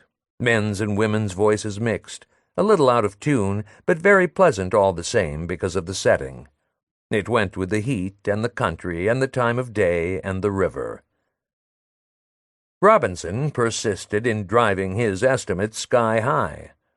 The way we'd described the houseboat, he was sure it would cost a lot more, because it had a big glass window to let in more light and brass fittings all over. Luxury, in short. Léon, you're knocking yourself out. Madelon tried to quiet him. Why don't you stretch out on this nice thick grass and rest a while? 100,000 or 500,000, who cares? You haven't got it, and neither have I. So really there's no sense in working yourself up. He lay down, but he kept working himself up about the price all the same. He wanted to know for sure, and he wanted to see this houseboat that cost so much. "Has it got a motor?" he asked. We didn't know. Just to please him, since he insisted, I took a look at the stern to see if I'd see the exhaust pipe of a small motor. Close your lovely eyes, for life is a dream. Love is a fantasy. Close your lovely eyes. The people in there went on singing. We were drooping with fatigue. They were putting us to sleep. Suddenly the spaniel came bounding out of the kennel and stood on the gangplank, barking in our direction. We woke with a start, and we gave the spaniel hell. He had frightened Robinson. So then a character who seemed to be the owner came out on deck through the little cabin door. He said he wouldn't stand for anybody shouting at his dog, and we talked back. But when he noticed that Robinson was as good as blind, the man calmed down and felt foolish. He changed his mind about bawling us out, and even let us call him a few names to get even. To make up for his rudeness, he invited us to come and have coffee on his boat. To celebrate, he added, his birthday. He wouldn't hear of our baking out there in the sun, and so forth and so on. And besides, it was lucky we'd turned up, because they were 13 at table. He was a young man, an eccentric. He liked boats, he explained. We could see that. But his wife was afraid of the sea, so they had moored their boat out here, on the beach, so to speak. We went aboard, and everybody seemed glad to have us. First of all, his wife, a fine-looking woman, who played the accordion like an angel. Anyway, it was nice of them to have us over for coffee. We could have been almost anybody. It was trusting of them. We realized right off that it wouldn't do to shame our charming hosts, especially in front of their guests. Robinson had his faults, but as a rule he had a certain fine feeling. Just by the sound of their voices he realized that we had to behave and abstain from bad language. True, we weren't very well dressed, but we were neat and clean. The owner of the houseboat, I looked him over, must have been about 30, with poetic brown hair and a nice sailor-type suit, but custom-made. And his attractive wife had really velvety eyes. They had just finished lunch.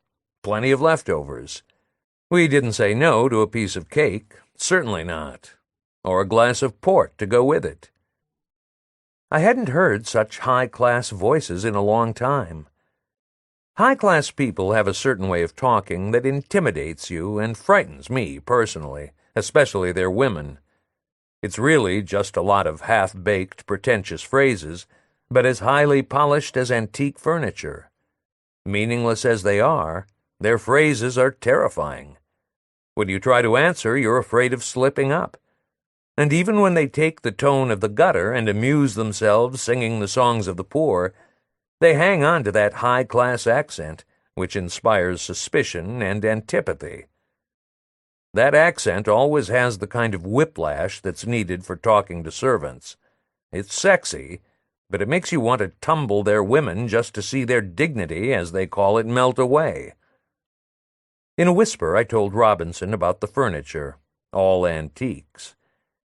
The place reminded me a little of my mother's shop, except naturally it was cleaner and more orderly. My mother's shop always smelled of old pepper. The walls around were hung with paintings by the owner.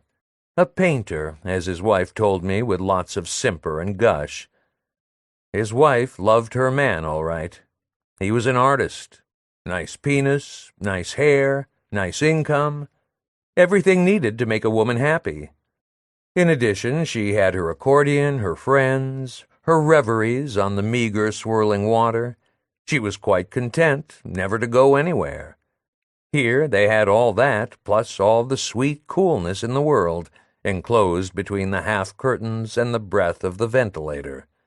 And God-given security besides. Seeing we were there, we thought we might as well make ourselves at home. Iced drinks, then strawberries and cream, my favorite dessert. Wriggling and simpering, Madelon accepted a second helping. She, too, was improving her manners. The men were taken with Madelon, especially the rich father-in-law. He seemed delighted to have Madelon beside him, and went to no end of trouble to give her pleasure. He ransacked the whole table for delicacies just for her, and she lit into them with such enthusiasm that the tip of her nose was soon covered with whipped cream. To judge by the conversation, the father-in-law was a widower. If so, he'd forgotten it. Soon, what with the liqueurs, Madelon was tipsy. The suit Robinson was wearing, and mine too, showed signs of fatigue, of seasons and more seasons. But maybe in that dim light no one would notice. Still, I felt rather humiliated among those people, so comfortable in all respects, as clean as Americans, so well-washed and well-groomed, fit for a fashion parade. Once liquored up, Madelon didn't behave so well. Aiming her little profile at the pictures, she started talking rubbish. The hostess noticed and took to the accordion again to gloss it over. Everybody sang. The three of us joined in under our breaths, but listlessly and out of tune, the same song as we'd been listening to outside, and then another.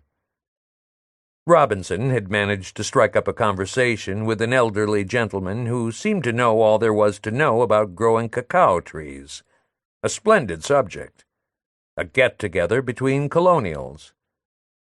To my amazement, I heard Robinson saying, "When I was out in Africa, I was working for the Compagnie Porturière in those days as their agronomist-in-chief. I used to mobilize a whole village to harvest the crop." And more of the same.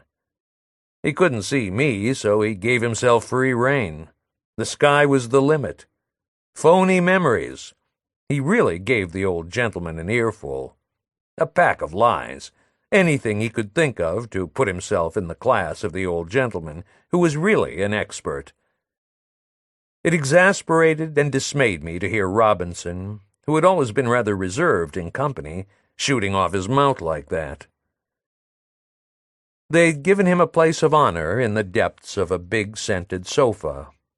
In his right hand he held a glass of brandy, while his left, with sweeping gestures, evoked the majesty of the untamed forests and the fury of the equatorial tornado. He was launched, well launched. Alcide would have had a good laugh if he could have been there in the corner. Poor Alcide. I can't deny it. We were very comfortable on their houseboat, especially as a light breeze had come up on the river, and, framed in the windows, the fluted curtains began to flutter like merry and cool little flags. More ices were served, and then another round of champagne. It was the owner's birthday. He told us so a dozen times. For once he had decided to give everyone, even the wayfarer, pleasure. For once, that was us. For an hour, or 2, or possibly 3, we would all be reconciled under his aegis. We'd all be pals, the known, the unknown, even strangers, even we 3 whom they had picked up on the river-bank faute de mieux, so as not to be 13 at table. I was going to start singing my little song of good cheer, but then I changed my mind, suddenly too proud, too conscious. At that point, to justify their invitation that lay heavy on my mind, I saw fit to reveal that in my person they were entertaining one of the most distinguished physicians of Greater Paris. They could hardly have suspected it from my dress, or from the low estate of my companions, for that matter. But the moment they knew who I was, they declared themselves delighted and flattered, and every one of them started telling me about his very special little ailments. I took the opportunity to make friends with the tycoon's daughter, a sturdy young cousin of the skipper's, who suffered from hives and developed acid stomach on the slightest provocation. When you're not used to the comfort and luxuries of the table, they go to your head in no time. Truth is always glad to leave you. With next to no encouragement, it will set you free, and we manage very nicely without it. Amid this sudden plethora of comforts, a fine, megalomaniacal delirium finds no difficulty in overwhelming you. I started telling tall ones in my turn, intermittently discussing hives with the young cousin. You extricate yourself from your daily humiliations by trying, like Robinson, to put yourself on a level with the rich by means of lies, the currency of the poor. We're all ashamed of our ungainly flesh, our inadequate carcasses. I couldn't make up my mind to show them my truth. It was as unworthy of them as my rear end. I had to make a good impression at all costs. I started answering their questions with fantasies, same as Robinson had done in his confab with the old gentleman. I, too, was invaded by pride. My enormous clientele, the dreadful overwork. My friend Robinson, the agronomist who had offered me the hospitality of his chalet on the outskirts of Toulouse. And besides, when your table companion has eaten well and had plenty to drink, he's easily convinced. Luckily, anything goes. Robinson had preceded me in the furtive delights of impromptu cock and bull. It cost me very little effort to follow in his footsteps.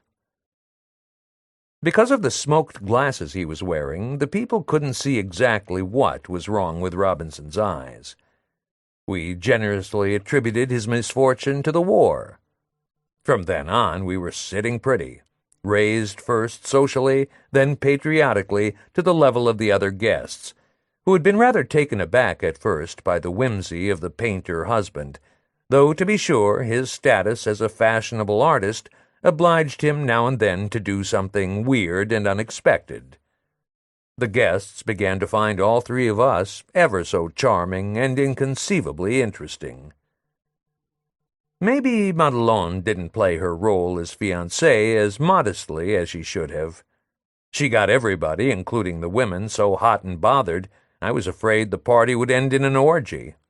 It didn't.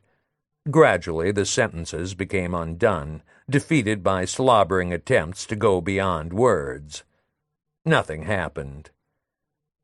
Tangled in phrases and cushions, fuddled by our collective effort to make one another happy, more deeply, more warmly happier by the spirit alone, since our bodies were replete, we did everything possible to suffuse the present moment with all the pleasure in the world, with every marvel known to us, in and outside of ourselves, so that our neighbor might at last get the full advantage of it and confess to us that this was the very miracle he was looking for, that this gift from us was just what had been lacking for so and so many years to his eternal happiness, that we at last had revealed to him the reason of his own being, and he was going to tell all and sundry that he had found the reason of his being. So we downed another bumper together to celebrate our joy. May our joy endure forever, and may this charm never be broken. May we, above all, never relapse into those abominable days when there were no miracles, the days before we met and miraculously found one another. All of us together from this moment on, at last and forever." The skipper couldn't restrain himself from breaking the charm. He had this mania for talking about his painting. It was really too much on his mind. About his pictures, come what may and apropos of anything or nothing. Thanks to his obstinate idiocy, crushing banality returned, drunk as we were, to our midst. Defeated, I went over to the skipper and delivered myself of a few heartfelt and high-flown compliments, the sweet words in which artists delight. Just what he needed. My compliments hit him like an orgasm. He slumped down on one of the overblown sofas and fell asleep almost instantly, as sweetly as you please, palpably happy. The others, meanwhile, studied the contours of one another's faces with a leaden gaze of mutual fascination, torn between almost irresistible somnolence and the delights of heaven-sent digestion. As for me, I suspended my desire to doze, saving it up for the night. Only too often the day's lingering fears banish sleep, so when you're lucky enough to build up a small stock of beatitude, you have to be a born fool to squander it in futile preliminary catnaps. Keep it for the night, that's my motto. Always be thinking of the night. Besides, we'd been invited to dinner, so it was time to be working up a fresh appetite. We took advantage of the prevailing stupor to slip away. The three of us managed a discreet exit, dodging the slumbering guests dispersed around the hostess's accordion. Softened by music, the hostess's eyes blinked in search of darkness. "See you later," she said as we passed. Her smile ended in a dream. We didn't go very far, only to the place where I'd noticed a bend in the river between two rows of tall, pointed poplars. From there you can see the whole valley, and in the distance a village in its hollow, huddled round a church tower planted like a nail in the reddening sky. Madelon was anxious. "What time is there a train back?" she asked. "Don't worry," we assured her. "They'll take us by car. It's all arranged. The skipper said so. They've got one." That was enough for Madelon. She was dreamy with happiness. It had really been a splendid day. "Léon," she asked him, "how do your eyes feel now?" "Much better. I didn't want to tell you before because I wasn't sure, but I think, especially with the left eye, it's getting so I can count the bottles on the table. I drank quite a lot, did you notice? Good stuff, too." "The left is the heart side," said Madelon joyfully. Naturally, she was happy about his eyes being better. "Come," she suggested. "You kiss me and I'll kiss you." Their effusions were making me feel in the way. But it was hard for me to leave because I didn't know where to go. I made as if to do my business behind a nearby tree and stayed there, waiting for their seizure to pass. They said things full of tenderness. I heard them. The dullest love dialogues are kind of amusing when you know the people. And I'd never heard them talk like that before. "Do you really love me?" she asked. "I love you as much as I love my eyes," was his answer. "Oh, Léon, that's a beautiful thing to say. But you haven't seen me yet, Léon. Maybe when you see me with your own eyes, and not just through other people's, you won't love me so much. When that time comes, you'll see other women, and maybe you'll love them all, the way your friends do." That remark, made in an undertone, was a dig at me. I hadn't the slightest doubt. She thought I was far away and couldn't hear her, so she let loose. She lost no time. Robinson started protesting. "Hey there." "Slanderous, malicious gossip," he assured her.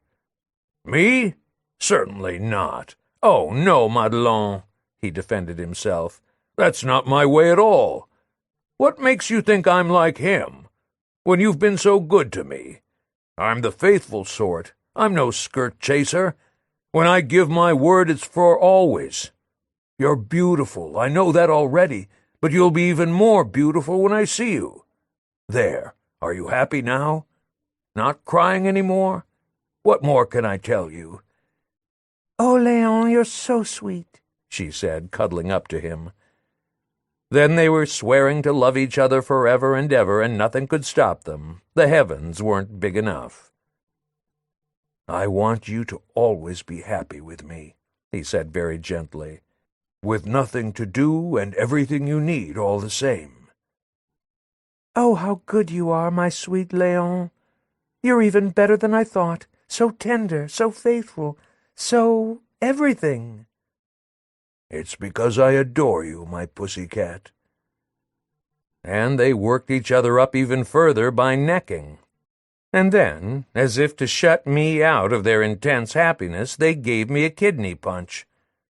She started off. "Your friend, the doctor, isn't he a nice one?" And then she repeated, as if she thought of me stuck in her craw, "He's a nice one, all right. I wouldn't want to say anything against him because he's a friend of yours, but I have a feeling he's a brute with women. I don't like to say anything bad about him because I think he's really fond of you, but you know, he's not my type. I'll tell you something. You're sure it won't make you mad?"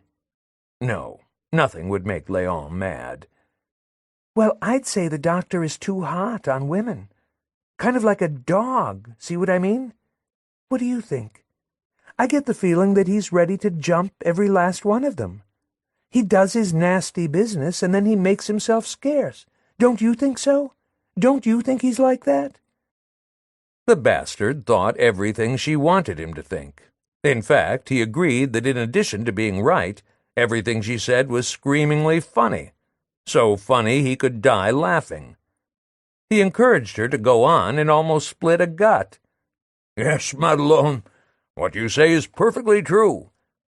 Ferdinand isn't a bad sort, but delicacy isn't his strong point, I don't mind telling you, nor fidelity either. Take my word for it."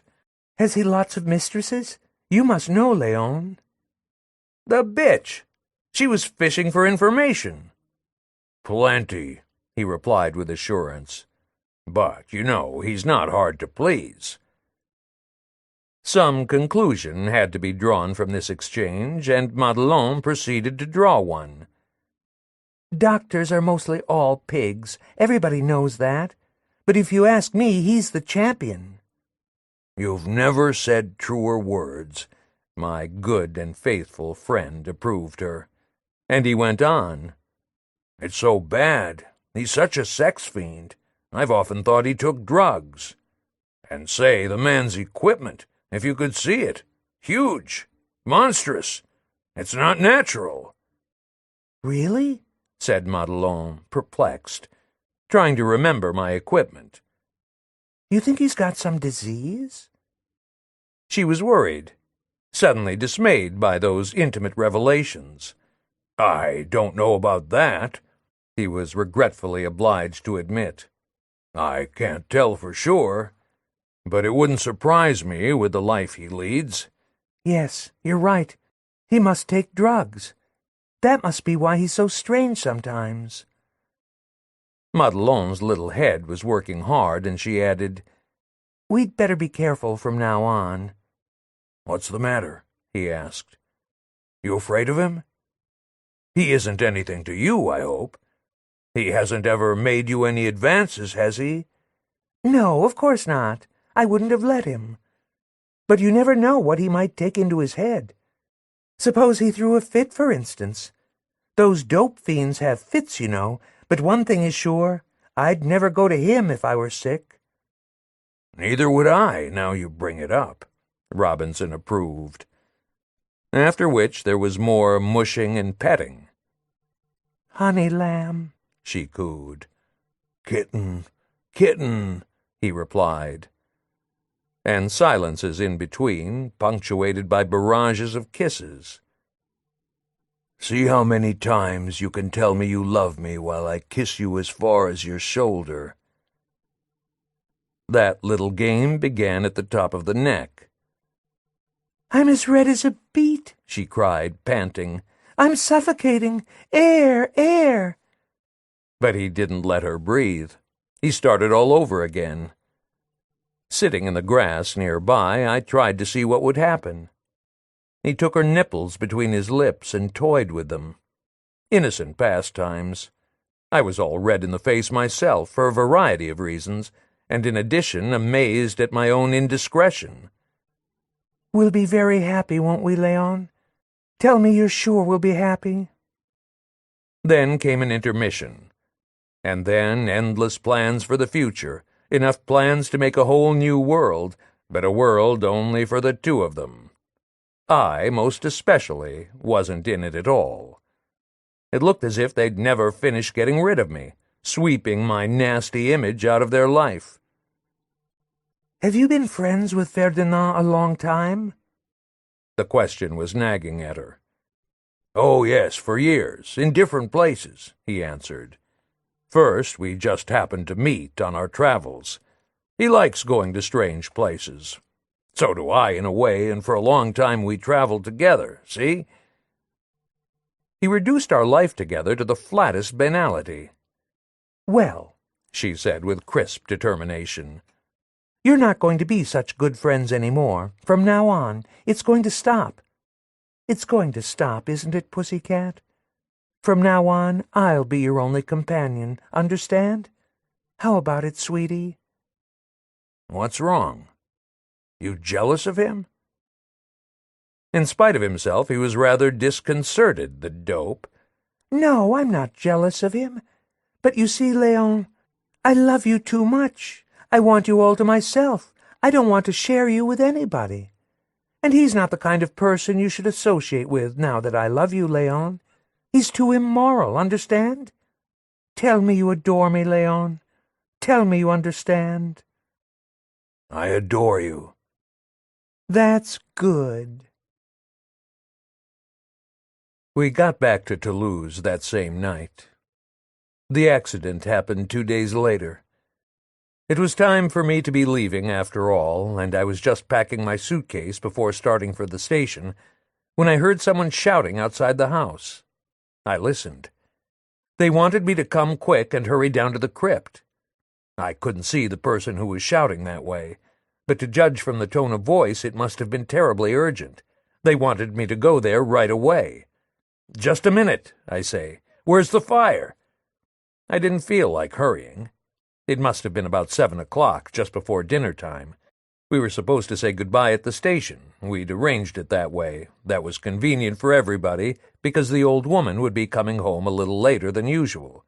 She was expecting a whole crowd of pilgrims at the crypt that evening. "Come quick, doctor!" the voice in the street shouted again. "Madame Henri is at an accident!" Okay, I'll be right down." But in less than a moment I'd thought it over. "You go ahead," I said. "Tell them I'm coming right away, soon as I put my pants on." "But it's terribly urgent," the voice cried. "She's unconscious, I tell you. She seems to have broken a bone in her head. She fell down the stairs, down to the bottom of her vault." "That'll do," I said to myself when I heard that lovely story. No need to think any longer. I beat it straight to the station. I knew all I wanted to know. I caught my train at 7:15, but only by the skin of my teeth. We never did say goodbye. The first thing Parapine said when he saw me was that I wasn't looking well. "You must have worn yourself to a frazzle in Toulouse," he said, suspicious as usual. It's true that I'd had a scare down there in Toulouse, but nothing to complain about, since I'd managed to keep clear of serious trouble, or so I thought, by slipping away at the critical moment. I told Parapine the story in detail and aired my suspicions as well. He wasn't convinced that I'd been very bright, But we didn't have time to go into it very thoroughly, because by then the question of a job for me had become so urgent that I had to do something about it. There was no time to be lost in discussion. I had only 150 francs left to my name and no idea where to turn. The Tarapu, they weren't hiring anymore. The Depression. Back to La Garenne-Rancy? Try and retrieve my practice? I considered it for a while, in spite of everything, but only as a last resource and very reluctantly. Nothing is quenched so easily as the sacred fire. It was Parapine who finally came to the rescue. He found me a small job at the institution where he himself had been working for some months. Their business was still pretty good. In addition to taking cretins to the movies, Parapine was in charge of the sparks. Twice a week, at scheduled hours, he unleashed magnetic storms over the heads of the melancholics assembled for that purpose in a hermetically sealed and pitch-black room. Mental gymnastics, in sum. A brilliant idea emanating from Dr. Bariton, his boss. A skinflint, incidentally, this colleague of ours. He took me on at a very low salary, but with a contract a mile long, full of clauses entirely to his advantage. In short, a boss. We were hardly paid at all at that rest home, but the food wasn't at all bad, and the lodging was excellent, with facilities for laying the nurses, which was tolerated and tacitly permitted. Bariton, the boss, had no objection whatever. In fact, he had noticed that erotic tolerance attached the staff to the house. A wise man looks the other way. And besides, in the first place, it was no time to ask questions or make demands when he was offering me a nice little chunk of wherewithal in the nick of time. Thinking it over, I couldn't quite see why Parapine was suddenly taking such an active interest in me. His attitude weighed on my mind. To give him credit for brotherly love would really be gilding his character. It had to be something more complicated. But you never can tell. We all ate lunch together. That was the custom, gathered around Bariton, our boss, the esteemed alienist, with his pointed beard and short, beefy thighs. A nice man, except for his thrift, but on that point he could be utterly revolting. All he needed was a pretext or opportunity. He certainly gave us plenty of noodles and rasping Bordeaux. Somebody had left him a whole vineyard, so he told us, which was our tough luck. A very inferior vintage, I assure you. His asylum at Vigny-sur-Seine was always full. It was called a rest home in the prospectuses because it was in the middle of a big garden where the nuts went walking on nice days. They walked as if they had trouble keeping their heads balanced on their shoulders. They seemed in constant fear of stumbling and spilling the contents. All sorts of misshapen things they were dreadfully attached to, were bobbing and bumping about in there. When the patients spoke of their mental treasures, it was always with anguished contortions or airs of protective condescension that made you think of powerful and ultra-meticulous executives. Not for an empire would those lunatics have gone outside their minds. A madman's thoughts are just the usual ideas of a human being, except that they're hermetically sealed inside his head. The world never gets into his head, and that's the way he wants it. A sealed head is like a lake without an outlet, standing, stagnant. Bariton bought his noodles and vegetables wholesale in Paris, so naturally we weren't very popular with the shopkeepers of Vigny-sur-Seine. I'd go so far as to say they detested us. Their animosity didn't spoil our appetites. At the beginning of my stay, Bariton, at the table, would distill philosophical conclusions from our disjointed remarks. But, seeing that he had spent his life among lunatics and made his living by his association with them, sharing their meals, neutralizing their lunacies as best he could, nothing bored him so much as having to talk about their manias at table. They have no place in the conversation of normal people, he declared in peremptory self-defense. He himself observed that rule of mental hygiene strictly. He was fond of conversation, and there was a kind of terror in the way he insisted on its being amusing, reassuring, and above all thoroughly sane. He just didn't want to think about the loonies. His feeling toward them was one of instinctive antipathy, and with that he contented himself once and for all. On the other hand, he loved hearing us talk about our travels. We couldn't tell him enough. My arrival liberated Parapine from the need to talk. For him it was providential, for now I could entertain the boss during meals. All my peregrinations were served up, related at length, doctored, of course, made suitably literary, amusing. Bariton made an enormous amount of noise with his tongue and mouth in eating. His daughter Aimée always sat at his right. Though only 10, Aimée already seemed faded. Something lifeless, an incurable grayness, blunted our image of Aimée, as though unhealthy little clouds were always passing over her face. There were moments of friction between Parapine and Bariton, but Bariton never bore anyone a grudge, as long as they laid no claim to the profits of his establishment. For many years his accounts had been the only element of the sacred in his existence. Once, in the days when Parapine still spoke to him, he had told him bluntly at table that he was lacking in ethics. At first the remark had nettled Bariton, but then the whole thing had been smoothed over. You don't quarrel about such trifles. Listening to the story of my travels, Bariton not only relished a surge of romantic emotion, but rejoiced at the money he was saving. "You're such a fine storyteller, Ferdinand, that after listening to you, I don't have to visit those countries any more." To him, no prettier compliment was conceivable. Only easily managed lunatics were admitted to his institution, never vicious, out-and-out homicidal maniacs. The place wasn't absolutely sinister. Hardly any bars and only a few isolation cells.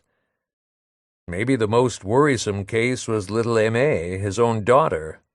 The child wasn't regarded as a patient, but the environment haunted her.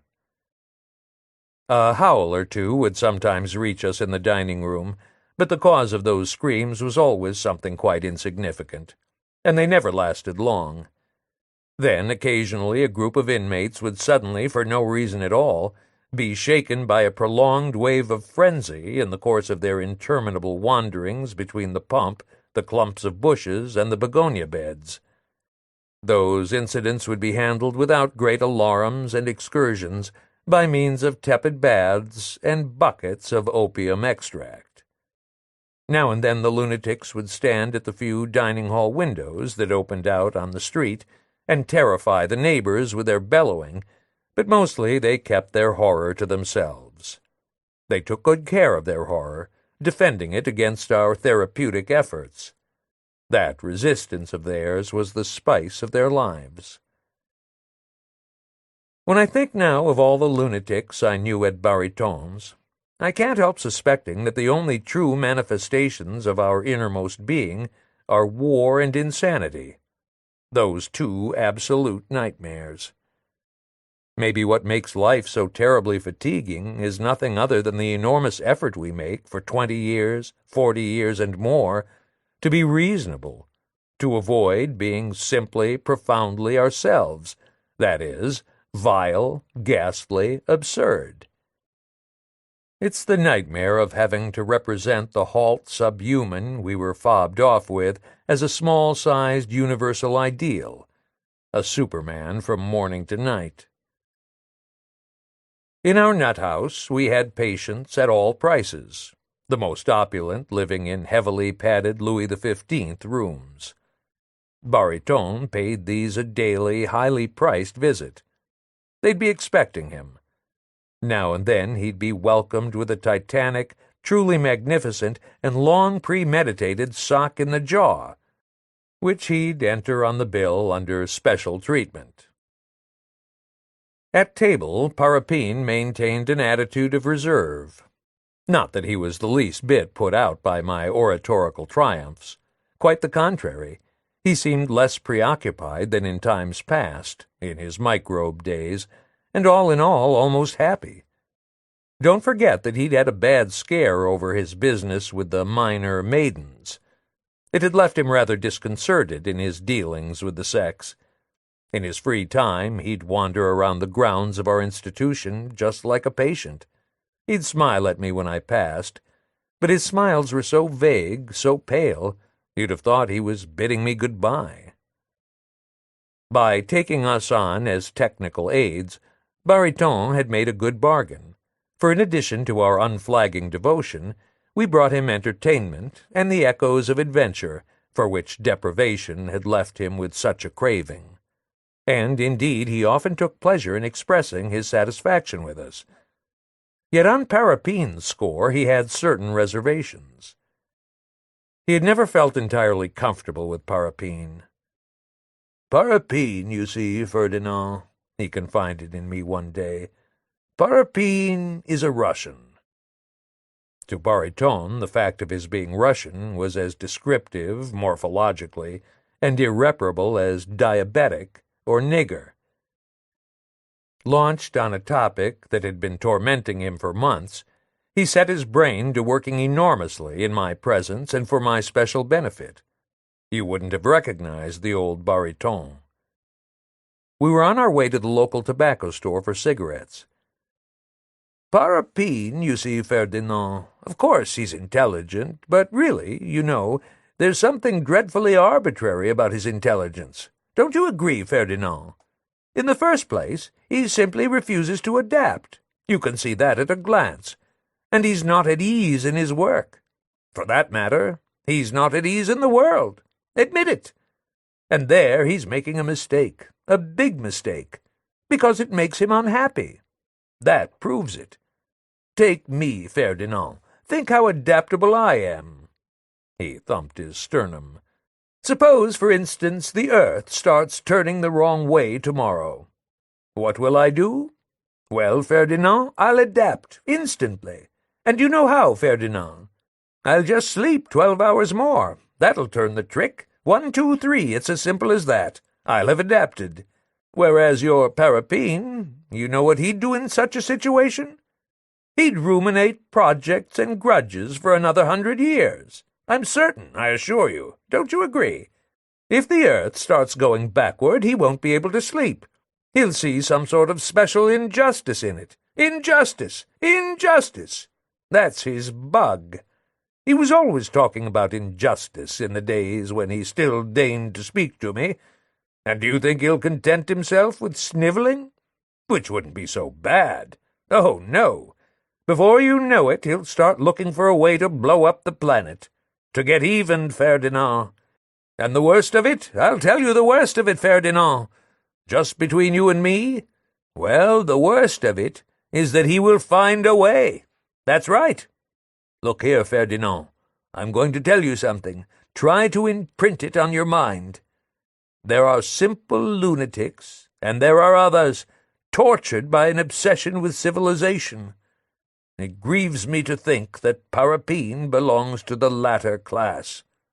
Do you know what he said to me the other day? No, sir. Well, here's what he said. Between the penis and mathematics, Monsieur Bariton, there's nothing.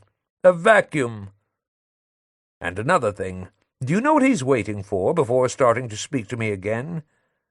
No, Monsieur Bariton, I have no idea. He hasn't told you? Not yet. Well, he has told me. He's waiting for the dawn of the mathematical age, neither more nor less. His mind is made up. What do you think of such impertinence? To me, his senior, his chief. Of course, I had to laugh a little, to join him in laughing off this extravagant fancy. But Bariton was no longer dwelling on such trifles. He had bigger and better things to get indignant about. Ah, Ferdinand, I see this kind of thing strikes you as innocuous. Innocent words, just one more case of idle foolishness.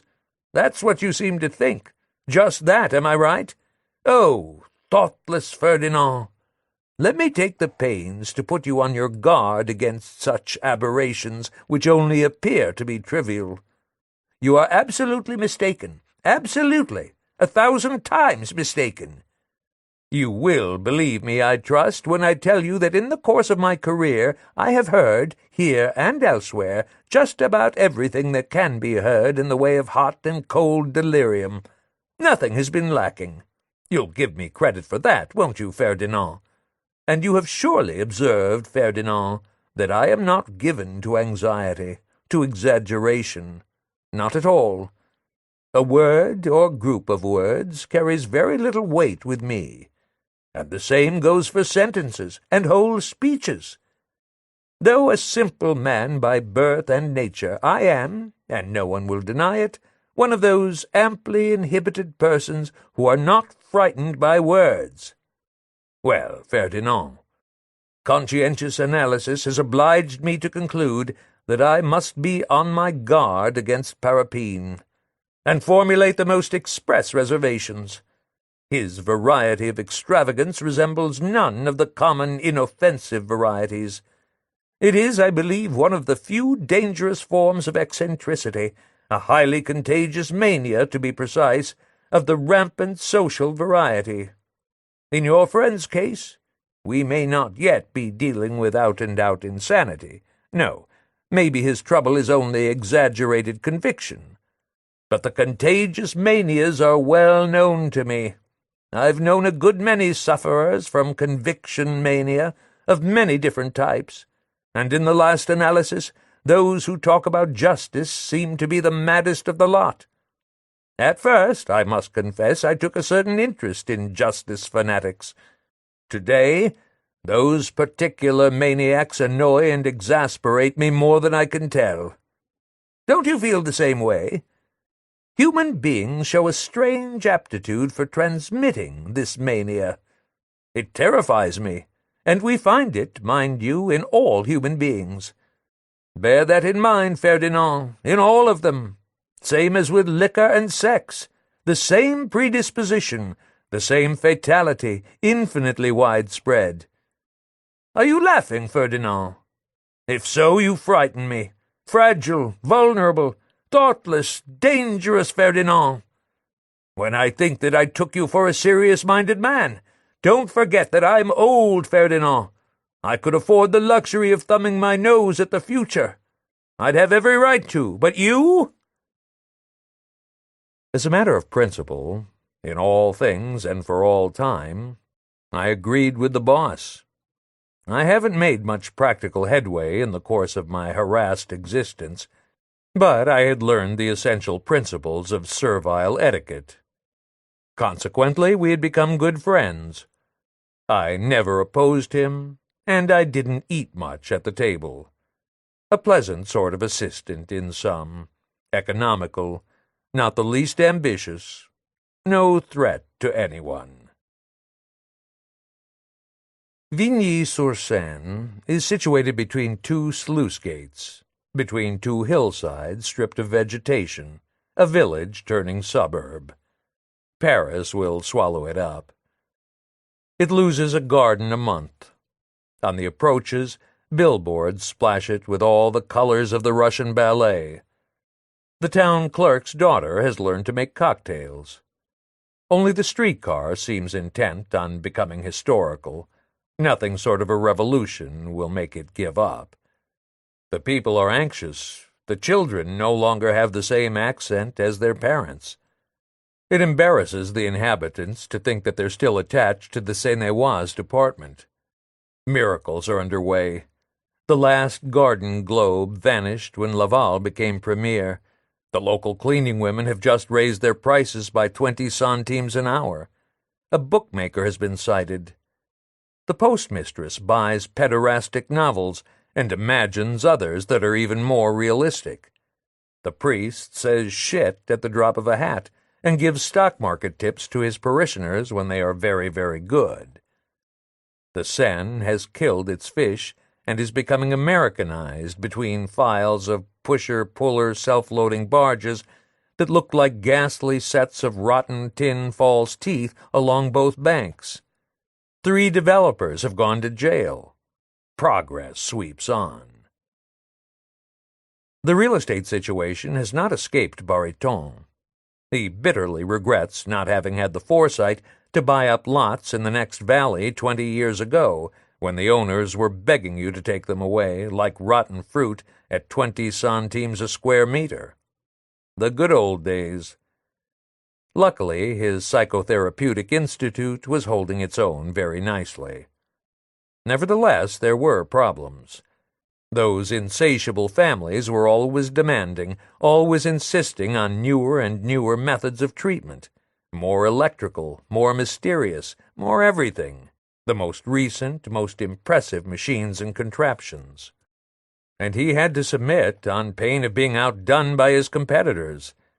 Those similar institutions tucked away in the neighboring groves of Asnières, Passy, Montretout, lying in wait for the deluxe class of nuts. Under the guidance of Parapine, Bariton did his best to modernize his establishment, as cheaply as possible to be sure, buying electrical, pneumatic, hydraulic devices second-hand at a discount at clearance sales, but indefatigably, so as to seem at all times better equipped than before, and so appeal to the manias of his captious, well-to-do inmates. Many a moan was wrung from him by the necessity of acquiring useless equipment, of currying favor with the very lunatics. "I opened my institution," he confided in me one day in an outpouring of sorrow, "just before the Exposition, the big one, Ferdinand. We alienists in those days were, or, if you will, constituted a very small group, much less curious, I can assure you, and less depraved than today. None of us in those days tried to be as crazy as his patients. It was not yet the fashion for the healer to go off his rocker on the pretext that it furthered the cure, an obscene fashion, mind you, like almost everything that comes to us from foreign countries.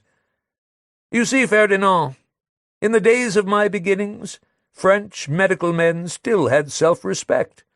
They didn't feel obliged to rave along with their patients. In the interest of harmony? Don't ask me. To make them happy?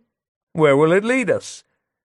If we persist in being more ingenious, more morbid, more perverse than the most persecuted lunatic in our asylums, in wallowing with some sort of obscene pride in every form of dementia paraded before our eyes, what will become of us?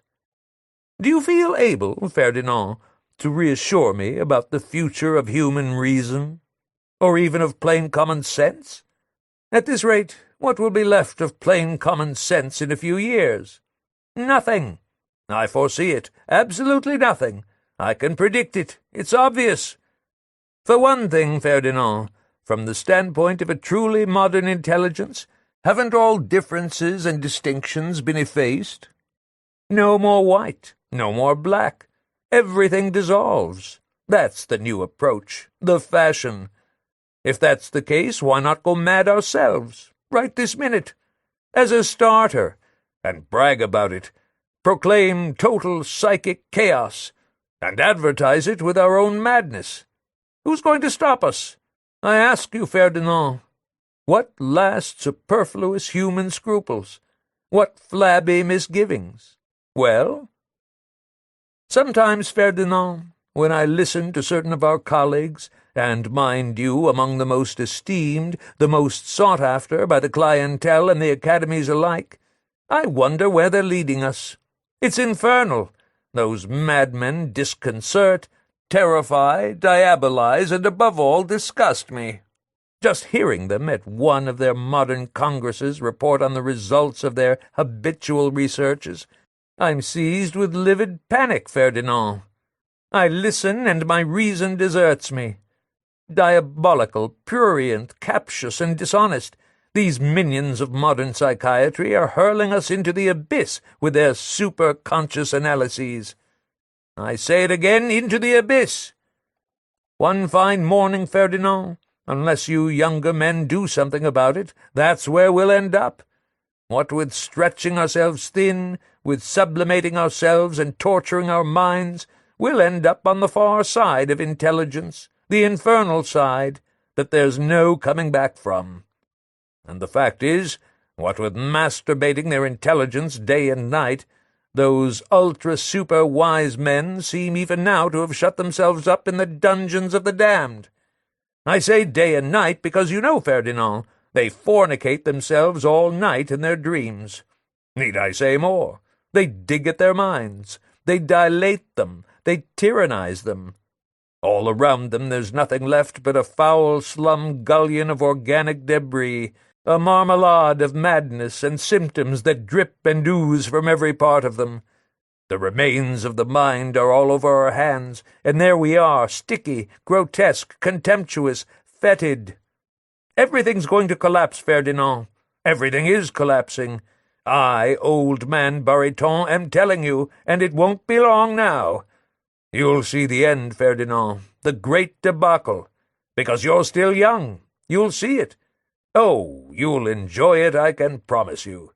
You'll all end up in the nut-house. Zoom! Just one more outburst of madness. One too many, and wham! Off you go to the loony bin.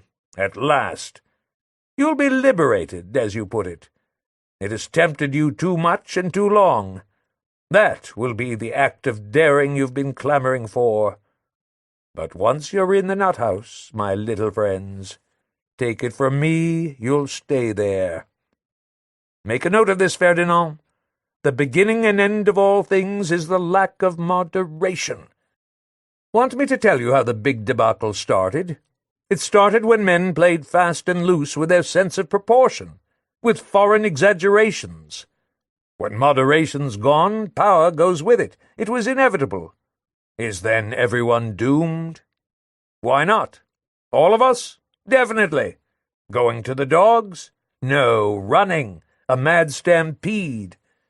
I saw the human mind, Ferdinand, losing its balance little by little and dissolving in the vast maelstrom of apocalyptic ambitions.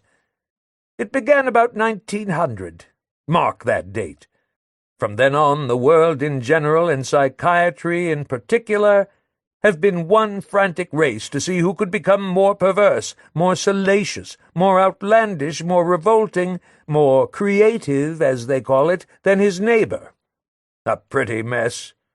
Who would be first to throw himself into the arms of the monster, the beast without heart and without restraint? The beast will devour us all, Ferdinand. It's a certainty, and a good thing, too. What is this beast? A big head that goes where it pleases. Even now its wars and its flaming slobber are pouring in on us from all sides. Here and now we are in the midst of a deluge, neither more nor less. Apparently we're bored with consciousness. Well, we won't be bored any longer. We've started buggering each other for variety's sake, and we've been going in for impressions and intuitions ever since. Like women. And come to think of it, is there any need for us to weigh ourselves down with the least bit of logic? Of course not. Logic can only be an encumbrance to the infinitely subtle, truly progressive psychologists that our times are turning out. Don't get me wrong. I'm not saying that I look down on women, Ferdinand. Certainly not. You know that. But I don't care for their impressions. I'm a testiculate animal, Ferdinand, and when I have a fact I hang on to it for dear life. In that connection I had an interesting experience the other day. I was asked to admit a writer. He was cracked. You know what he'd been shouting for over a month? "They're liquidating! They're liquidating!" That's what he was shouting all over the house. He was a case, all right. He had crossed over to the far side of the intelligence. His trouble was that he simply couldn't liquidate. An old stricture was poisoning him with urine, stopping up his bladder. I had to relieve him drop by drop with a catheter. It took hours. But the family insisted that the cause of it all was his genius. I tried my level best to convince them that their writer's trouble was in his bladder. They clung to their idea, that he'd blown his top in a moment of excessive genius. In the end, I had to fall in with their opinion. You know what families are like. You'll never get a family to understand that a man, related to them or not, is nothing but suspended putrefaction. No family will pay bills for suspended putrefaction. For 20 years, Bariton had been wrestling with the quarrelsome vanity of families. They gave him a hard time. Patient and well-balanced as I knew him to be, he nevertheless nursed a vestige of well-fermented hatred toward families. At the time when I was living close to him, he was exasperated and trying obstinately, though in secret, to free himself, to escape once and for all, one way or another, from the tyranny of those families. Everyone has his reasons for trying to escape his private unhappiness, and each of us, to that end, coaxes some ingenious method from the circumstances. Blessed are those who can content themselves with whorehouses. Parapine, for his part, seemed happy to have chosen the way of silence. Bariton, as I came to understand only later, doubted in his heart whether he would ever succeed in freeing himself from families, from their hold on him, from the 1,000 repulsive servitudes involved in elementary psychiatry. In short, from his condition. He so longed for something new and absolutely different that he was thoroughly ripe for flight and escape. This accounted, no doubt, for his critical tirades. Routine was death to his ego. Sublimation was no longer possible. He just wanted to go away, to take his body somewhere else. There was nothing of the musician in Bariton, and in the end he had to upset everything like a bear. He, who thought himself so reasonable, set himself free by means of a scandalous and thoroughly regrettable action. Later on, at leisure, I shall try to tell what happened. For the moment, the job of assistant to Bariton struck me as quite bearable. The therapeutic routine was far from strenuous, though, now and then, as you'd expect, I'd feel pretty sick after talking too long with one of the patients. A kind of dizzy spell would come over me, as though the patients, from one commonplace little remark to another, had, without seeming to, led me away from my usual dwelling place to the heart and center of their dementia. For a short moment I wondered how I would ever get out of there, and whether I hadn't, unsuspecting, been locked up with them in their madness once and for all. Because I was always kind to the inmates, which was my nature, I lived on the dangerous rim of madness, on the brink, so to speak. I didn't go under, but I felt in constant danger, as if they had lured me by stealth into their unknown city, a city whose streets became softer and softer as you penetrated further between its slobbery houses, with their melting, ill-closed windows and their dubious sounds. The doors and the ground were unstable, shifting, and yet something makes you want to go further, to see if you'll have the strength to retrieve your reason from the wreckage.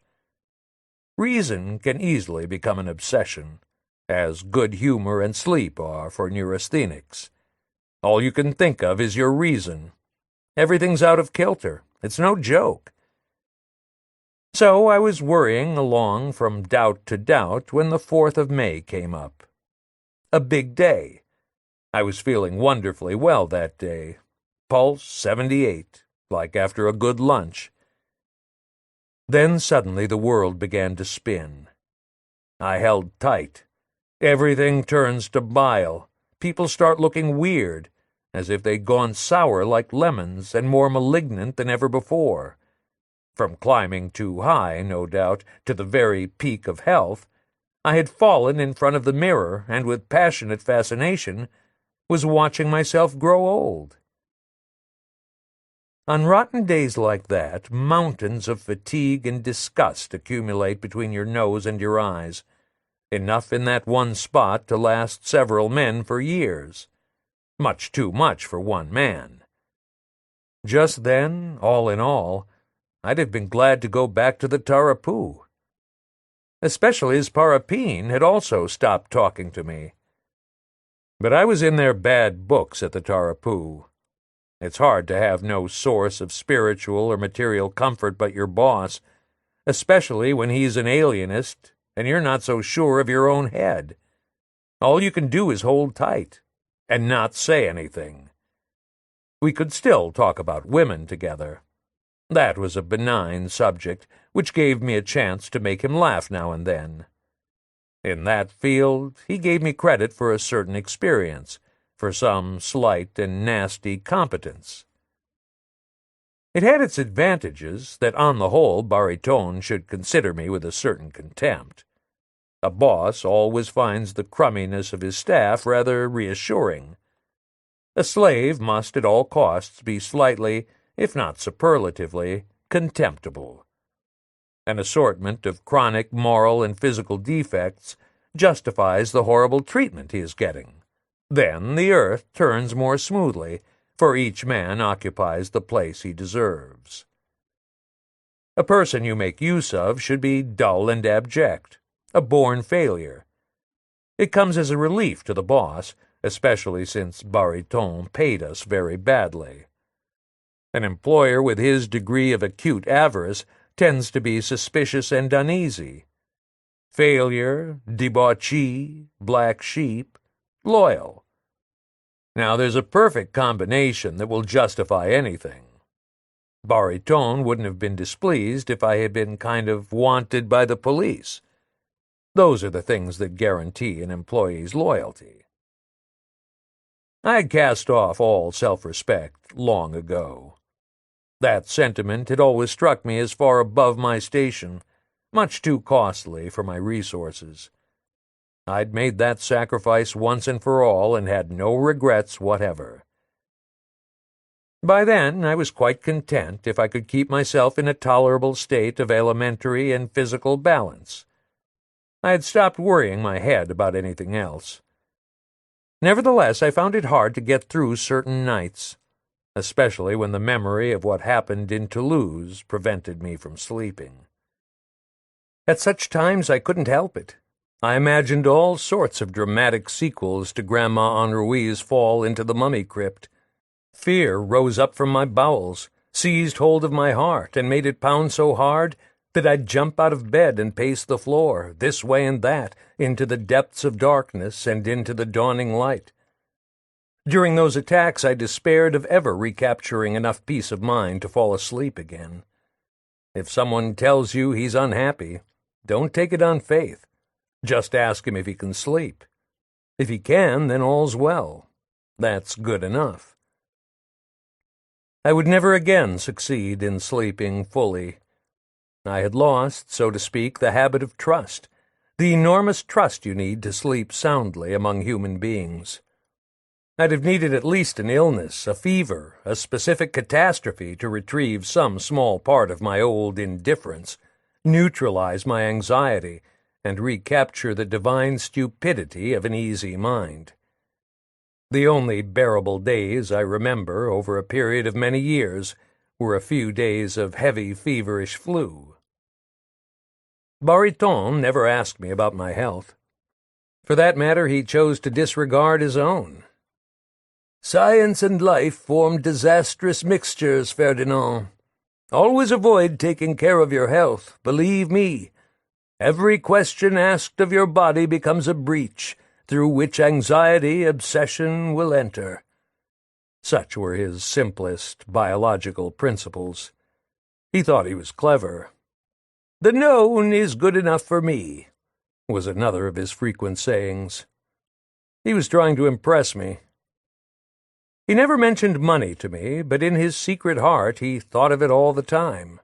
Though I didn't exactly understand them at the time, Robinson's dealings with the Henri family were on my conscience, and from time to time I tried to tell Baritone bits and pieces of the story. But it didn't interest him in the least. He preferred my stories about Africa, especially the ones relating to colleagues of ours whom I'd run across here and there and to the strange and questionable medical practices of those very freakish colleagues. At the rest home we had an alarm now and then in connection with his little girl Aimée. Suddenly at dinner-time she was nowhere to be found, neither in the garden nor in her room. I fully expected to find her dismembered body in a clump of bushes one evening. She roamed all over the place with our lunatics, so there was reason to fear the worst, and, indeed, she had narrowly escaped being raped quite a number of times. When that happened, there'd be no end of screams and shower baths and warnings. Time and again she'd been told to avoid certain hidden paths, but the child was irresistibly attracted to nooks and crannies. On those occasions her father never failed to give her a memorable spanking. All in vain. I think she enjoyed the excitement. We of the staff always had to be on our guard when passing the lunatics in the corridors. Madmen are more prone to murder than ordinary people. We got into the habit of turning our backs to the wall when they passed, prepared to give them a good kick in the groin at the slightest suspicious move. Watching you out of the corners of their eyes, they pass on. Madness apart, we understood each other perfectly. Bariton deplored the fact that none of us played chess. Just to please him, I had to take it up. During the day he distinguished himself by an active, petty chicanery that made life in his entourage extremely fatiguing. Every morning some new and abysmally practical idea would spring from his brain. One day he decided to replace our rolls of toilet paper with folded folios, and we were obliged to ponder and waste a whole week with contradictory resolutions. Finally, we decided to wait for the sales at the department stores. The next futile bother had to do with flannel vests. Should they be worn over or under the shirt? And what was the proper way to administer Epsom salts? Parapine evaded these sub-intellectual controversies by stubborn silence. In the end, inspired by boredom, I told Bariton about many more adventures than my travels had ever provided. My stock was exhausted. From then on, it was up to him to fill in the conversational vacuum with his niggling pros and cons, of which there was no end. He had defeated me by exhaustion, and I had no such defense as Parapine's total indifference. In spite of myself, I had to answer him. I couldn't hold myself back from bickering with him for hours on end about the relative merits of cocoa and coffee. He was bewitching me with foolishness. We'd start in again about something or other, about elastic stockings for varicose veins, about optimum faradic currents, or the treatment of cellulitis in the region of the elbow. It got so that I'd jabber about anything under the sun in line with his tastes or recommendations, like a human talking machine. He would keep abreast or just ahead of me in those infinitely idiotic meanderings. He saturated me with conversation for all eternity. When Parapine heard us embark on quibbles as long as the noodles we were eating, he'd guffaw to himself and sputter the boss's Bordeaux all over the tablecloth. But peace to the memory of Monsieur Bariton, the bastard. In the end I got rid of him. But what genius it took. The frothier of the female patients entrusted to my care gave me a hell of a time. When it wasn't cold showers, it was catheters. Their little vices and perversions, their big apertures that always had to be kept clean. One of our young inmates regularly earned me a reprimand from the boss. She'd wreck the garden by pulling up flowers. That was her mania, and I didn't care for the boss's observations. The betrothed, they called her. She was an Argentine, physically not bad at all, but as for her head, she had only one idea. She wanted to marry her father. One by one, she picked all the flowers in the garden and stuck them in the big white veil that she wore day and night wherever she went. Her family, who were religious fanatics, were dreadfully ashamed. They hid their daughter from the world, and her idea with her. According to Bariton, she had succumbed to the absurdity of too strict and rigid an upbringing. The unbending morality of her parents had exploded in her head, so to speak. At dusk we'd read the roll call at great length and send the boarders to their quarters. Then we'd make the rounds of the rooms, mostly to stop the more agitated ones from masturbating too frantically before falling asleep. You have to watch closely and keep them in check on Saturday night, because the families come visiting on Sunday, and it's bad for the reputation of the establishment if they find the patients masturbated white. All that reminded me of Bébert and the anti-masturbation syrup. I administered quantities of that syrup in Vigny. I had kept the formula, and ended by believing in it.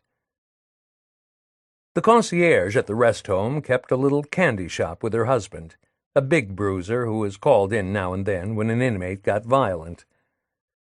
And so life and the months went by, pleasantly enough, all in all, and we'd have had nothing to complain about if Bariton hadn't suddenly conceived another of his big ideas. He had no doubt been wondering for quite some time if it mightn't be possible to make more and better use of me for the same money, and he finally found the answer. One day after lunch he came out with his idea. First, he had them dish up a whole salad bowl full of my favorite dessert, strawberries and cream. Already my suspicions were aroused, and true enough, I had no sooner downed the last strawberry than he attacked. "Ferdinand," he says, "I've been wondering if you mightn't consent to give my little girl Aimée a few English lessons. What do you say? I know you have an excellent accent, and in English a good accent is what counts, don't you think? You see, Ferdinand, without wishing to flatter you, I know how obliging you are." He had caught me off balance. "Why, certainly, Monsieur Bariton," I said. It was agreed then and there that I'd give Aimée her first English lesson the very next morning. And others followed, one after another, for weeks. Those English lessons marked the beginning of a thoroughly murky, dubious period, during which event followed event at a rhythm quite different from that of ordinary life. Bariton insisted on attending the lessons I gave his daughter, every one of them. In spite of my conscientious efforts, poor little Aimée made no headway in English, none at all. She had no interest whatever in discovering what all these new words might mean. In fact, she wondered what we nasty men wanted of her that made us insist so on her remembering their meanings. She didn't cry, but she was very close to it. She'd have been a lot happier if we had left her alone to manage what little French she already knew, the difficulties and facilities of which were quite sufficient to keep her busy all her life. But her father didn't see it that way. Not at all. "You must grow up to be a modern young woman, my dear," he kept insisting. That was supposed to comfort her. "I, your father, have lost a good deal by not knowing enough English to handle my foreign patients. Come, don't cry, my darling. You do better to listen to Monsieur Bardamou, who's so patient, so kind, and when you're able to say 'the' with your tongue the way he has shown you, I'll buy you a beautiful nickel-plated bicycle." But Aimée had no desire to say "the" or "enough." None whatever. It was the boss who said "the" and "rough" in her place, and that wasn't all he learned, in spite of his Bordeaux accent and his mania for logic, which is really no help in English. This went on for a month, 2 months. As the father's passion for learning English developed, Aimée had less and less need to struggle with the vowels. Bariton monopolized me. In fact, he took up all my time. He never let me go, pumped all my English out of me. Since his room was next to mine, I could hear him first thing in the morning, converting his whole private life into English as he dressed. "The coffee is black, my shirt is white, the garden is green. How are you today, Bardamou?" he would shout through the partition. He soon acquired a taste for the most elliptical forms of the language. With that perversion, he took us a long way. Once he had made contact with great literature, there was no stopping him. After 8 months of such abnormal progress, he had refashioned himself almost completely along Anglo-Saxon lines. In this way, he managed to get me completely disgusted with him, twice in a row. Little by little, we had come to leave little Aimée out of the conversation almost entirely. In other words, in peace. She was quite content to go back to her clouds. She'd never learn English, and that was that. Bariton would learn it all. Winter returned, and with it Christmas. The travel agencies were advertising return trips to England at bargain prices. While walking on the boulevards, accompanying Parapine to the movies, I'd noticed those advertisements. I even went in and asked about the prices. Then, at table, in the course of the conversation, I dropped a word or two to Bariton. At first my bit of information didn't seem to interest him. He let it pass. I thought he'd forgotten all about it, but then one evening he himself brought it up and asked me to bring him a folder when I had a chance.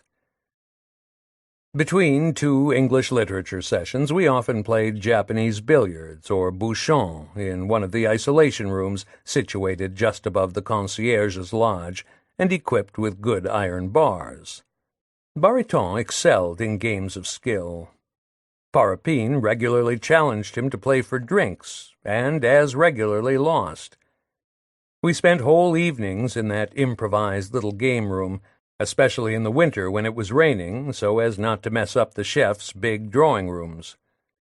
Sometimes an excitable patient would be put in the same little room for observation, but not very often.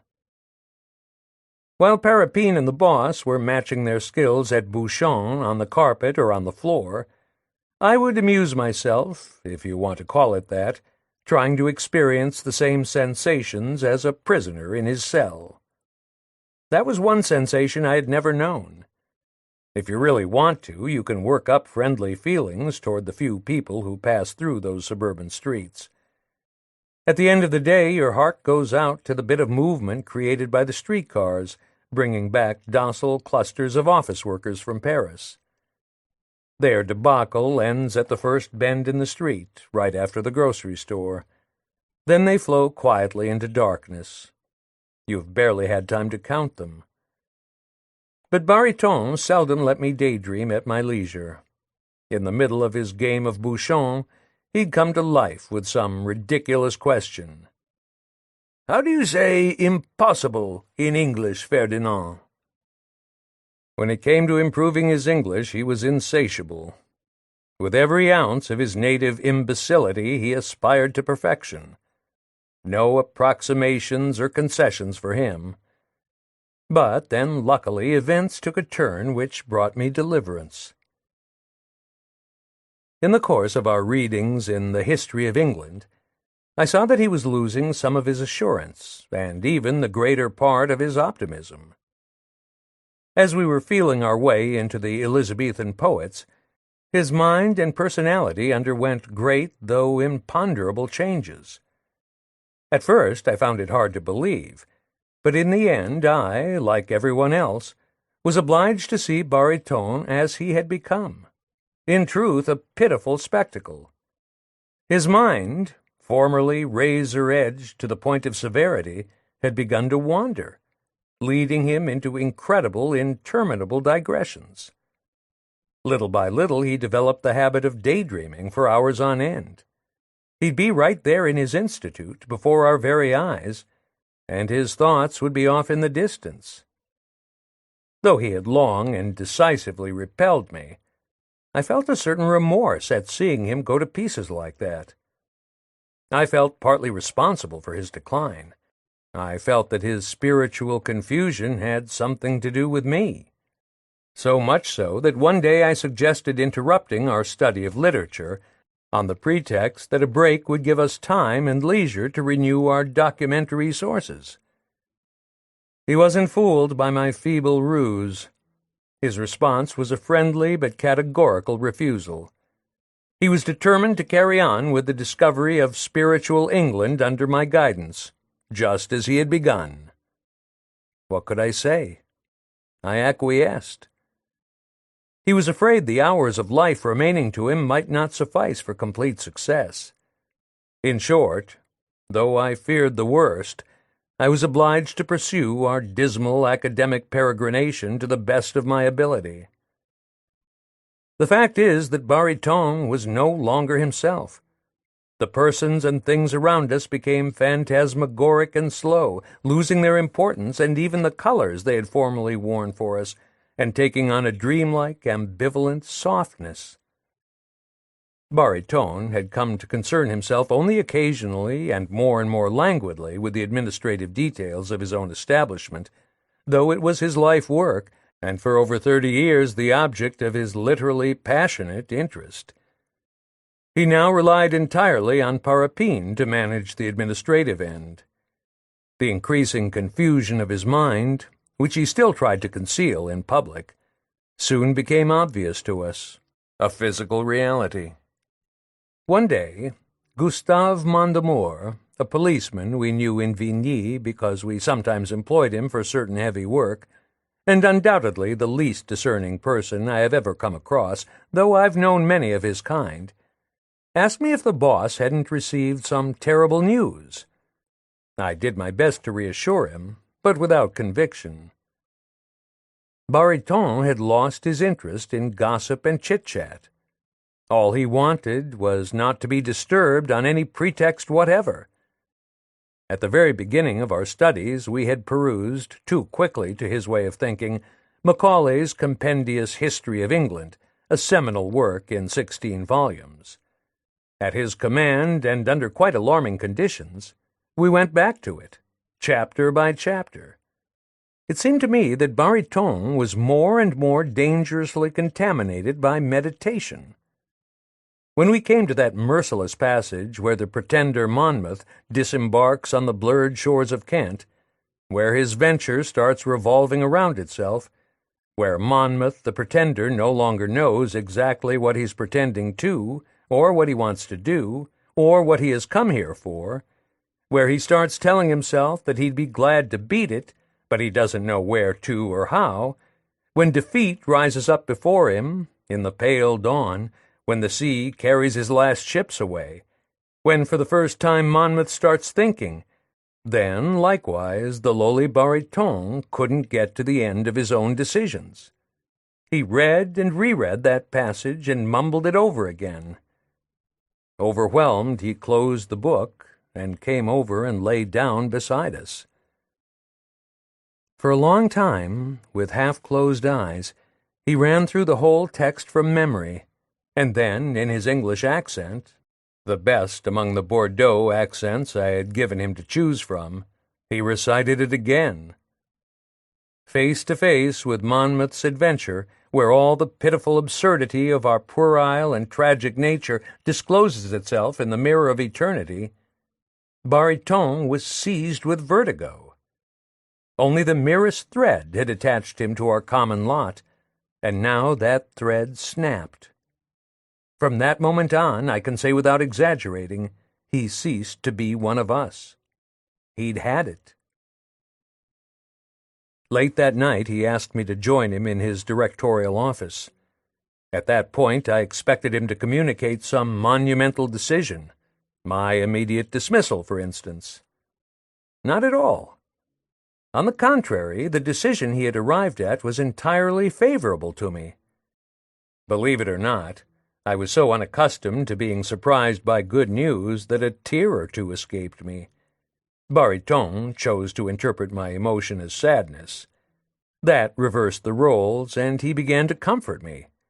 "Will you doubt my word, Ferdinand, if I assure you that it took far more than courage on my part to resolve to leave this institute? I, whose sedentary habits are known to you.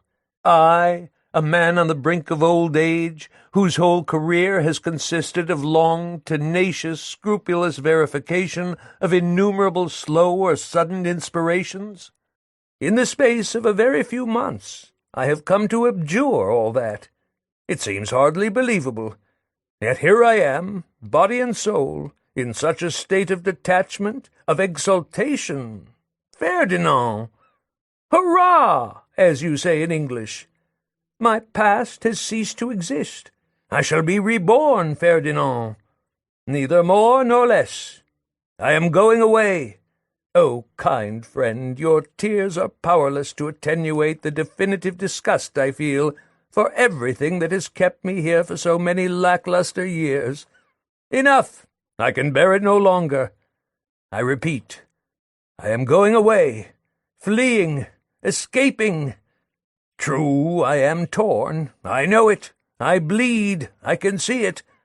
And yet, Ferdinand, not for anything in the world, do you hear me, Ferdinand? Not for anything would I turn back. Even if I had dropped an eye somewhere in this muck, I would not come back to pick it up. That's the long and the short of it. Do you doubt my sincerity now? I doubted nothing whatsoever. Bariton was unquestionably capable of anything. Besides, I'm sure that in the state he had worked himself up into, any contradiction on my part would have been fatal to his reason. I left him alone for a little while, but then, on second thought, I tried to influence him just a little, risked a last attempt to bring him back to us by means of a slightly transposed, amiably oblique argument. I beg you, Ferdinand, abandon all hope of my going back on my decision. It is irrevocable, I tell you. You will give me no end of pleasure by never speaking of it again. For the last time, Ferdinand, do you wish to please me? At my age, I know, a sense of mission is most unusual, that's a fact. But when it comes, it's irremediable. Those were his very words, almost the last he uttered. I cite them verbatim.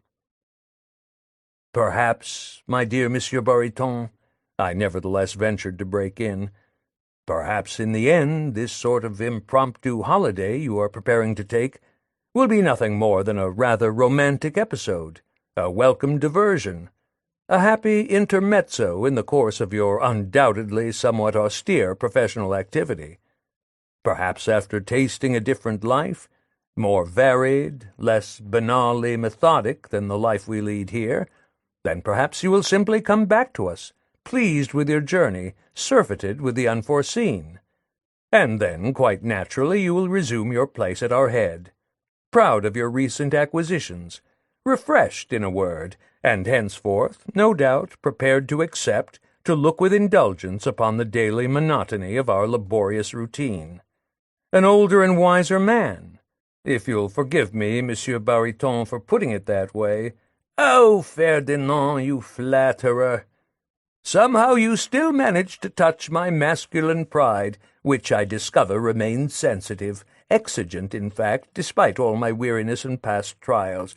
No, Ferdinand, with all your ingenuity you cannot in one moment make the abominably hostile and painful essence of our whole striving look benign to me. And moreover, Ferdinand, the time for hesitation is past. It is too late to turn back. I have been drained, I admit it. I shouted from the rooftops, Ferdinand.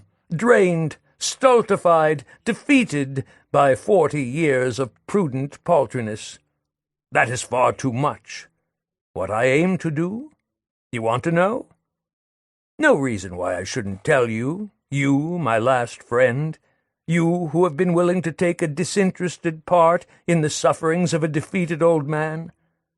What I want, Ferdinand, is to try and lose my soul, as you might try to lose a mangy dog, your stinking dog, the companion who disgusts you, and to get far away from him before you die, to be alone at last, at peace, myself. But, my dear Monsieur Bariton, I have never in any of your words caught an inkling of the violent despair whose uncompromising demands you have suddenly revealed to me. I am amazed. On the contrary, your daily remarks still strike me as perfectly pertinent. all your spirited, fruitful suggestions, your splendidly judicious and methodical medical treatments. I would search your daily actions in vain for any sign of depression, of defeat. Really and truly, I discern nothing of the kind." But for the first time since I'd known him, Bariton derived no pleasure from my compliments. He went so far as to dissuade me, quite amiably, from pursuing the conversation in a laudatory vein. "No, my dear Ferdinand, I assure you. True, your last professions of friendship have given my last moments here an unhoped-for sweetness, and yet with all your kindness you cannot reconcile me to the memory of a past which overwhelms me, and which this place stinks of. At any cost, and, do you hear, under any conditions, I am determined to go away." "But, Monsieur Bariton, this institution, what will we do with it? Have you thought of that?" "Yes, of course I've thought of it, Ferdinand. You will take over the management for as long as I'm away, that's all. Haven't you always had excellent relations with our clientele? They will gladly accept you as director. Everything will be splendid, you'll see, Ferdinand. Parapine, since he can't abide conversation, will take care of the mechanical end, the apparatus, the laboratory. He has a way with those things. So everything's in the best of order. And you know, I've stopped believing that anyone's presence is indispensable. Even on that score, you see, my friend, I've changed considerably." True enough, he was unrecognizable. "But aren't you afraid, Monsieur Bariton, that your departure will provoke malicious comments on the part of your competitors in the region? In Passy, for instance? In Montretout? In Gargan-Livry? All those people around us, always keeping an eye on us, those indefatigably treacherous colleagues. What construction will they put on your noble voluntary exile? What will they call it? An escapade? How do I know? Mischief? Flight? Bankruptcy?" That eventuality had no doubt given him occasion for long and painful reflections. It still troubled him, and he turned pale before my eyes at the thought of it. His daughter, Aimée, our little half-wit, was in for a pretty rough time. He was entrusting her to the care of an aunt in the provinces, a total stranger if the truth be known. So, once his private affairs had been settled, Parapine and I would only have to look after his interests and property as best we could. Adrift in a ship without a captain. After all he had told me, I thought it permissible to ask him which way he was heading in his quest for adventure. "To England, Ferdinand," he replied, without batting an eyelash. So much had happened to us in so short a time, I thought we'd have trouble digesting it. But it was clear that we'd have to adapt quickly to our new mode of life. The very next day, Parapine and I helped him with his luggage. The passport, with all its little pages and visas, startled him somewhat. He had never seen a passport before. But while he was at it, he'd have liked to apply for a few spares. We managed to convince him that this was impossible. One last time he stumbled over the question. Should he take hard collars or soft collars away with him, and how many of each? This problem, still undecided, brought us almost to train time. All three of us jumped into the last streetcar for Paris. Bariton took only a small suitcase, intending to travel light and preserve his mobility wherever he went. On the platform, he was impressed by the noble elevation of the car steps on the international trains. Hesitating to mount those majestic structures, he contemplated the car as though gazing at a monument. We helped him a little. Having taken a second-class ticket, he made a comparative, practical, and cheerful observation. "First is no better," he said. We shook hands with him. The time was at hand. The whistle blew, and the train pulled out on the dot with an enormous jolt and crashing of steel, abominably mutilating our farewells. He had barely time to say, "Goodbye, boys!" and his hand broke loose, carried away from ours. Then his hand was waving in the smoke, rushing through the noise, already in darkness, further and further down the rails. White. In a way, we weren't sorry to see him go, but all the same the house seemed very empty without him.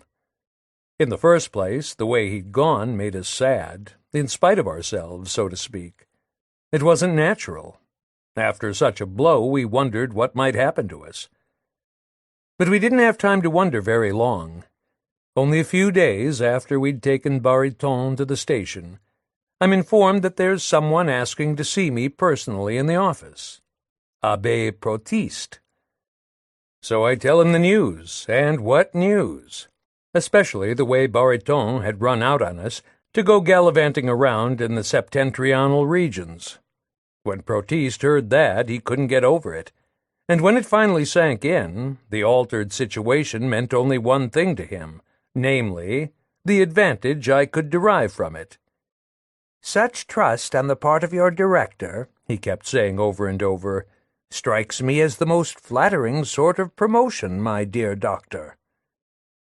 I tried to calm him down, but once launched, he persisted in his view of the matter and predicted that the most glorious of futures lay in wait for me. A magnificent medical career, as he put it. I couldn't stop him. Nevertheless, though with considerable difficulty, we finally got back to serious matters, that is, to the city of Toulouse, whence he had arrived only the day before. Of course, I gave him his turn to speak and tell me all he knew. I even pretended to be astonished, nay, stupefied, when he told me about the old woman's accident. "What? What's that?" I interrupted. "Dead?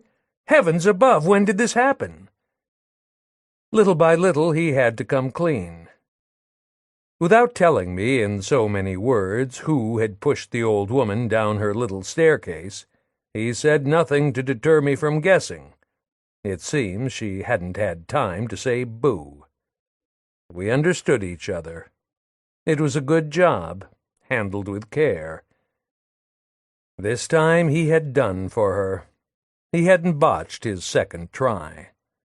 Luckily, everyone in the neighborhood had thought Robinson was still stone blind, so they hadn't suspected anything more than an accident, a very tragic one to be sure, but quite understandable when you thought it over, given the circumstances, the old woman's age and the time of day, the late afternoon when she must have been tired.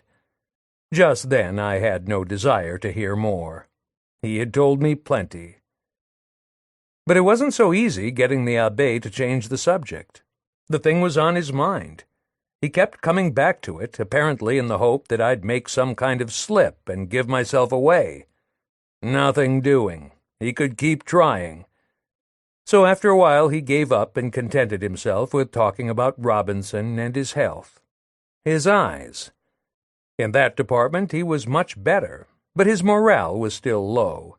In fact, his morale was terrible. In spite of the kindness and affection the two women never stopped showing him, he never stopped complaining about his own hard lot and life in general. It didn't surprise me to hear Protiste telling me all that. I knew Robinson. He had a low-down, ungrateful nature. But I distrusted the abbé even more. I didn't say a word while he was talking to me. All his confiding didn't get him anywhere.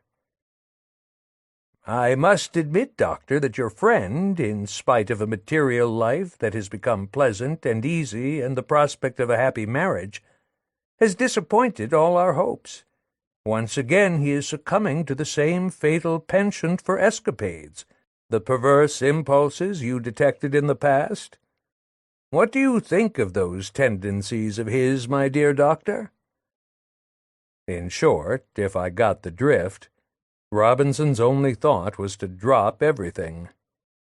At first his fiancée and her mother were angry. Then they were stricken with grief. That's what Abbé Protiste had come to tell me. All this was rather upsetting, and for my part I made up my mind to hold my tongue and steer clear of these people's little family affairs at all costs. After an abortive interview, we parted at the streetcar stop, rather coolly, to tell the truth. Not at all easy in my mind, I went back to the rest home. Only a short time after this visit, we had our first news of Bariton, from England. A few postcards. He wished us all good health and good luck. After that, a few vapid lines from one place and another. A card with no message on it informed us that he had gone to Norway, and a few weeks later there was a somewhat reassuring telegram.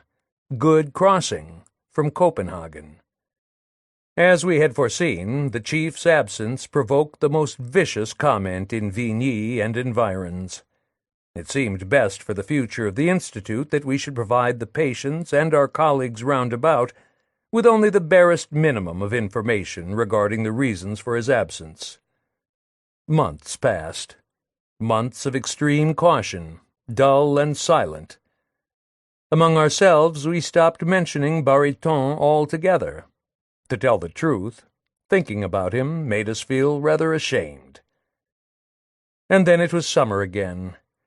We couldn't spend all our time in the garden supervising the patients. To prove to ourselves that we had some freedom in spite of it all, we ventured as far as the banks of the Seine, just to get out. After the embankment on the far shore, the great plain of Gennevilliers begins, a beautiful expanse of gray and white, with chimneys softly outlined in the dust and mist. Right beside the towpath you'll see the bargeman's bistro. It guards the entrance to the canal. The yellow current comes pushing against the lock.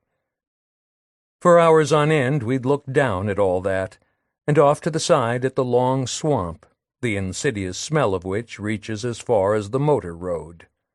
You get used to it. That muck was so old, so worn out by the river floods, that it had no color left. Sometimes on summer evenings, when the sky went pink and sentimental, the mud would take on a kind of gentle look. It was there on the bridge that we'd listen to the accordion music they'd play on the barges while waiting at the lock gates for the night to be over, so they could pass through to the river.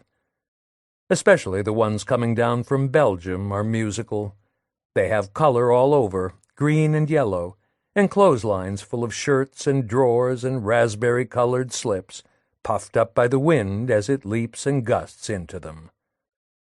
I'd often go to the bargeman's bar at the slack hour after lunch, when the owner's cat is blissfully at peace within four walls, shut up in a little blue enamel heaven that belongs to him alone.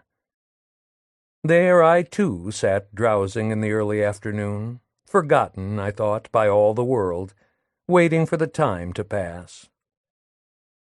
I saw someone coming in the distance, coming up the road. I wasn't long in doubt. He had hardly set foot on the bridge when I recognized him. It was Robinson, his very own self, no possible doubt. "He's come looking for me," I said to myself. "The priest must have given him my address. I'll have to get rid of him quick."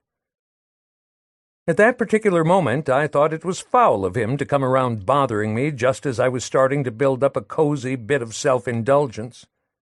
We're always suspicious of things approaching on a road, and we're right. By then he had almost reached the bistro. I went outside. He seemed surprised to see me. "Where in hell have you come from?" I asked him, not at all friendly. "From La Garenne," he says. "Okay, have you eaten?" He didn't look as if he'd eaten, but he didn't want to seem to be starving the moment he got there. "So you're on the loose again?" I asked him. Because, believe me, I wasn't at all glad to be seeing him again. It didn't suit me one bit. Just then, Parapine came up from the canal looking for me. That was a good thing. Parapine was tired from being on duty so often at the asylum. It was true that I'd been taking my responsibilities rather lightly. Be that as it may, we'd both have given a good deal to know exactly when Bariton would be coming back. We hoped he'd stop gadding about pretty soon so he could relieve us of the business and start looking after it himself. It was too much for us. Neither of us was ambitious, and we didn't give a good goddamn about the prospects for the future, which was wrong of us, I admit. I have to give Parapine credit. He never asked questions about the financial management of the institution or my dealings with the clientele, but I filled him in just the same, in spite of him, so to speak. And when that happened, it was like talking to myself. About Robinson, now, it was important to put him in the picture. "I told you about Robinson, remember?" I asked him by way of introduction. "You know, my war buddy." He'd heard me tell my war stories and stories about Africa 100 times and in 100 different ways. That was my style. "Well," I went on, "this is Robinson in the flesh, come all the way from Toulouse to see us. We're all having dinner together at the house." To tell the truth, I felt kind of uneasy about inviting him in the name of the Institute. It was a sort of indiscretion. The situation called for a winning, ingratiating air of authority, something I didn't have at all. Besides, Robinson wasn't making things any easier for me. On our way back to the village, he seemed curious and anxious, especially in regard to Parapine, whose long, pale face intrigued him. At first, he thought Parapine was one of the lunatics. As soon as he found out where we were staying, in Vigny, he began to see lunatics everywhere. I reassured him. "What about you?" I asked him. "Have you found some sort of work, at least, now that you're back?" "I'm going to start looking," was all the answer I got. "How about your eyes? Cured? You can see now?" "Yes, I can see. Almost as good as before." "Then you must be happy," I said. No, he wasn't happy. He had other things to do beside being happy. I was careful not to mention Madelon right away. That was still a ticklish subject between us. We spent quite some time over our aperitifs, and I took the opportunity to tell him a good deal about the rest home and various other things. I've never been able to stop shooting my mouth off right and left, pretty much like Bariton, come to think of it. Our dinner went off cordially, and when it was over, I couldn't very well put Robinson out in the street. I decided that for the present we'd set up a folding bed for him in the dining room. Parapine, as usual, expressed no opinion. "All right, Léon," I said.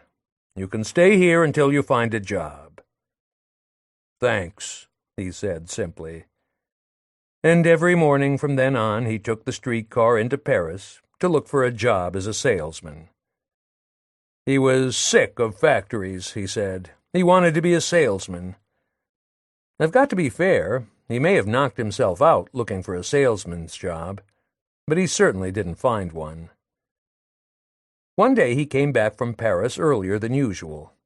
I was still in the garden, supervising my charges near the big pond.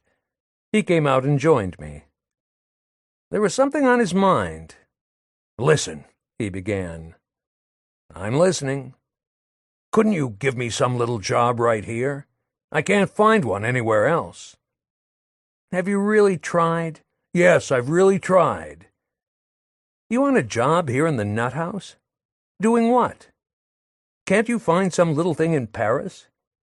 Would you like Parapine and me to ask some people we know?"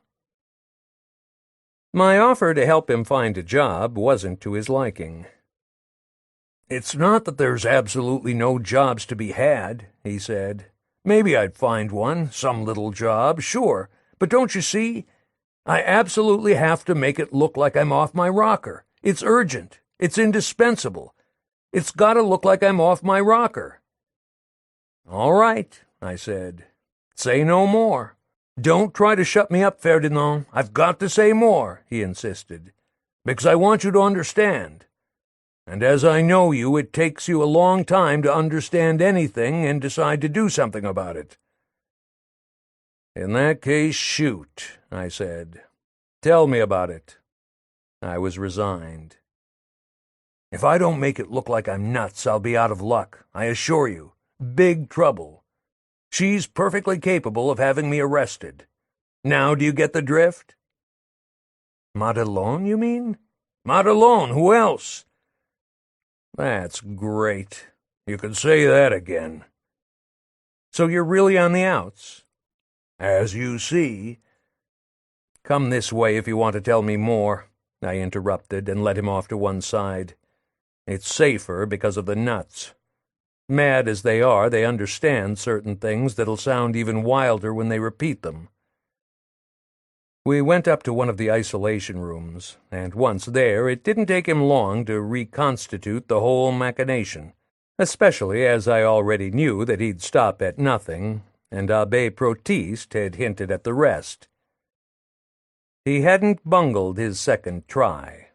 No one could accuse him of goofing again, not by a long shot. You see, the old bag was getting on my nerves more and more, especially after my eyes got a little better and I could go out in the street by myself. After that I could see things. I could see the old bag, too. I could see her all right. In fact, I never saw anything else. All day long I had her there in front of me. She was poisoning my life. I honestly think she hung around on purpose, to bug me. I can't explain it any other way. And that house we were all living in, you know the house, it's a hard place to keep from fighting in. You saw how small it is. We were all on top of each other. You can't say different. And the cellar stairs weren't very solid, were they? I myself had noticed how dangerous those stairs were when I visited the crypt for the first time with Madelon. They'd been shaky even then. Yes, it was practically a setup, he admitted very frankly. "And what about the people down there?" I asked him. "The neighbors, the priests, the reporters. Didn't their tongues wag some when it happened?" "No, it seems they didn't. Besides, they didn't think I was up to it. They thought I was a washout, blind, you understand." "Well, you can thank your lucky stars for that, because otherwise—" "But what about Madelon? Was she in it with you?" "Not exactly, but just a little, yes, of course, because we were supposed to inherit the whole crypt once the old bag passed on. Things had been settled that way. The two of us were going to take over. So what went wrong between you?" "Well, that's hard to explain." "Was she sick of you?" "Not at all. She was crazy about me and still dead set on getting married. Her mother was all for it, too, more than ever. She wanted us to do it quick because we had come into the old bag's mummies and there'd be enough for the three of us to live on and then some. So what went wrong between you?" "Well, I just wanted them to leave me in peace. It's as simple as that. The mother, the daughter, both of them. Look here, Léon." I stopped him when I heard that. "Listen to me. Your story doesn't make sense. Think of Madelon and her mother. Put yourself in their place. How would you feel in their place? I ask you. When you got there, you hardly had a pair of shoes to your name. No job, nothing. All day long you complained about the old woman keeping all the money and so forth and so on.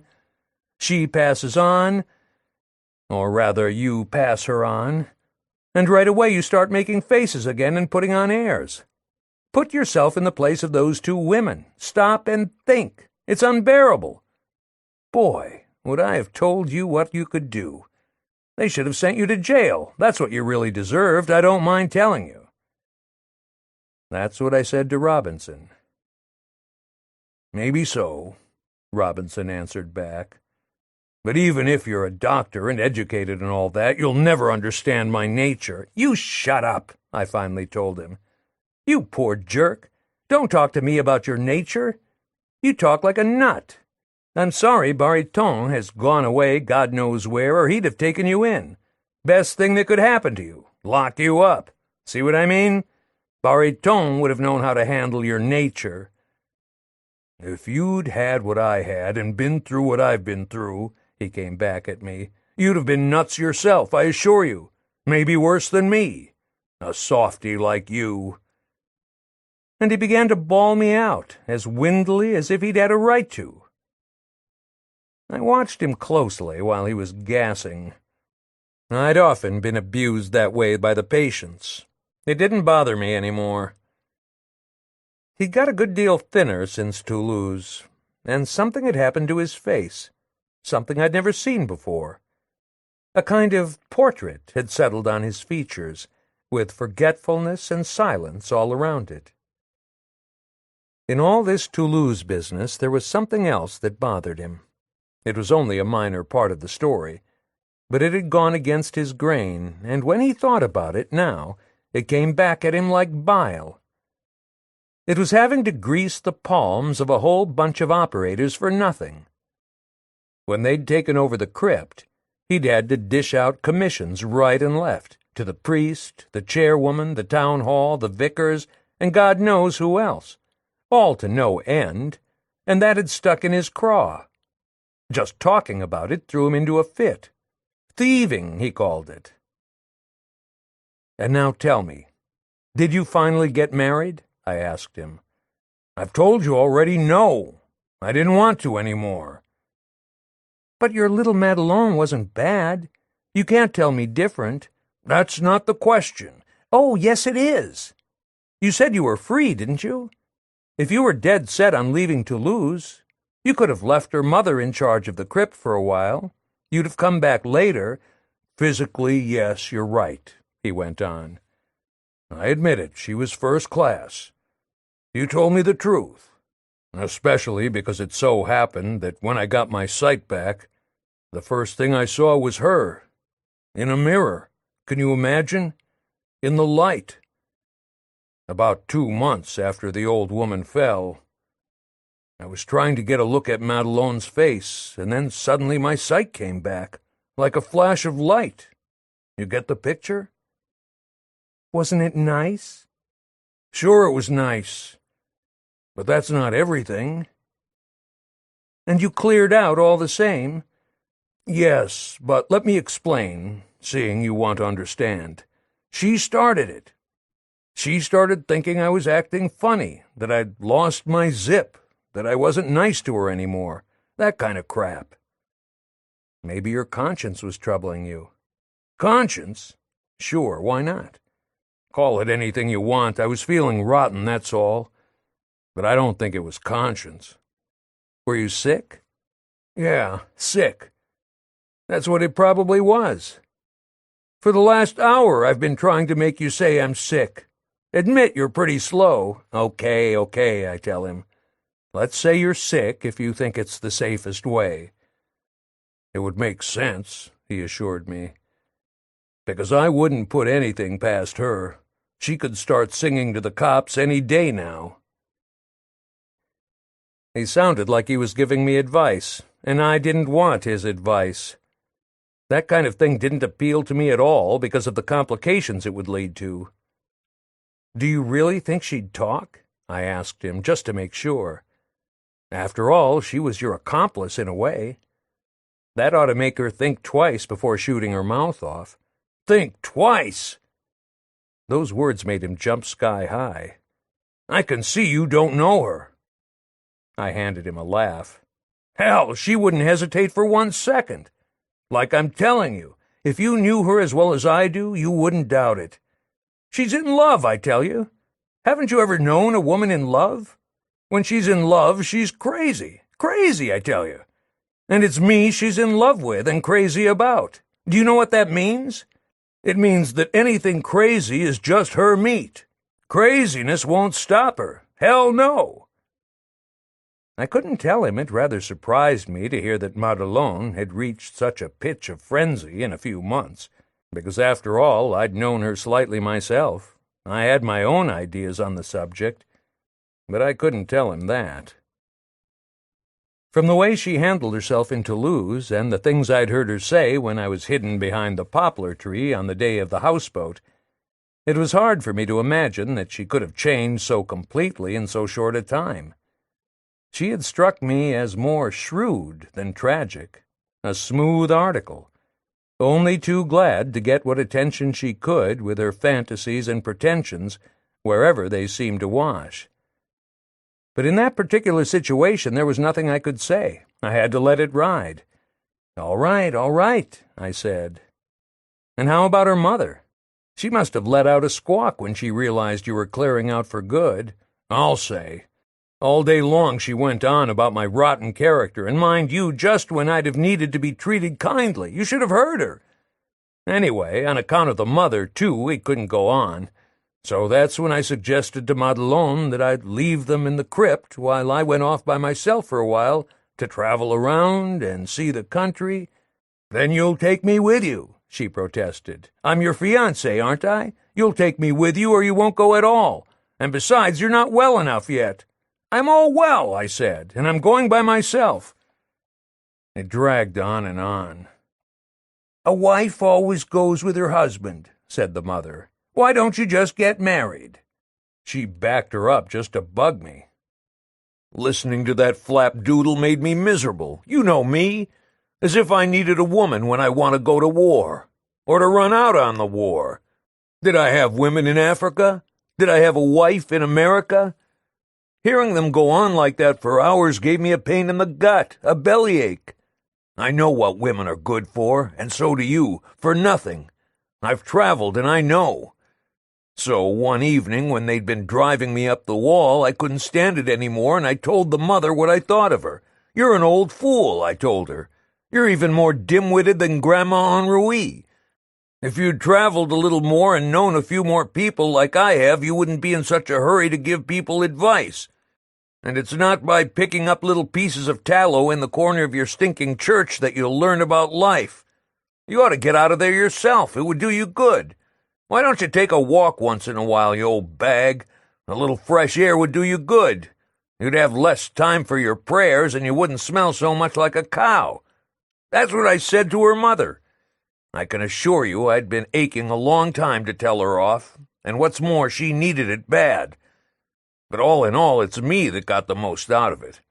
It sort of helped me out of the situation.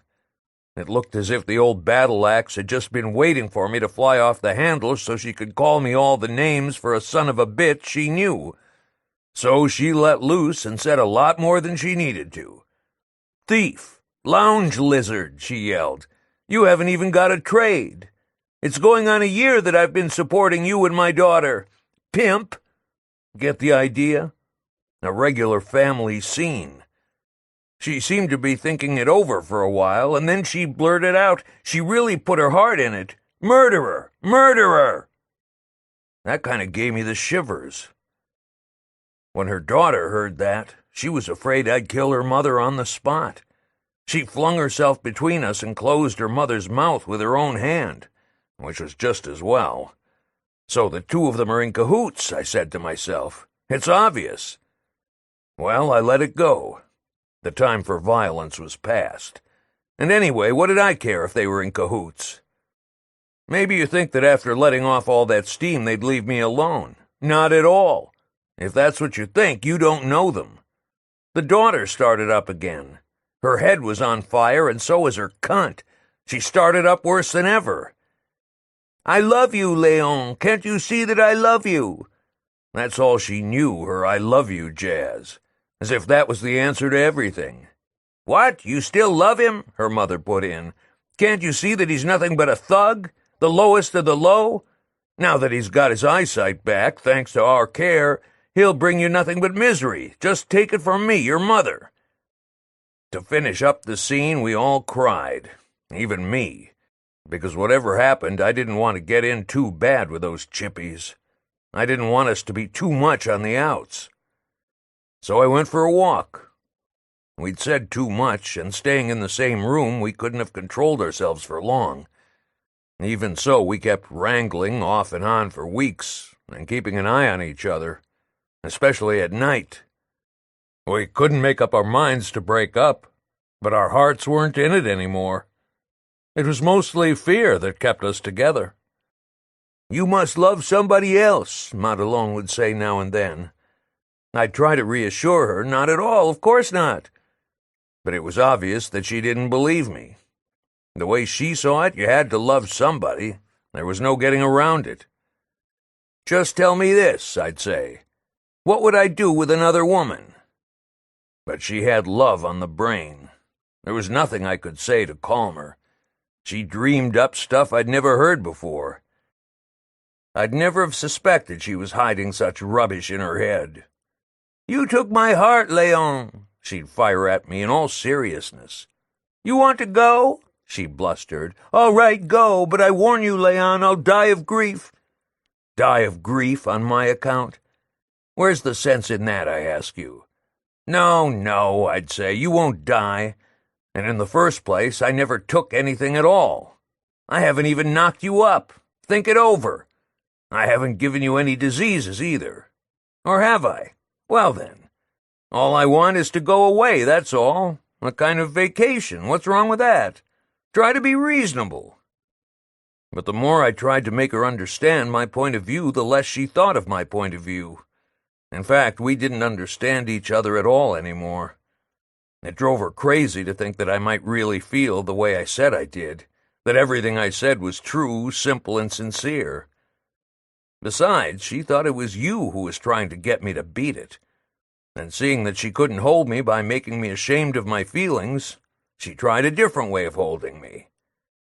"Don't go thinking I want you because of the crypt and the business," she'd say. "You know I don't really care about money. What I want, Léon, is to stay with you and to be happy, that's all. It's perfectly natural. I don't want you to leave me. It's too cruel for people to separate when they've loved each other like we have. Swear to me at least that you won't be gone for long." It went on like that for weeks. She was in love, all right, a real pest. Every evening she came back to her love jazz. In the end, she was willing to leave her mother in charge of the crypt on condition that the two of us went to Paris together to look for work. Always together. A screwball. She was willing to put up with anything you could think of except that we should go our separate ways. On that subject, the answer was strictly no. So, naturally, the harder she dug in, the sicker I got of the whole business. There was no use trying to put any sense into her. I knew I was wasting my time and only getting her more stirred up. So I had to start thinking up ways to get rid of her love, as she called it. That was what made me think of telling her that I kind of went out of my mind now and then, that fits would come on without warning. She gave me a funny look. She didn't rightly know if this was another fish story or not. But anyway, considering the adventures I'd told her about and what the war had done to me and my latest exploit with Grandma Henri and the funny way I was acting with her, it gave her food for thought. She thought for more than a week and didn't bother me all that time. She must have said a word or two to her mother about my fits. Anyway, they didn't seem so eager to hang on to me anymore. Good deal, I said to myself. It's going to be all right. Free at last. I could already see myself slipping quietly away in the direction of Paris without any breakage. But not so fast. I started overdoing it. Frills. I thought I'd hit on a smart way of proving to her once and for all that I'd been telling the truth, that I really went nuts when the spirit moved me. "Feel," I said to Madelon one evening. "Feel the bump on the back of my head, and the scar on top of it. Some bump, huh?" When she'd had a good feel of the bump on the back of my head, it really started her off, I can tell you. But imagine, it didn't disgust her at all. Far from it. It gave her hotter pants than ever. "That's where I was wounded in Flanders," I said. "That's where I was trepanned." "Oh, Léon," she cried out, still feeling the bump.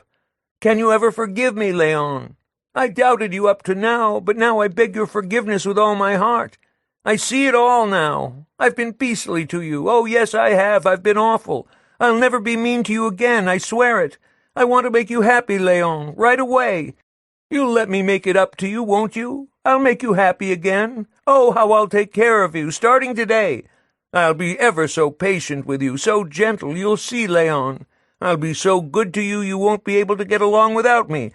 I'll give you back all my heart. I belong to you, every bit of me. I'll give you my whole life, Léon. Only tell me you forgive me. Tell me, Léon."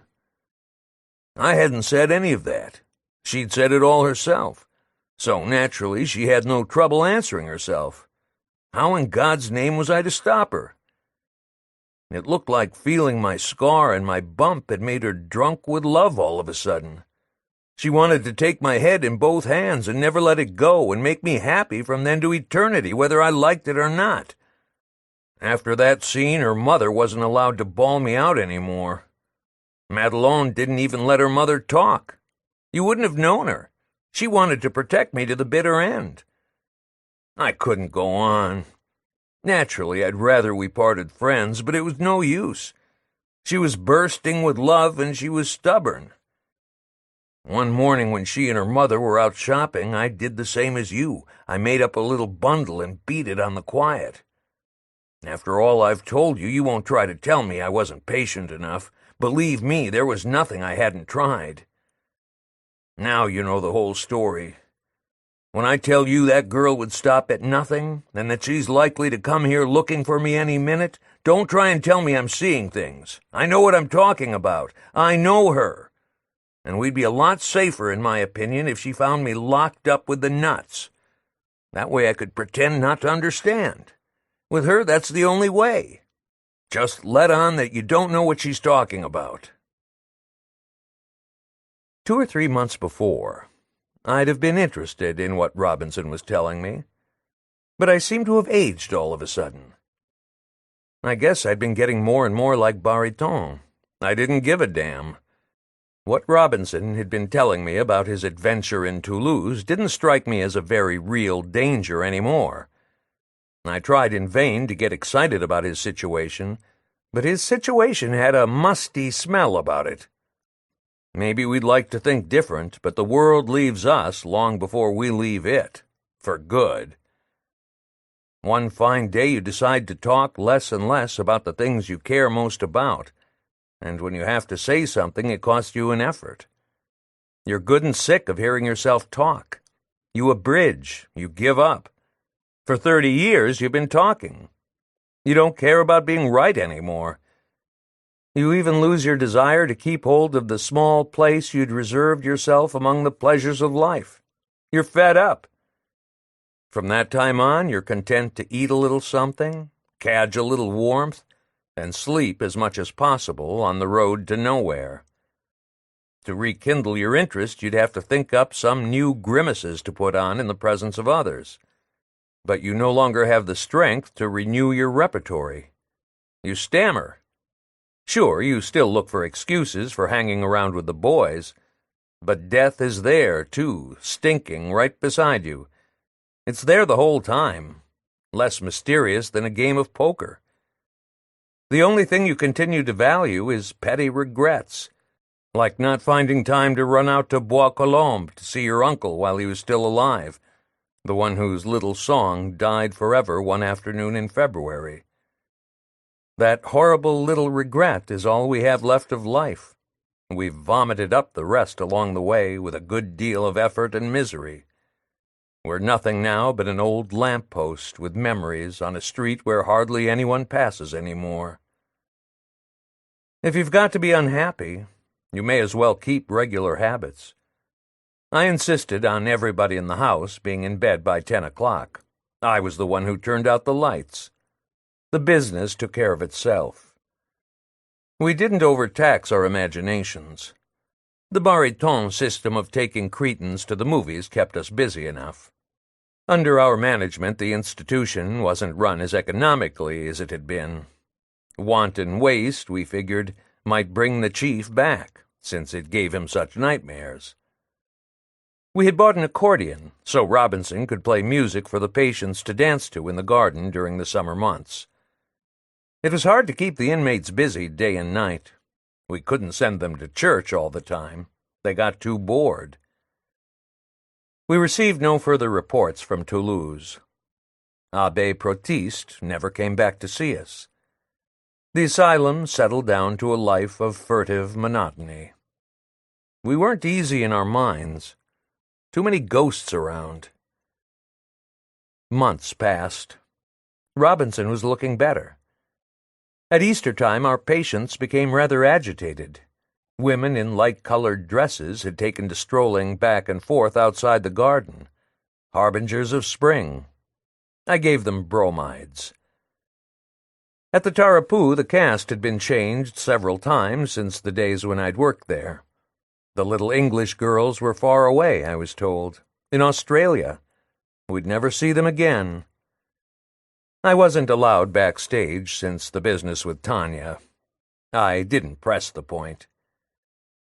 We started writing letters all over the place, especially to the consulates of the northern countries, to try and get some news of Bariton's movements. There were no answers of any interest. Meanwhile, Parapin performed his technical duties in dignified silence. I doubt if in 24 months he had uttered more than 20 sentences in all. I was obliged to attend to the daily material and administrative details, practically unaided. I made a few mistakes. Parapin never held them up to me. We got along fine together by dint of sheer indifference. An adequate turnover of patients kept the institution going nicely.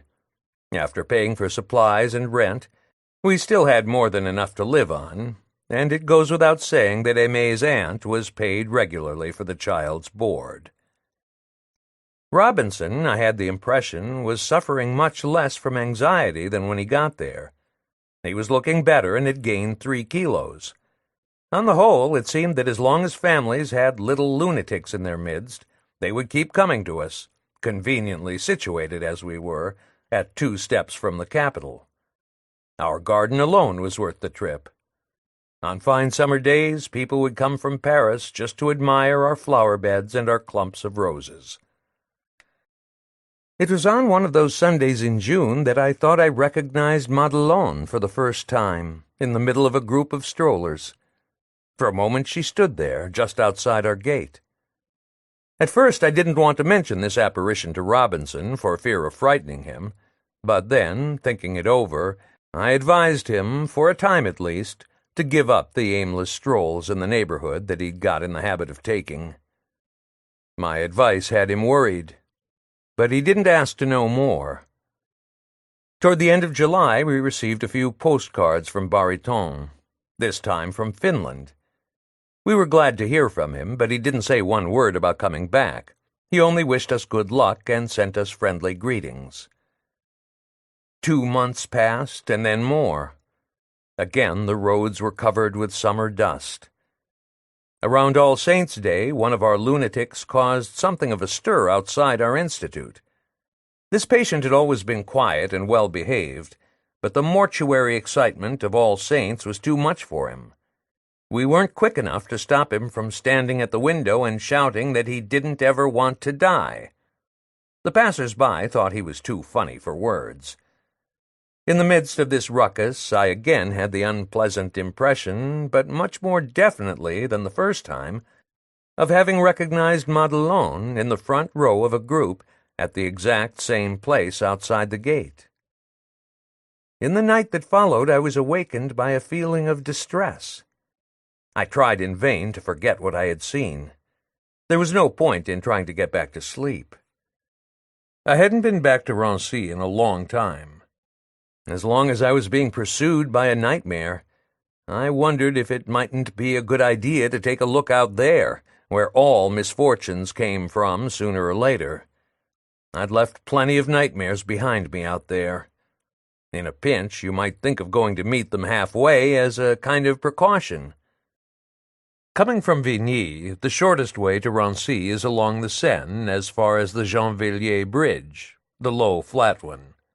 The slow river mists break up just over the water, rise, drift, race, stagger, and fall on the other side of the parapet, around the little dim lamps. The big factory on the left is hiding in a great chunk of darkness. The windows have been opened by a dismal conflagration that is burning it away from inside and goes on and on. After the factory, you're alone on the river bank. But you can't lose your way. Your degree of fatigue gives you a pretty good idea that you've reached your destination. At that point, you just have to turn left into the Rue des Bornières, and then it's not far. It's easy to get your bearings because of the green and red signal lights at the grade crossing, which are always lit. Even in the middle of the night, I could have found the Henri's house with my eyes closed. I'd gone there often enough in the old days. But that night, just outside their door, I started to think instead of going ahead. Madame Henri, it came to me, was living there alone now. They were all dead, all of them. She must have known, or at least suspected, how the old woman had died in Toulouse. I wondered how she had felt about it. The street lamp whitened the glass top of the little portico over the doorstep like a snowfall. I stood on the street corner for a long time, just looking. I could have gone and rung the bell. I'm sure she'd have let me in.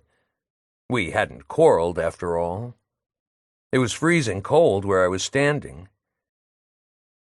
The street still ended in a bog, same as in my time. They'd promised to send workmen, but they never had.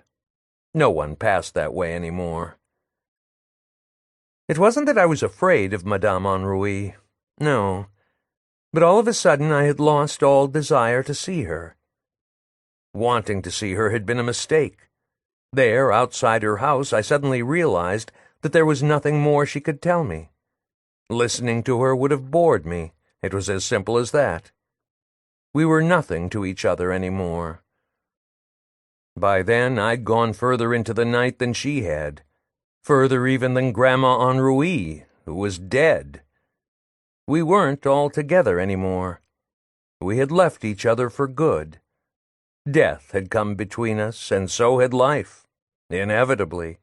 Each man for himself, I mumbled, and started back to Vigny. Madame Henri hadn't had enough education to follow me any further. Character, yes, she had plenty of that, but no education. That was the rub. No education. Education is indispensable. That's why she couldn't understand me anymore, or understand what was going on around us, vicious and stubborn as she was. That's not enough. You need a heart and a certain amount of knowledge to go further than other people. To get back to the Seine, I took the Rue des Saint-Zion, and then the Impasse Vasson. My worry was all straightened out. I was pleased, almost happy, because now I knew that there was no point in batting my brains out over the Henri woman. I'd finally dropped her by the wayside, the bitch. What a number! We'd been pretty good friends in our own way. We had understood each other for quite some time. But now she wasn't low enough for me, and she couldn't go down any further. To catch up with me. She had neither the education nor the strength. You don't go up in life, you go down. And she couldn't get down to where I was. There was too much night around me. Passing the house where Bébert's aunt had been the concierge, I'd have liked to go in and see who was living now in the lodge where I'd taken care of Bébert and where he had died. Maybe his schoolboy picture was still hanging over the bed. But it was too late to be waking people up. I went on without showing myself. A little further on the Faubourg de la Liberté, I saw the light still burning in Bézin's junk shop. I hadn't expected that.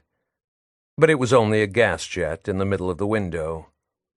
Bézin knew all the news and gossip of the neighborhood from hanging around the cafes. He was known all the way from the flea market to the Porte Maillot. He could have told me some good ones if he'd been awake. I pushed his door. The bell rang, but no one answered. I knew that he slept in the back room, his dining room, actually. And there he was in the dark, with his head between his arms on the table, sitting twisted beside his cold dinner that was still waiting. Lentils. He had begun to eat. Sleep had grabbed hold of him the moment he started. He was snoring loudly. True, he'd been drinking. I well remember what day it was, a Thursday, the day of the market at Les Lilas. He had a green cloth full of his acquisitions spread out at his feet. I had always liked Bézin. He was no crummier than most. Obliging, easy-going. I wasn't going to wake him up, just out of curiosity. just to get answers to my few little questions. So I turned off the gas and left. I'm sure he had a hard time making ends meet in that business of his, but at least he found no difficulty in falling asleep. I can't deny that I felt sad as I started back to Vigny at the thought that all those people, those houses, those dirty, dingy, dismal things, no longer spoke to me at all. No longer spoke straight to my heart as they had in the old days, and that, chipper as I might seem, I quite possibly didn't have the strength to go on much further like that alone. About meals at Vigny, we had stuck to the same arrangements as in Bariton's day. That is, we all got together at table, except that now we usually ate in the billiard room above the concierge's lodge. It was cozier than the regular dining room, where unpleasant memories of English conversations still hung in the air. And besides, the furniture in the dining room was too good for us. Genuine 1900 pieces with opaline stained-glass windows. From the billiard room you could see everything that was going on in the street. That could come in handy. We'd spent whole Sundays in that room. Now and then we'd invite a doctor from the neighborhood to dinner, but our usual guest was Gustave, the traffic cop. He was regular. I can vouch for that.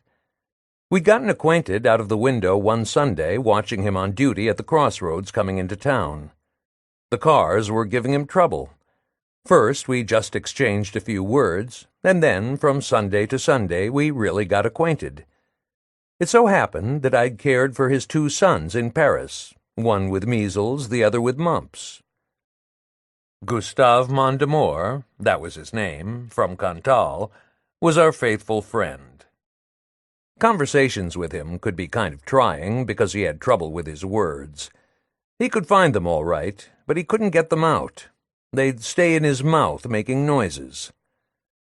One evening Robinson invited him into the billiard room, as a joke, I think. But it was Gustave's nature to keep on with anything he had started, so after that he came every evening at the same time, 8 o'clock. He felt at ease with us, better than at the café, as he himself told us, because of the political discussions at the café that often got out of hand. We, on the other hand, never talked politics.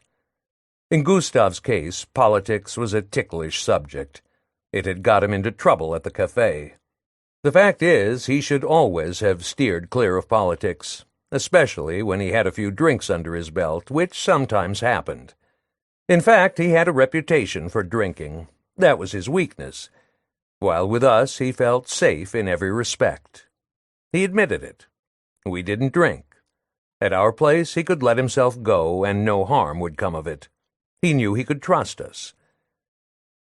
When Parapine and I thought of the situation we had escaped from, and the one that had fallen into our laps at Bariton's, we didn't complain. There was no call to. Because all things considered, we'd had a miraculous stroke of luck, and we had all the social standing and material comfort we needed. Still, for my part, I had never imagined that the miracle would last. I had a crummy past behind me, and already it was coming back at me like the belchings of fate. At the very start, in Vigny, I had received 3 anonymous letters that had seemed as suspicious and as menacing as could be, and then scads of other equally vicious letters. It's true that we often received anonymous letters at Vigny and didn't pay much attention to them as a rule. Usually they came from former patients whose persecution mania had followed them home. But these letters and their turns of phrase had me worried, and they weren't like the others. Their accusations were precise, and they were all about me and Robinson. To come right out with it, they accused us of shacking up together. A crummy insinuation. At first I was reluctant to mention them to Robinson, but I finally decided to when I kept receiving more and more letters of the same kind. So then the 2 of us tried to figure out who could have sent them. We drew up a list of all the possible people we both knew. That didn't get us anywhere. Anyway, this accusation didn't make sense. Homosexuality wasn't my line, and Robinson didn't give a damn about sex one way or the other. If anything was bugging him, it certainly wasn't sex. Only a jealous woman could have dreamed up such rotten calumnies. In short, of all the people we knew, only Madelon seemed capable of pursuing us all the way to Vigny with such foul fabrications. She could go on writing her poisoned letters for all I cared. What I feared was that, exasperated at getting no answer, she'd come around in person one of these days and kick up a ruckus at the Institute. You had to expect the worst. For several weeks we jumped every time the bell rang. I was expecting a visit from Madelon, or still worse, from the police.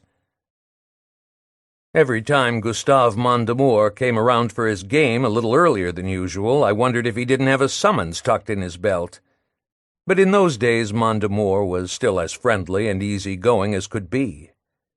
It wasn't until later that he, too, underwent a striking change. At that time he came almost every day and lost every game he played with perfect equanimity. If his disposition changed, it was definitely our fault. One evening, just out of curiosity, I asked Mondamour why he never won at cards. I had no serious reason for asking him, only my mania for knowing the why and the wherefore, especially seeing that we didn't play for money. While we were talking about his bad luck, I stepped up to him, studied him closely, and saw that he was extremely far-sighted. The fact is that with the lighting we had there, he could barely distinguish clubs from diamonds. Something was bound to happen. I corrected his infirmity by giving him a nice pair of glasses. At first he was delighted with them, but not for long. Since he played better with his glasses, he didn't lose as often as before, and then he took it into his head to stop losing altogether. That was impossible, so he cheated. And when, as sometimes happened, he lost in spite of his cheating, he sulked for hours. In short, he became impossible. I was aghast. He'd get sore for no reason at all, and to make matters worse, he'd try to upset us, to give us things to worry about. When he lost, he'd get even in his own way. And yet, I repeat, we weren't playing for money, only for fun and glory. But he was furious all the same. One evening, when his luck had been bad, he harangued us before leaving. "Gentlemen, I'm warning you to watch your step. Considering the people you associate with, if I were you, I'd be careful. Among others, there's a dark-haired woman who's been passing your house for days, a lot too often, if you ask me. She must have her reasons. I wouldn't be surprised if she had a bone to pick with one of you gentlemen." That's the pernicious way Mondamour threw this thing in our faces before leaving the room. That got a rise out of us, all right. Nevertheless, I pulled myself together in an instant. "Oh, thank you, Gustave," I answered calmly. "I don't see who this dark-haired woman you refer to can be. None of our former female patients, as far as I know, has had reason to complain of our care. It must be some poor deranged creature. We'll find out. Anyway, you're right, it's always best to know. Thanks again for telling us, Gustave, and good evening." Robinson's consternation was such that he couldn't get up from his chair. When the policeman had gone, we examined the information he'd given us from every angle. After all, it could be another woman. It didn't have to be Madelon. There were others who used to hang around under the windows of our nut house. Still, there was good reason to believe it was she, and the mere possibility scared us out of our wits. If it was Madelon, what was she up to now?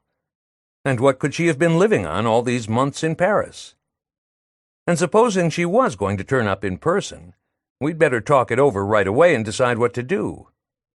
"Look here, Robinson," I said. "Make up your mind. It's high time, and don't change it. What do you want to do? Do you want to go back to Toulouse with her?" "No, I tell you. No, no, no." That was his answer. Plain enough. "Okay," I said. "But in that case, if you really don't want to go back with her, the best thing, in my opinion, would be for you to leave the country for a while and try to make a living somewhere else. That's the surest way to get rid of her. She wouldn't follow you out of the country, would she? You're still young. You've recovered your health. You're rested. We'll give you a little money. Take it and shove off. That's my advice. Besides, you must be aware that this is no job for you. You can't go on like this forever." If he had listened to me, if he had cleared out then and there, it would have suited me. I'd have been really glad. But he wouldn't buy it. "Why are you so mean to me, Ferdinand?" he said. "It's not nice of you at my age. Just look at me." He didn't want to shove off. He was sick of moving around. "This is as far as I'll go," he said. "Say what you please, do what you please, I won't go." That was how he requited my friendship. Still, I kept trying. "But what if Madelon were to turn you in, just supposing, in connection with old Madame Ennui? You told me yourself that you wouldn't put it past her." "That would be just too bad," he said. "She can do as she pleases." That kind of talk was something new coming from Robinson. Up until then, he had never been a fatalist. "At least go find yourself some little job nearby in a factory. Then you won't have to be here with us all the time. If somebody comes looking for you, we'll have time to warn you." Parapine was in complete agreement with me. The matter must have struck him as really grave and urgent, because he even went so far as to say a few words to us. We'd have to figure out some place to put Robinson where he wouldn't be noticed. One of our business connections was a carriage maker not far away who owed us a small debt of gratitude for certain little favors we'd done him in awkward situations. He agreed to give Robinson a trial at hand painting. It was delicate work, not hard, and nicely paid. "Léon," we told him the morning he started in, "don't make a fool of yourself in your new job. Don't attract attention with your screwed-up ideas. Arrive on time. Don't leave before the others. Say good morning to everybody. In other words, behave. It's a decent shop, and you've been well recommended." But right away he got himself spotted, though you can't say it was his fault. A stool pigeon, who worked in one of the other workshops, saw him going into the boss's private office. That did it. Reported. Undesirable element. Fired. So a few days later, Robinson came back to us, jobless. It was bound to happen. Then, just about the same day, he started coughing again. We auscultated him and found a whole collection of rails up and down his right lung, calling for bed rest. One Saturday evening, just before dinner, someone asked for me personally in the reception room. A woman, they tell me. It was her, all right, wearing a little three-cornered hat and gloves. I remember well. No need of preliminaries. She couldn't have picked a worse moment. I gave it to her straight before she can say a word. "Madelon," I said, "if you've come to see Léon, I can tell you right away to forget it. Just turn around and go home. His lungs are affected, and so is his head. Quite seriously, I might add. You can't see him. Anyway, he has nothing to say to you." "Not even to me?" "No, not even to you. Especially not to you," I added. I expected her to flare up. No, she only stood there in front of me, shaking her head from side to side and compressing her lips. With her eyes, she tried to find me where she had left me in her memory. I wasn't there anymore. I, too, had moved in her memory. In that situation, I'd have been afraid of a husky man, but from her I had nothing to fear. She was only a weak woman, so to speak. I had always wanted to slap a face consumed with anger, to see what a face consumed with anger would do under the circumstances. A slap or a fat check is what it takes if you want to see all the passions that go beating about behind a face take a sudden tack. It's as beautiful as watching a sailing ship maneuvering in a stormy sea. The whole person keels over in the changed wind. That's what I wanted to see. For at least 20 years that desire had been goading me. On the street, in cafes, wherever aggressive, touchy, boastful people quarrel. I'd never have dared for fear of getting hit back, and even more of the shame that comes with getting hit. But here, for once, I had a golden opportunity.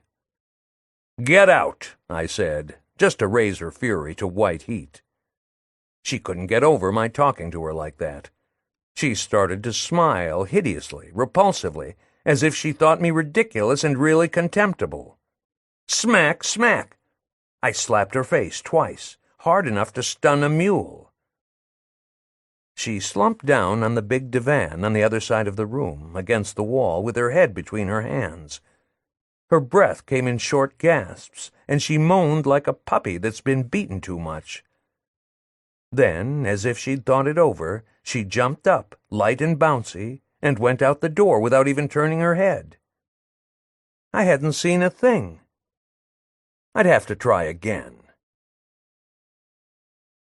But regardless of what we did, she was smarter than all of us together. She saw her Robinson again.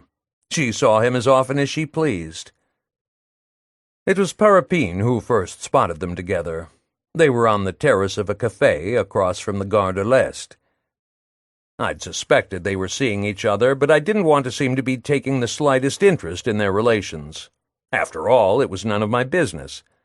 He was doing his work at the rest home, and not at all badly, taking care of the paralytics, a nasty job if ever there was one, wiping them, sponging them, changing their underwear, helping them slobber.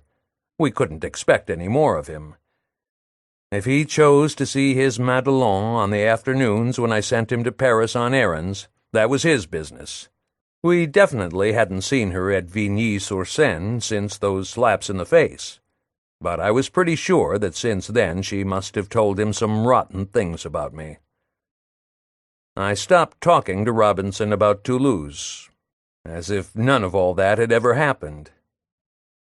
6 months passed, for better or worse, and then there was a vacancy on our staff, and we suddenly needed a nurse, skilled in massage. The old one had gone off to get married without giving notice. Quite a few fine-looking girls applied for the job. In fact, so many strapping young women of all nationalities flocked to Vigny as soon as our ad appeared that we were hard put to it to choose among them. In the end, we picked a Slovak by the name of Sophie, whose complexion, energetic yet gentle bearing, and divine good health struck us, I have to admit, as irresistible. This Sophie knew only a few words of French, but I undertook without delay, the least I could do, to give her lessons. And lo and behold, in contact with her youth and freshness, I felt my interest in teaching revive, though Bariton had done everything in his power to disgust me with it. Impenitent. But what youth, what vigor, what muscles! What an excuse! Supple, springy, amazing!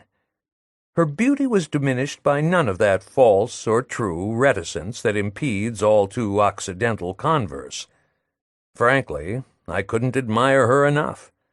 From muscle to muscle, I proceeded by anatomical groups, by muscular slopes, by regions. I never wearied of pursuing that concentrated yet relaxed vigor, distributed in bundles which by turns evaded and consented to the touch, beneath her satin, taut or relaxed, miraculous skin. The era of these living joys, of great undeniable physiological and comparative harmonies, is yet to come. The body, a godhead mauled by my shameful hands, the hands of an honest man, that unknown priest. Death and words must give their permission first. What foul affectations!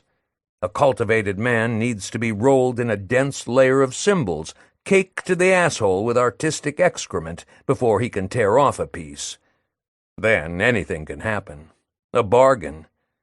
Think of the saving, getting all your thrills from reminiscences. Reminiscences are something we've got plenty of.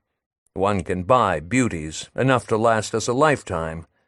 Life is more complicated, especially the life of human forms. a hard adventure, none more desperate. Compared with the addiction to perfect forms, cocaine is a pastime for station masters. But let's get back to our Sophie. Her mere presence seemed a feat of daring in our sulking, fearful, unsavory household.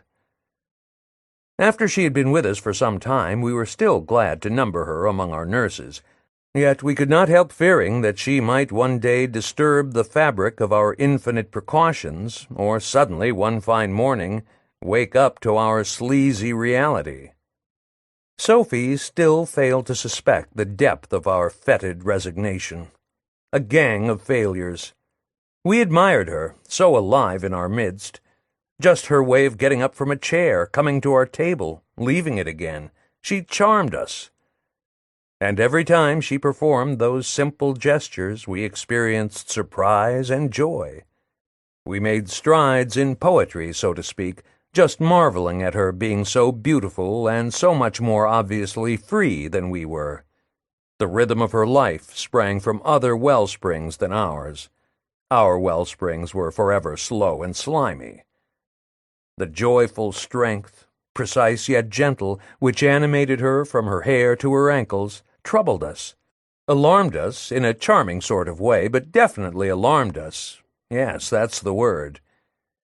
Though our instinct reveled in her innate joy, our peevish knowledge of the things of this world rather frowned on it, that essentially frightened, ever-present knowledge which cowers in the cellars of existence, accustomed to the worst by habit, by experience. Sophie had the winged, elastic, precise gait that is so frequent, almost habitual, among the women of America. The gait of heroic creatures of the future, whom life and ambition carry lightly toward new kinds of adventure. Three masters of joyful warmth, bound for the infinite. Parapine, who was hardly given to lyricism on the subject of attractive women, would smile to himself when she left the room. Just to look at her did your soul good, especially mine, I must say, which had lost none of its aptitude for desire. Wishing to take her by surprise, to ravish a little of her pride, of the prestige and power she had acquired over me, to diminish her, in short, to humanize her a little and reduce her to our paltry proportions, I would go into her room when she was sleeping. At such times, Sophie offered a very different sight, more commonplace, yet surprising and reassuring as well. Without ostentation, almost uncovered, lying crosswise on the bed, legs every which way, skin moist and relaxed, she was battling with fatigue. In the depths of her body she dug into sleep, so hard that it made her snore. That was the only time when I found her within my reach. No more enchantment. No joking, this was serious. She toiled as though to pump more life out of existence. At such times she was greedy, drunk with wanting more and more. You should have seen her after those sleeping bouts, still swollen, her organs exultant, ecstatic under her rosy skin. At such times she was funny, as laughable as other people. For some minutes she'd reel with happiness. Then the full light of day would come to her, and delivered, as if too heavy a cloud had just passed, she'd resume her glorious flight. All that can be fucked. It's extremely pleasant to grasp this moment when matter becomes life. You rise up to the endless plateau that spreads out before men. Phew, you go, and again, phew. You come the limit up there, and then it's like an enormous desert. Among us, her friends rather than employers, I believe, was the most intimate. True, she was regularly unfaithful to me with the orderly in charge of the violent ward, an ex-fireman. For my own good, she told me, so as not to put too great a strain on me, considering all the brain work I had under way, which wasn't exactly compatible with the demands of her fiery temperament, entirely for my own good. She cuckolded me in the interest of hygiene.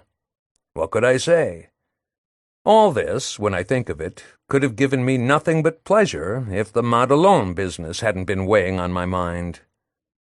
One fine day I told Sophie the whole story to see what she'd say. Telling her my troubles made me feel a little better. I was sick of the endless quarrels and resentments growing out of that wretched passion, and Sophie thought I was perfectly right.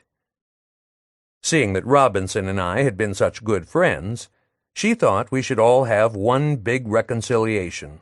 Just patch the whole thing up as quickly as possible.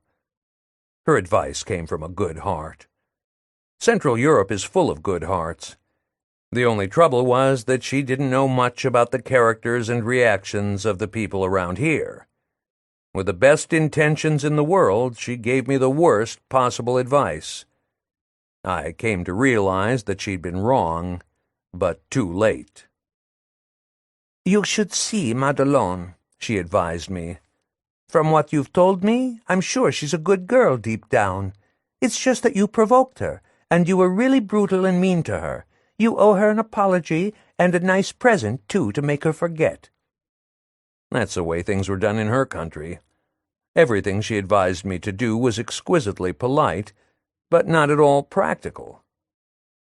I took her advice, mostly because behind all the frills and foolishness, behind the diplomatic maneuvers, I envisaged the possibility of a little foursome that would have been most entertaining. In fact, it would have made a new man of me. Under the pressure of age and circumstances, I note to my sorrow, my friendly feelings were taking an insidiously erotic turn. Betrayal. And Sophie, without meaning to, was abetting me in this betrayal. There was so much curiosity in Sophie, she couldn't help being attracted by danger. An excellent nature, nothing Protestant about her. She never tried to belittle the opportunities life offered and was never suspicious of them. Just my type. She went further. She understood the need for variety in the distractions of the rear end. An adventurous disposition of that sort, you'll have to agree, is most unusual in women. We had definitely picked the right one. She wanted me, and I thought it perfectly natural, to give her some idea of Madelon's physique. She was afraid of seeming awkward in an intimate situation with a Frenchwoman, in view of the stupendous reputation in this line that has been pinned on French women in foreign parts. As for enduring Robinson's attentions at the same time, it was only to give me pleasure that she consented. Robinson didn't send her at all, so she said, but on the whole we were in agreement. That was the main thing. Okay. I waited a while for a good opportunity to approach Robinson with my plan for a general reconciliation. One morning, when he was in the office copying medical reports into the big book, the moment struck me as propitious. I interrupted him to ask him very simply whether he thought it would be a good idea for me to see Madelon and suggest that we let our violent bygones be bygones. Whether on the same occasion I might introduce her to Sophie, my new friend. And lastly, if he didn't think it was time we all got together and patched up our quarrels. At first I could see he hesitated. Then he replied, but without enthusiasm, that he saw no objection. I suspect Madelon had told him that I'd try to see her soon on one pretext or another. About the slap in the face I'd given her the day she came to Vigny, I didn't breathe a word. I couldn't run the risk of his yelling at me there and calling me a brute in public, because after all, though we'd been friends a long time, there in the institution he was under my orders. Authority first. January was a funny time for that sort of operation. Because it was most convenient, we decided to meet in Paris one Sunday and go to the movies together. We thought maybe we'd drop in at the Batignolles Carnival for a while first, if it wasn't too cold out. Robinson had promised to take her to the Batignolles Carnival. Madelon, he told me, was wild about carnivals. That was a lucky thing. Meeting again for the first time, a carnival was the best possible place. We sure got an eyeful of that carnival, and a headful, too. Bim-bam, and bam again. We whirl around, and we're carried away, and we scream and we yell. There we were in the crowd with lights and noise and all the rest of it. Step up, show your skill, show your daring, and laugh, laugh, laugh. Whee! Everyone tried in his overcoat to appear to his best advantage, sharp and just a little aloof, to show that he usually went elsewhere for his entertainment, to more expensive places, as they say in English. He tried to make the impression of knowing, light-hearted young blades in spite of the icy wind, just one more humiliation, and the depressing fear that you were spending too much money on these amusements and might have occasion to regret it for a whole week. The merry-go-round sends up a big belch of music. It can't quite deliver itself of the waltz from Faust, but it tries hard. The waltz plumps down and shoots up again and swirls around the circular ceiling, which spins with its thousands of pastry light bulbs. The steam calliope's having a bad time. The music is giving it a pain in its pipe, its stomach. Would you care for a piece of nougat, or would you rather try another target? Take your choice. In our group at the shooting gallery, it was Madelon, with the brim of her hat turned up over her forehead, who showed the most skill. "Look," she says to Robinson. "my hand isn't shaking. And we had plenty to drink, didn't we?" Just to show you the kind of things we were saying. We'd just come out of a restaurant. "One more try." And Madelon won the bottle of champagne. Bing, bang, bullseye. Then I bet her she can't catch me on the dodgem cars. "I'll take you up on that," she says, as chipper as you please. "We'll take separate cars." And there we go. I was glad she accepted. It was a way of making up to her. Sophie wasn't jealous. She had her reasons. So Robinson climbs into the back car with Madelon, and I get into another up front with Sophie. Man, do we collide. And it's crash and hold tight. But I see right away that Madelon doesn't enjoy being shaken up. Neither does Léon, for that matter. He used to like it, but no more. It's plain that he doesn't feel comfortable with us. While we're clutching at the rail, some sailor boys come along and start feeling us up, men and women alike, and making propositions. We're freezing. We shake them off. We laugh. More and more feeler-uppers come from all directions with music and rhythm and excitement. You get such jolts on these barrels on wheels that your eyes pop out of your head every time you clash. Great fun. Violence and joy. The whole accordion of pleasures. I want to make up with Madelon before we leave the carnival. I want very much, but she doesn't respond to my overtures anymore. It's no soap. She's snubbing me, keeping me at a distance. I can't make her out. These moods that come over her. I'd had hopes of something better. Physically, come to think of it, she has changed completely. She can't bear comparison with Sophie.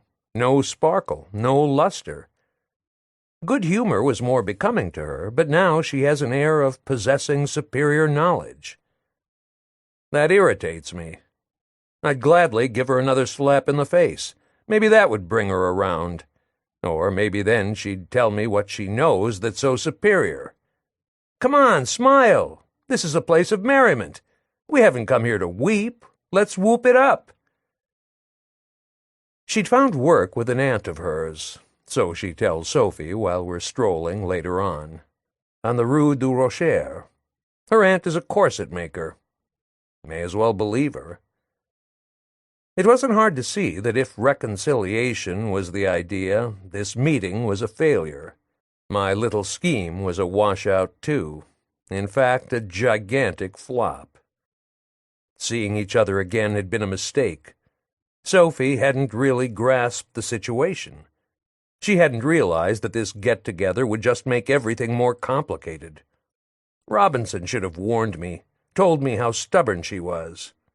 Too bad. Oh well. Bam, bam, the carnival goes on. Let's try the caterpillar, as they call it. My idea and my treat. One more attempt to make up with Madelon. But she keeps slipping away from me, avoiding me. Taking advantage of the crush, she climbs into another seat up front with Robinson. I'm flummoxed again. We're dazed by waves and whirls of darkness. I mutter under my breath that it's hopeless. Sophie finally agrees with me. She realizes that in this whole affair I had been led away by my lecherous fantasies. You see how it is? She's sore. I think we'd better leave them alone now. You and I could drop in at the Chabanais before we go home. That suggestion appealed to Sophie, because while still in Prague, she had often heard people talking about the Chabanais, and she was delighted at the thought of trying the Chabanais and judging for herself. But then we figured that considering the amount of money we had brought with us, the Chabanais would be too expensive. We'd just have to try to revive our interest in the carnival. While we were in the caterpillar, Robinson must have had a scene with Madelon. They were both in a foul humor when they got out. You really couldn't have touched her with a 10-foot pole that evening. To smooth things over, I suggested an absorbing amusement, fishing for bottlenecks. Madelon accepted sulkily. Even so, she beat us all hollow. She got her ring just over the cork and slipped it on just before the bell rang. Click, and that was that. The stand owner couldn't get over it. He gave her a half bottle of Grandouet du Malvoisin, just to give you an idea of how skillful she was. But it didn't make her happy. Right away she announced that she wouldn't drink it. "It's no good," she said. So Robinson uncorked the bottle and drank it. Down the hatch, one gulp. A funny thing for him to do, because he practically never drank. Then we came to the tin wedding. Biff bang. We all had a try with hard balls. It's depressing how clumsy I am at these things. I congratulate Robinson. He beats me at any game. But not even his skill could make him smile. They both looked as if we were leading them off to slaughter. We tried hard, but nothing could put any life into them. "This is a carnival!" I yelled at them. For once I was completely out of ideas. My shouting things in their ears and trying to cheer them up didn't mean a thing to them. They didn't even hear me. "What about youth?" I asked them. "What are we going to do about it? Has youth stopped making merry? Look at me, 10 years older than the rest of you. All right, sweetheart, what do you say?" He and Madelon looked at me as if I were drunk, gassed, nuts, and there was no point in even answering me. No point in trying to speak to me, because I'd certainly be incapable of understanding anything they could say. I wouldn't understand a thing. Maybe they're right, I said to myself, looking anxiously at the people around us. But all those people were doing the things you do to have fun. They weren't nursing their little troubles like us. Far from it. They were getting something out of the carnival. A franc's worth here, 50 centimes worth there. Lights, music, spiel, and candy. They were buzzing around like flies, scads of them with their little grubs in their arms, livid, pasty-faced babies, so pale in the glaring light that you could hardly see them. Just around their noses, those babies had a bit of pink, in the area for colds and getting kissed. Among all the stands, I immediately recognized the Gallery of the Nations. A memory, I didn't mention it to the others. That makes 15 years that have gone by. A long time. And what a lot of friends I've lost along the way. I'd never have thought that the Gallery of the Nations could drag itself out of the mud it was sunk in out there in Saint-Cloud. But now it was all refurbished, as good as new, with music and everything. You gotta hand it to them. And all these people shooting. A shooting gallery always does business. And the egg was back again like me, there in the middle, supported by practically nothing, bobbing up and down. It cost 2 francs. We passed it by. We were too cold to try. It was best to keep moving. But not because we were short of change. Our pockets were still full of change. Our little pocket music. I'd have tried anything just then to put some life into us, but no one was doing a thing to help. If Parapin had been with us, it would probably have been worse, seeing how gloomy he was with people. Luckily, he'd stayed home to look after the loonies. I was sorry I'd come. Then Madelon started laughing after all, but there was nothing funny about her laugh. Robinson, who was beside her, snickered so as not to be different. Then Sophie started making jokes. That was all we needed. As we were passing the photographer's booth, he noticed our hesitation. We had no great desire to go in, except Sophie, maybe. But a moment later, thanks to our hesitation, we were at the mercy of his camera. He drawled out his commands, and we submitted on the cardboard bridge, he must have built it himself, of a purported ship, La Belle France. The name was written on imitation lifebelts. We stood there for quite some time, staring straight ahead, challenging the future. Other customers were waiting impatiently for us to come down off the bridge, and already they were avenging themselves for having to wait by not only finding us too ugly for words, but telling us so out loud. They thought they could take advantage of our not being able to move, but they couldn't faze Madelon. She slanged them back with the full force of her southern accent. She could be heard for miles around. She told them where to get off. A magnesium flash. We all flinch. We each get a picture. We're even uglier than before. The rain comes through the canvas roof. Our feet are footsore and frozen stiff. The wind had found holes all over us while we were posing, so much so that there's hardly anything left of my overcoat. All we can do is keep walking among the booths. I didn't dare suggest going back to Vigny. It was too early. Our teeth were already chattering with the cold, and the heart-throb organ of the merry-go-round jangled our nerves till we were shivering even more. The end of the whole world. That's what the damned organ is laughing about. It bellows its message of disaster through its silver-plated kazoos, and the tune goes out to die in the environing darkness along the pissy streets that come down from Montmartre. The little housemaids from Brittany are definitely coughing a lot more than they did last winter when they just arrived in Paris. Their green and blue mottled thighs do their best to decorate the flanks of the wooden horses. The boys from Auvergne, who treat them to their rides, are cautious post-office clerks, and, as everyone knows, never lay them without a rubber. They have no desire to catch it a second time. In expectation of love, the housemaids squirm and wiggle in the disgustingly melodious din of the merry-go-round. They're kind of sick to their stomachs, but that doesn't stop them from posing in the freezing cold, because this is the great moment, the time to try their youthful charms on the definitive lover, who may be there, already smitten, tucked away among the yokels in this frozen crowd. Love is still hanging back, but it'll come, same as it does in the movies, and happiness with it. If the rich man's son loves you for just one evening, he'll never leave you. It's been known to happen, and it's good enough. Naturally he's sweet, and naturally he's handsome, and naturally he's rich. The old woman who keeps the newsstand over by the metro doesn't give a damn about the future. She scratches her old conjunctivitis and slowly festers her eyes with her fingernails. An obscure pleasure that costs nothing. It's been going on for 6 years now, and her itching gets worse and worse.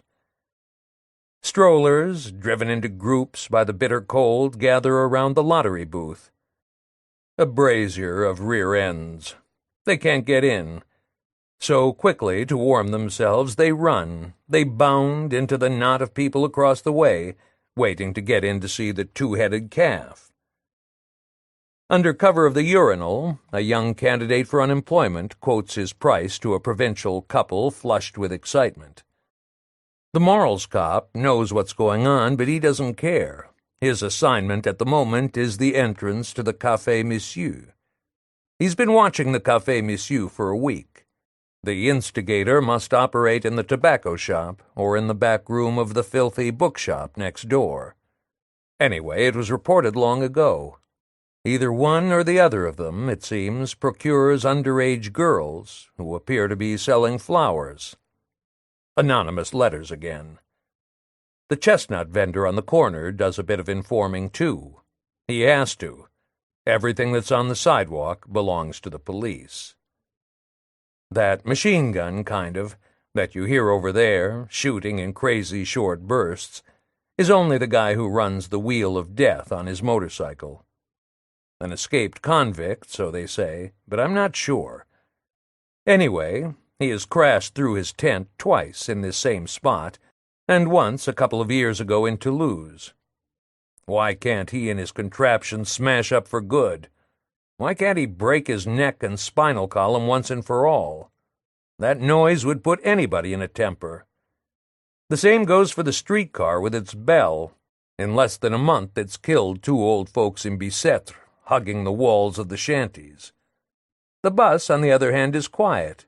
It pulls up slowly on the Place Pigalle, taking every possible precaution, staggering a little, blowing its horn, all out of breath with its 4 passengers, who get off as slowly and carefully as choir boys. Strolling from booth to booth, from clump to clump of humanity, from merry-go-rounds to lotteries, we'd come to the end of the carnival, to the big, dark, vacant lot where the families go to pee. Nothing to do but turn back. Retracing our steps, we ate chestnuts to work up a thirst. We got sore mouths, but no thirst. There was a worm in the chestnuts, a cute little fellow. Naturally, it was Madelon who got it. That was exactly when things started going really bad between us. Up until then, we had kept ourselves more or less under control, but that worm really made her furious. As she was going over to the gutter to spit out the worm, Léon said something to stop her. I don't remember what he said or what had got into him, but all of a sudden her going over to spit went against Robinson's grain. Like a damn fool, he asked her if she'd found a seed in it. Honestly, that was no question to ask her. And then Sophie sees fit to join in the argument. She couldn't see what they were fighting about. She wanted to know. Being interrupted by Sophie, a foreigner, exasperated them even more. What would you expect? Just then a bunch of hoodlums come between us and were separated. Actually, they were young fellows trying to pick up customers, but with mimicry, kazoos, and assorted cries of terror. When we managed to get back together, she and Robinson were still fighting. It looks like time to go home, I thought. If we leave them here together for another few minutes, they'll disgrace us right here in the middle of the carnival. Better call it a day. The whole thing had been a failure. You couldn't deny it. Let's go home, I suggested to Robinson. He gave me a look of surprise, but it still struck me as the wisest, most sensible course. Haven't you had enough? I added. He made a sign, meaning that I should ask Madelon how she felt about it. I had no objection to asking Madelon, but I didn't think it was a very bright thing to do. We'll take Madelon with us, I finally said. Take her? He asked. Where do you want to take her? To Vigny, of course, I said. That was a blunder. I'd done it again, but once I'd said it, I couldn't take it back. We have an empty room for her in Vigny, I went on. There's no shortage of rooms out there. We could all have a bite to eat before going to bed. At least it'll be more cheerful than freezing around here like we've been doing for the last 2 hours. No trouble at all. Madelon made no answer to my suggestions. She didn't even look at me while I was speaking, but I know she hadn't missed a word of what I'd said. Anyway, I'd said it, and it couldn't be helped. Then, when I'd wandered a few steps away from the group, she came over to me quietly and asked if I wasn't trying to put something over on her, inviting her out to Vigny. I didn't answer her. No sense trying to reason with a jealous woman. Anything I could say would only be a pretext for another endless scene. Besides, I didn't even know whom or what she was jealous of. It's often hard to localize feelings of jealousy. Come to think of it, she was probably jealous of everything, same as everyone else. By that time, Sophie didn't know where she was at, but she went on trying to be agreeable. She even took Madelon's arm, but Madelon was much too furious and much too glad to be furious to let herself be diverted by friendly gestures. We fought our way through the crowd to the streetcar stop on Place Clichy. Just as we were about to board a car, a cloud burst right over the square, and the rain came down in cascades. The heavens emptied. In half a second, every taxi in sight had been grabbed. I heard Madelon right near me asking Robinson in an undertone, "You're not going to insult me in front of all these people, are you, Léon?" She was in bad shape. "You're sick of me, aren't you? Why don't you say so?" she went on. "Say you've had enough of me, that you'd rather be alone with these two. You all go to bed together, I bet, when I'm not there, don't you? Say you like it better with them than with me. Go on, say it so I can hear you." After that, she stood silent. Her face contracted into a grimace around her nose, which pointed upward and tugged at her mouth. We were waiting on the sidewalk. "You see how your friends treat me?" she started in again. "You see, Léon?" Léon, I have to give him credit, didn't answer back. He didn't do anything to provoke her. He could be very violent at times, but he just looked the other way at the house fronts and the boulevard and the cars. And yet Léon had his violent moments. When she saw she wasn't getting anywhere with threats, she came back at him in a different way, with love talk, while we were all waiting. "I love you, Léon. Here, I love you. Do you realize at least what I've done for you? Maybe I shouldn't have come today, but you do love me just a little, don't you? You must love me just a little. You have a heart, haven't you? Tell me, Léon, tell me you have a heart. Then why do you despise my love? We had a beautiful dream, the two of us together, and now you're so cruel to me. You've trampled my dream, Léon. You've soiled it. You've destroyed my ideal. You can't say different. I suppose you don't want me to believe in love any more. Is that it? And now you want me to go away for good. Is that what you want?" All these questions while the rain was dripping through the awning of the café. It was coming down on us all. He had warned me all right. She was exactly the way he had said. He hadn't made anything up. I'd never have thought them capable of rising to such an emotional paroxysm in so little time. Seeing the cars and all were making so much noise, I was able to whisper a few words in Robinson's ear. I suggested that we try to run out on her and get this shindig over with as quickly as possible because it was a flop, and we'd better break up quietly before the situation soured in earnest and people got really angry, as there was good reason to fear. "You want me to find a pretext?" I whispered. "Then we'll all beat it separately?" "No," he answered. "Don't do that, don't. She's capable of throwing a fit right here, and we'd never be able to stop her." I let it go at that. Come to think of it, maybe Robinson enjoyed being yelled at in public. And besides, he knew her better than I did. As the shower was letting up, we found a taxi. We jumped in, and there we were, all squeezed together inside. First, we didn't say a word to each other. The air was too heavy between us, and I felt I'd put my foot in it enough. I thought I'd better wait a while before doing it again. Léon and I took the folding seats. The two women sat in back. On weekend nights, the road to Argenteuil is badly congested, especially as far as the port. After that, you have to count a good hour before you get to Vigny on account of the traffic. It's no fun sitting face to face and eye to eye without saying a word, especially when it's dark and everyone's kind of suspicious of everyone else. Even so, if we had stayed like that, nettled but keeping each to himself, nothing would have happened. That's still my opinion when I think of it today. It was my doing, I have to admit, that we started talking again, and the quarrel resumed, worse than ever. We're never suspicious enough of words. They look like nothing much, not at all dangerous, just little puffs of air, little sounds the mouth makes, neither hot nor cold, and easily absorbed once they reach the ear by the vast gray boredom of the brain. We're not suspicious enough of words, and calamity strikes.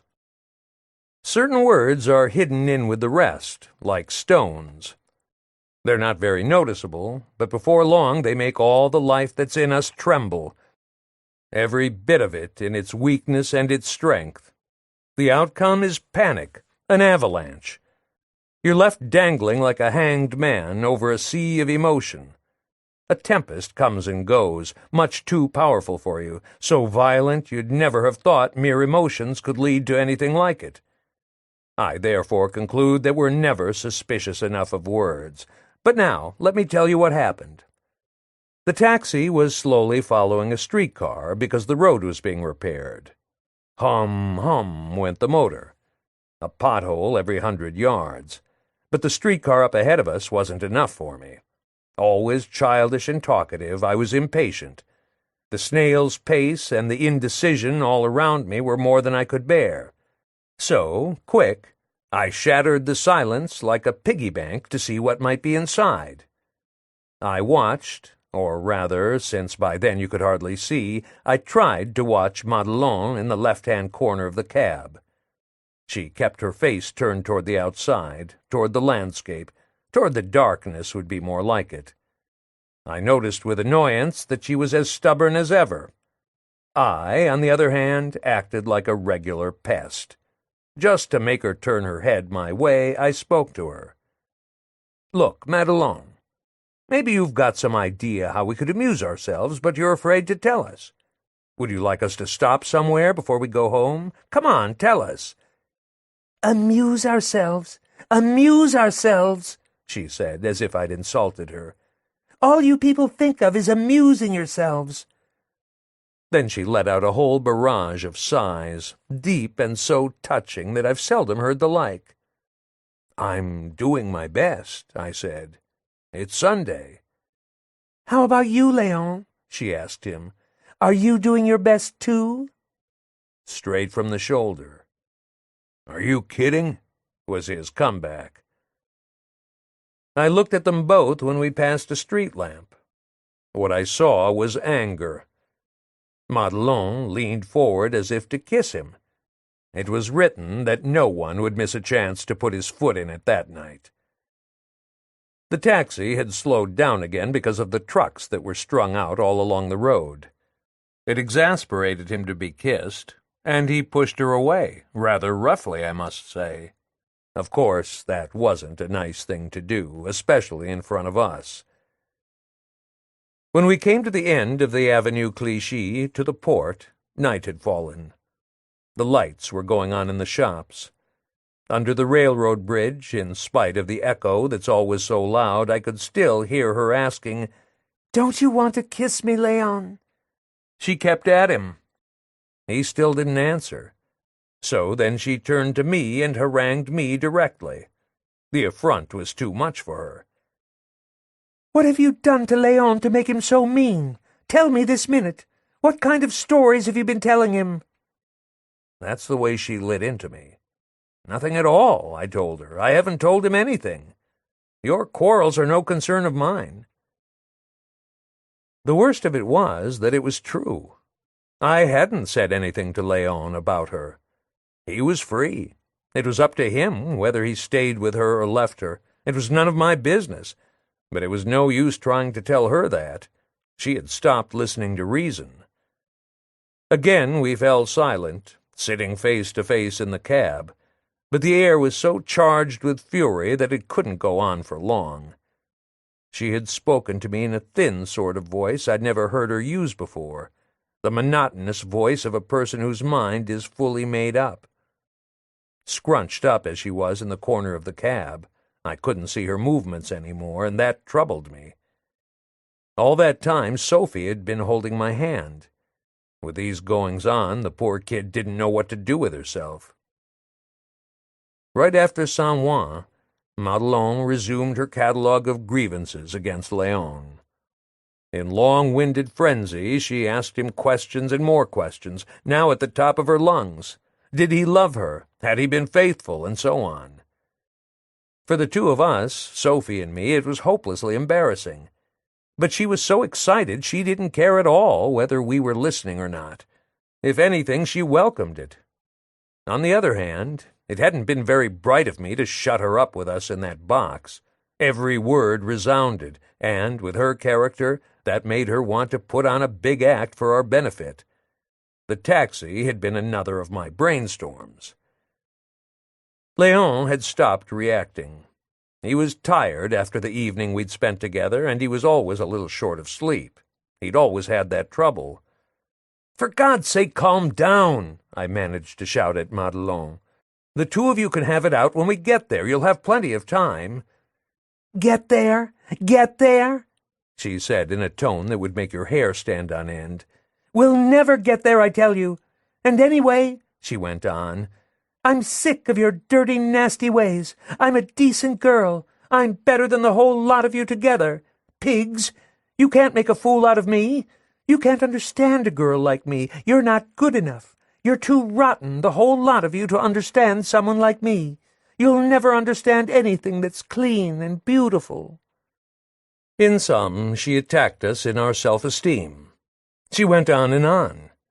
I kept strictly quiet on my folding seat. I didn't so much as let out a murmur. But it did no good. Every time the driver shifted gears, she'd start yapping again. At times like that, the least little thing can provoke disaster.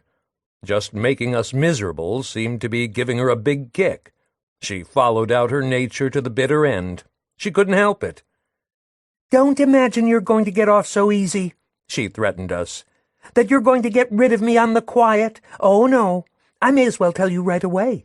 No, you won't get away with it, you no-good scum. You've ruined my life. I'll wake you up, you bastards." Suddenly she bent over toward Robinson, grabbed him by the lapels of his overcoat, and started shaking him. He made no attempt to break loose.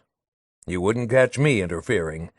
It almost looked as if Robinson enjoyed seeing her getting more and more excited on account of him. He was grinning. It wasn't natural. She was yelling at him, and he was jerking back and forth on his seat like a marionette, nose down, all the starch gone out of his neck. Just as I was going to attempt some little gesture of remonstrance to stop the rough stuff, she bristled and started giving me a piece of her mind, unloading things she'd been storing up for a long time. I was in for it, all right, and there in front of everybody. "You shut up, you lecher!" she screams at me. "This is between Léon and me, and it's none of your business. I'm not having any of your brutality. If you ever lift a finger against me, Madelon will teach you how to behave. First you cuckold your friends, then you beat their women. Of all the blasted nerve, aren't you ashamed of yourself?" Hearing these truths, Léon kind of woke up a bit. He wasn't grinning anymore. For a second I even wondered if he and I weren't going to bash each other to kingdom come, but for one thing, with four of us packed into that cab, there wasn't room enough for a fight. That reassured me. Too cramped. Especially since we were making pretty good time over the cobblestones of the boulevards along the Seine. The taxi was jolting so bad you couldn't even move. "Come, Léon," she commanded him. "I'm asking you for the last time. Come. Drop these people. Do you hear what I'm saying?" A riot. "Make him stop, Léon. Stop the car, or I'll stop it myself." But Léon didn't stir from his seat. He was screwed on tight. "So you won't come?" she said again. "You won't come?" She'd warned me that I'd better lie low. I'd had enough. "Are you coming?" she repeated. The cab was still going fast. The road was clear in front of us, and the jolting was worse than ever. We were bouncing around like crates in a truck. "All right," she concluded when he didn't answer. "All right, that does it. You asked for it. Tomorrow. You hear? No later than tomorrow. I'm going to the police and telling them exactly how Madame Henri fell down the stairs. Do you hear me now, Léon? You happy now? Not playing deaf any more? Either you come with me right away or I go to the police tomorrow morning. So are you coming or aren't you? Speak up!" She couldn't have made her threat any plainer. So then he decided to say something after all. "You were involved in it yourself," he said. "You can't say a thing." That didn't quiet her in the least. Far from it. "I don't care," she said. "What if I was? You mean we'll both go to jail? That I was your accomplice? Is that what you mean? Well, that suits me fine." And she started laughing hysterically, as if nothing could have been funnier. "That would suit me to a T, I tell you. I'm crazy about jail, I tell you. Don't go expecting me to back down because of your jail talk. I'll go to jail any time you say, but you'll go too, you bastard. At least you won't be able to give me the runaround any longer. I belong to you, okay? But you belong to me, too. You should have just stayed with me down there. I can only love once, monsieur. I'm no tart." In saying that, she was defying me and Sophie, too, making a point of fidelity and respectability. In spite of it all, the taxi was driving on, and he still made no move to stop the driver. "Then you're not coming? You'd rather go to the pen? Okay. You don't care if I turn you in? You don't care if I love you or not? You don't care about my future? You don't care about anything, do you?" "No," he says. "In a way you're right. But it's not just you. I don't care about anyone else either. Christ, don't take it as an insult. I know you're a sweet kid, but I don't want to be loved anymore. It disgusts me." She didn't expect to have that kind of thing thrown in her face. She was so surprised that she didn't know how to pick up the tirade she'd already begun. She'd been thrown off balance, but she recovered quick enough. "Oh, it disgusts you, does it? What do you mean by that? Tell me a little more, you ungrateful weasel." "No," he said. "It's not you that disgusts me, it's everything. I don't want anything. You can't hold that against me." "What's that you say? Say it again. Me? Everything?" She was trying to understand. "Me? Everything? Don't talk Chinese. Tell me in French, in front of these people. Why do I disgust you now? Don't you get a hard-on like everybody else, you big pig, when you make love? Oh, so you don't get a hard-on, is that it? Out with it. In front of these people, tell us you don't get a hard-on." In spite of her fury, her way of arguing her case made you want to laugh. But I didn't have time to laugh very long because she started up again. "And him there. I suppose he doesn't squirt every time he catches me in a corner. The beast, the sex fiend. I dare him to say it's not true. You're all looking for something new, admit it. Variety, novelty, that's what you want. A daisy chain. Why not a virgin? You degenerate pigs. Why look for pretexts?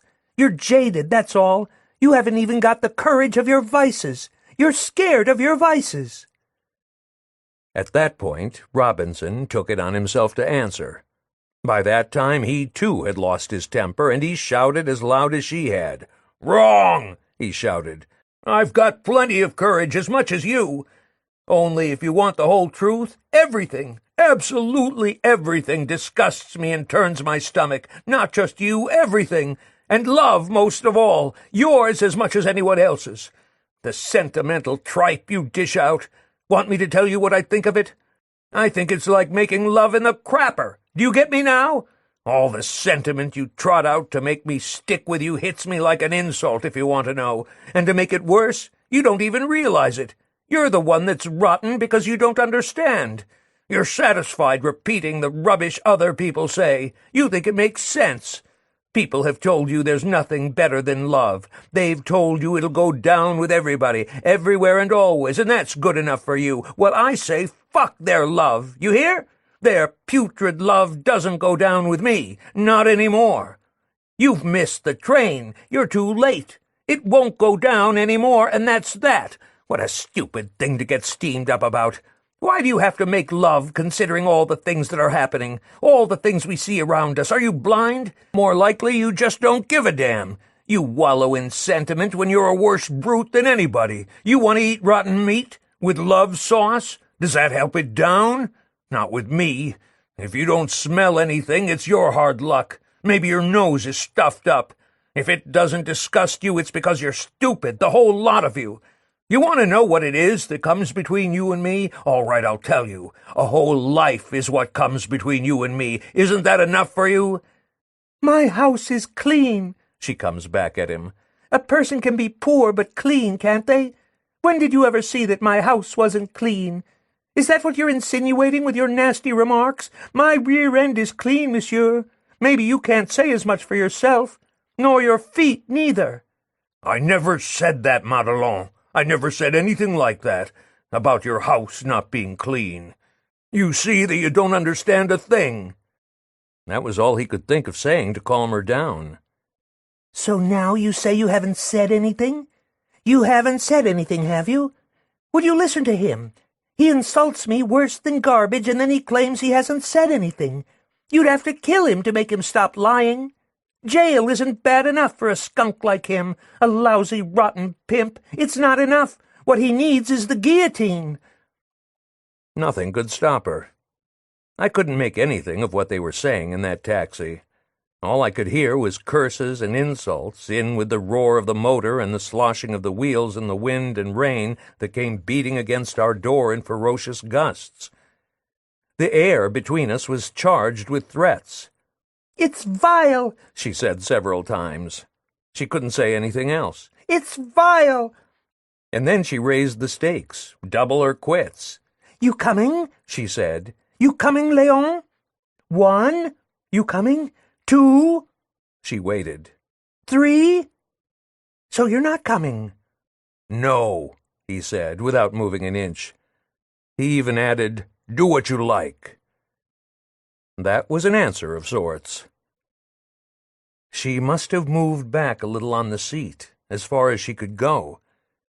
I guess she was holding the revolver in both hands, because when the shot went off it seemed to go straight into his belly. Then, almost at the same time, there were 2 more shots, one after the other, and then the car was full of acrid smoke. But we kept right on going.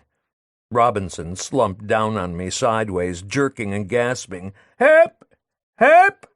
and more of the same, "Help! Help!"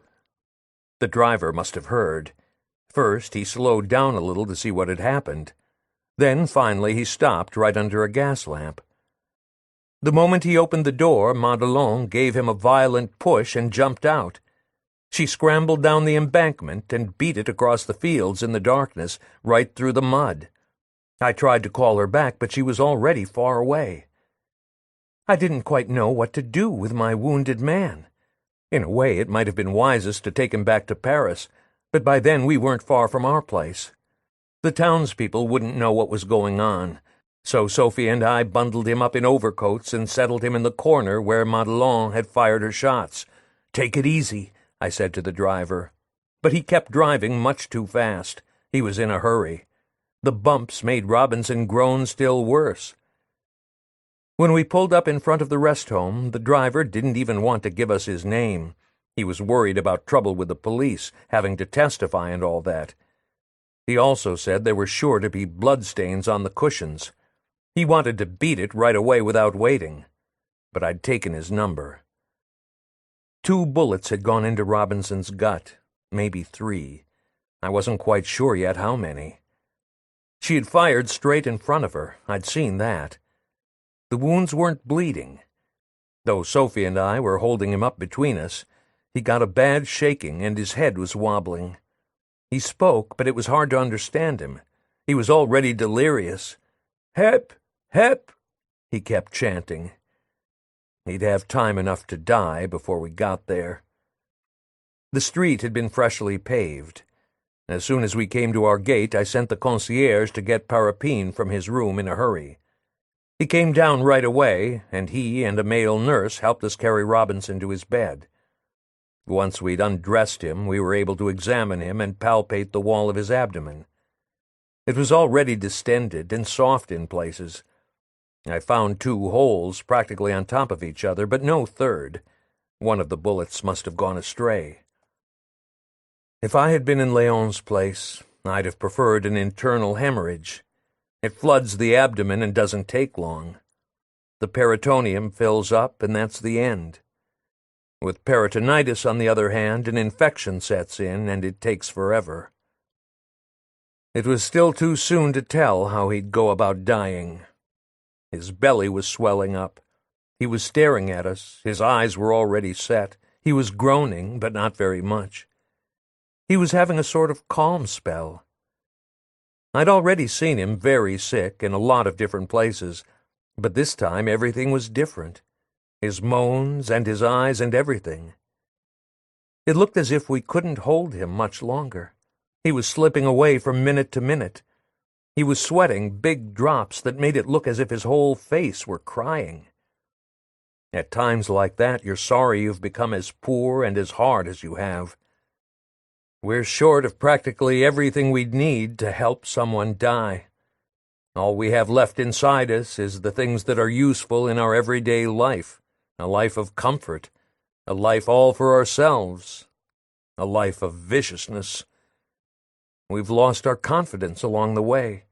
We've harried and goaded what pity we had left, driven it to the bottom of our body like some nasty pill. We've pushed pity to the bottom of our bowels along with our shit. That's a good place for it, we say to ourselves. I stayed with Léon to commiserate. I had never felt so embarrassed. I couldn't manage it. He couldn't find me. It was driving him wild. He must have been looking for another Ferdinand, somebody much bigger than me to help him die more easily. He was straining to figure out if there'd been any progress in the world. Poor fellow, drawing up an inventory in his mind, wondering if people hadn't changed just a little for the better during his lifetime, if maybe he had been unfair to them without meaning to. But there was only me, just me all alone beside him, the genuine Ferdinand, who was short of everything that would make a man bigger than his own bare life, short of love for other people's lives. Of that I had none, or so little there was no use showing it. I wasn't as big as death. I was a lot smaller. I had no great opinion of humanity. I think I'd have found it easier to grieve for a dying dog than for Robinson, because a dog isn't tricky, and Robinson, in spite of everything, was tricky in a way. I was tricky myself. We were all tricksters. Our other qualities had left us along the way. I'd even lost the grimaces that can come in handy over deathbeds. I'd lost everything along the way. I couldn't find any of what we need to help a man die. All I could find was cunning. My feelings were like a house where you only go on holidays, scarcely inhabitable. Besides, a dying man is demanding.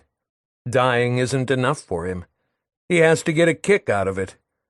At the very bottom of life, with his arteries already full of urea, he has to get a kick out of his last gasps. And the dying snivel because they're not having as much fun as before. They make demands. They protest. The dramatics of misery wants to carry over from life into death. He came partly to his senses when Parapine gave him an injection of morphine. He even talked a little about what had happened. "It's best to have it end like this," he said. And later, "It doesn't hurt as much as I'd have thought." When Parapine asked him exactly where the pain was, you could see he wasn't all there anymore. But even so, there were still things he wanted to tell us. He hadn't the strength. His head wasn't clear enough. He wept, he gagged, and a moment later he laughed. He wasn't like the usual sick man. We didn't know how to act in front of him. It looked as if he were trying to help us live. as if he'd been trying to find us pleasures to go on living for. He held us by the hands, one hand each. I kissed him. That's all you can do in a case like that without going wrong. We waited. He didn't say anything more after that. A little later, maybe an hour, the hemorrhage came, internal and profuse. It carried him off. His heart started beating faster and faster, and then very, very fast. His heart was running after his exhausted, diminished blood, chasing it to the ends of his blood vessels, throbbing in his fingertips. The pallor rose up from his neck and took hold of his whole face. He died in a choking fit. He went as if he had taken a running start, squeezing the two of us in his arms. Then, almost immediately, he was back again in front of us, already taking on the weight of a dead man. We stood up. We disengaged ourselves from his hands. They stopped in mid-air, stiff, yellow, and blue in the light of the lamp. Then Robinson was like a stranger in the room, someone who had come from a horrible country and you wouldn't have dared to speak to. Parapin kept his wits about him. He managed to send someone to the police station for a cop. The cop just happened to be Gustave, our Gustave, who was on standby after his traffic duty. "Oh, my God!" said Gustave when he entered the room and saw Robinson. Then he sat down at the nurse's table that hadn't been cleared yet to get his breath and take a little drink. "Seeing it's a crime," he said, "we'd better take him to headquarters." Then he remarked, "Robinson was all right. He wouldn't have hurt a fly. I wonder why she killed him." Then he drank some more. He shouldn't have. Drink didn't agree with him. But he liked the bottle. It was his weakness. We went up to the storeroom to get a stretcher.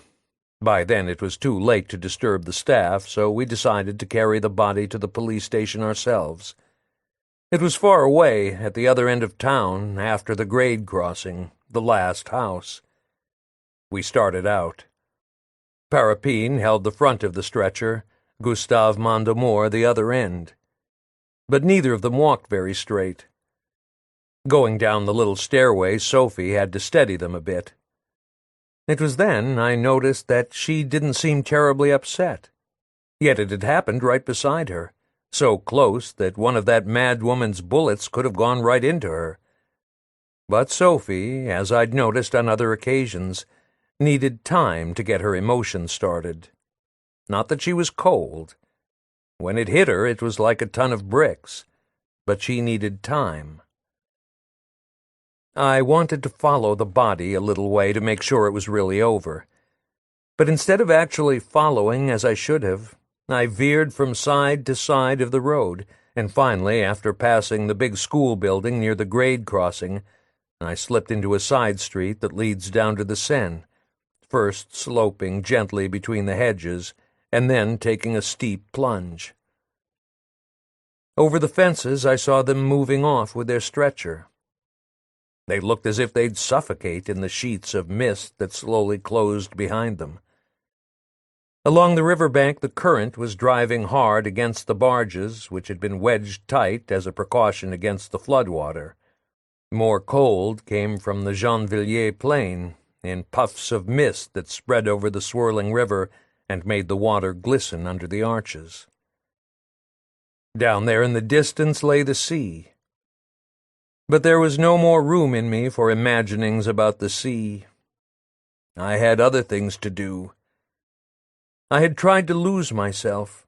I hadn't wanted to be face to face with my own life any more, but everywhere I kept finding it. I was always coming back to myself. My wanderings were over. No more knocking about for me. The world had closed in.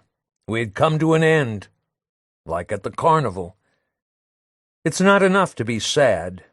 There ought to be some way to start the music up again and go looking for more sadness. But not for me.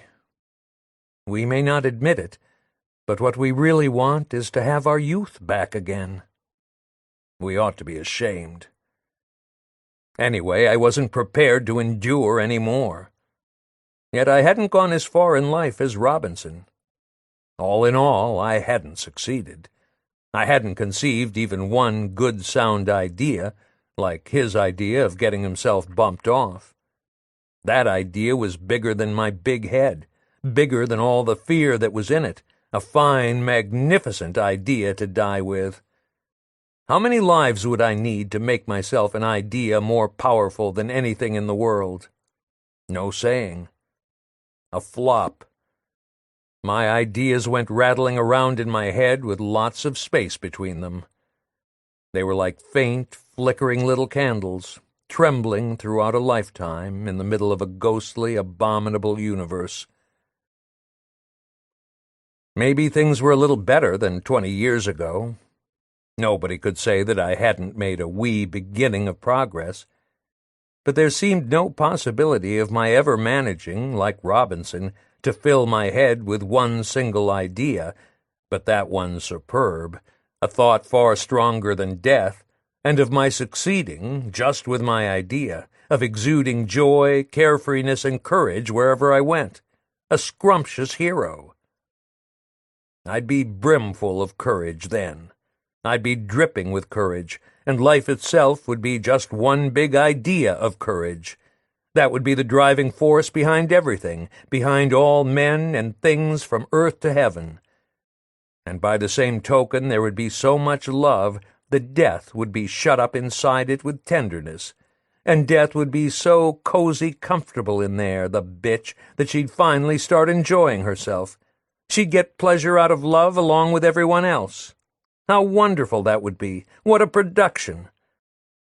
I was laughing to myself all alone on the riverbank when I thought of all the things I'd have to do if I wanted to inflate myself like that with infinite resolutions. An idealistic toad. Fever, you know. My friends had been looking for me for at least an hour, especially because they'd noticed that I wasn't in very good shape when I left them. Gustave Mondamour was the first to sight me under my gas lamp. "Hey, doctor!" he shouted. Mondamour, I can assure you, had some voice. "This way! They want you at the police station. They want your deposition." "You know, doctor," he added, but now he was whispering in my ear, "you're not looking well." He walked beside me. In fact, he held me up. Gustave was fond of me. I never found fault with him for his drinking. I was full of understanding, whereas Parapine was rather severe and sometimes made him feel ashamed of himself for drinking so much. Gustave would have done practically anything for me. He admired me, in fact. He told me so. He didn't know why, neither did I, but he admired me. He was the only one. We went down 2 or 3 streets together until he saw the lantern outside the police station. After that, you couldn't go wrong. Gustave was worrying about the report he'd have to write. He didn't dare tell me so. He'd already made everyone sign at the bottom, but a lot of things were still missing from his report. Gustave had a big head, like me. I could actually wear his kepi, which goes to show. But he tended to forget details. Ideas didn't come easy to him. It cost him a struggle to speak, and even more to write. Parapine would have been glad to help him write his report, but he hadn't seen the crime. He didn't know the circumstances. He'd have had to invent, and the inspector didn't want any inventions in his reports. He wanted nothing but the truth, so he said. Climbing the stairway at the police station, I was shivering. I couldn't tell the inspector much either. I really wasn't feeling so good. They'd put Robinson's body down beside the rows of big filing cabinets. All around the benches the floor was littered with printed matter and cigarette butts. On the wall, the inscription, "Fuck the Fuzz," was only partly erased. "Did you get lost, Doctor?" the secretary asked me, quite amiably, I must say, when I finally got there. We were all so tired we couldn't really talk straight. Finally, we were agreed about the phrasing and the trajectory of the bullets, one of which was still embedded in the spinal column. It hadn't been found. He'd be buried with it. They looked for the other bullets. The other bullets were embedded in the wall of the taxi. It was a powerful revolver. Sophie came and joined us. She'd gone back for my overcoat. She kissed me and pressed me close to her, as if I were going to die too, or fly away. "I'm not going away," I kept saying. "Be reasonable, Sophie, I'm not going away." Nothing I said could set her mind at rest. Standing around the stretcher, we chewed the fat with the inspector's secretary, who'd seen worse in his time, crimes and non-crimes and disasters, and he wanted to tell us all about all his experiences in one breath. We didn't dare leave for fear of offending him. He was so affable. It gave him pleasure to be talking with educated people for a change instead of thugs. We didn't want to hurt his feelings, so we hung around. Parapine had no raincoat. Listening to us lulled Gustave's mind. His mouth hung open, and his thick neck was thrust out as if he was pulling a handcart. I hadn't heard Parapine pour out so many words for many years, not since my student days, to tell the truth. All the things that had happened that day went to his head. But we decided to go home all the same. We took Mondemour with us, and Sophie too. Now and then she gave me a hug. Her body was filled with the strength of worry and tenderness, and so was her heart. Her strength was all over her. It was wonderful. I, too, was full of her strength. That bothered me. It wasn't mine, and it was my own I'd need if I were to go and die magnificently one day, like Léon. I had no time to waste on grimaces. To work, I said to myself. But nothing came of it. She even wanted me to go back and look at the corpse again. So I left without turning around. The sign said, "Close the door." Parapine was thirsty, from talking, no doubt, from talking too much for him. Passing the bistro by the canal, we knocked on the shutters for a while. It made me think of the road to Noiseur during the war. The same little light over the door, on the point of going out. Finally, the owner in person came and opened it. He hadn't heard anything. We told him all the news, ending up with the murder. "A crime of passion," Gustave called it. The bar opened just before dawn for the benefit of the bargemen. As the night draws to an end, the locks open slowly. And then the whole countryside comes to life and starts to work. Slowly the banks break away from the river and rise up on both sides. Work emerges from the darkness. You begin to see it again, all very simple and hard. Over here the winches, over there the fences around the work sites, and far away on the road men are coming from still farther away. In small, chilled groups they move into the murky light. For a starter, they splatter their faces with daylight as they walk past the dawn. All you can see of them is their pale, simple faces. The rest still belongs to the night. They, too, will all have to die some day. How will they go about it? They move toward the bridge. Then, little by little, they vanish across the plain, and other men come along, paler and paler as the light rises all around them. What are they thinking about? The owner of the bar wanted to know all about the tragedy. He wanted us to tell him everything. Vaudescal was the owner's name. He was from the north and very clean. Gustave gave him an earful. Gustave kept chewing over the details. But that wasn't the essential. Again, we were losing ourselves in words. Besides, he was drunk and kept starting all over from the beginning. But there really wasn't any more to say. Nothing at all. Even so, I'd have listened to him for a while yet, quietly half asleep. But the others started contradicting him, and that made him mad. In his rage, he clouted the little stove. The whole thing collapsed and turned over. The stovepipe, the grate, the glowing coals. Mondemore was as strong as an ox. To make matters worse, he wanted to show us the genuine fire dance. He wanted to take off his shoes and prance around on the coals. There had been some bad blood between Gustave and the bar owner about a slot machine that hadn't been licensed. Vaudescal was a snake in the grass. You couldn't trust him. His shirts were too clean for him, to be really honest. He was vindictive, and he was a stool pigeon. The riverbanks are full of that kind. Parapine suspected that he was laying for Mondemore, hoping to take advantage of his drunkenness and get him fired. Parapine had stopped him from doing his fire dance and made him feel ashamed. We pushed Mondemore to the end of the table. There he finally collapsed, as quiet as a mouse, amid gargantuan sighs and smells, and fell asleep. Far in the distance the tugboat whistled.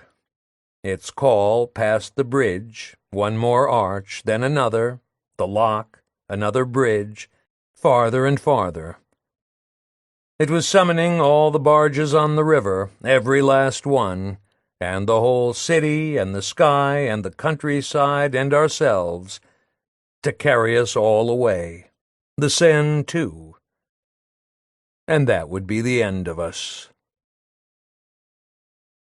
This concludes Journey to the End of the Night by Louis-Ferdinand Céline, translated from the French by Ralph Mannheim. Narrated by David Colacci. Copyright 1934-1952 by Louis-Ferdinand Céline. Translation copyright 1983 by Ralph Mannheim. This unabridged audiobook is published by arrangement with New Directions Publishing Corporation and was produced in the year 2016 by Tantor Media, Incorporated, a division of Recorded Books, which holds the copyright thereto. Please visit Tantor.com for more information on our growing library of unabridged audiobooks and to take advantage of special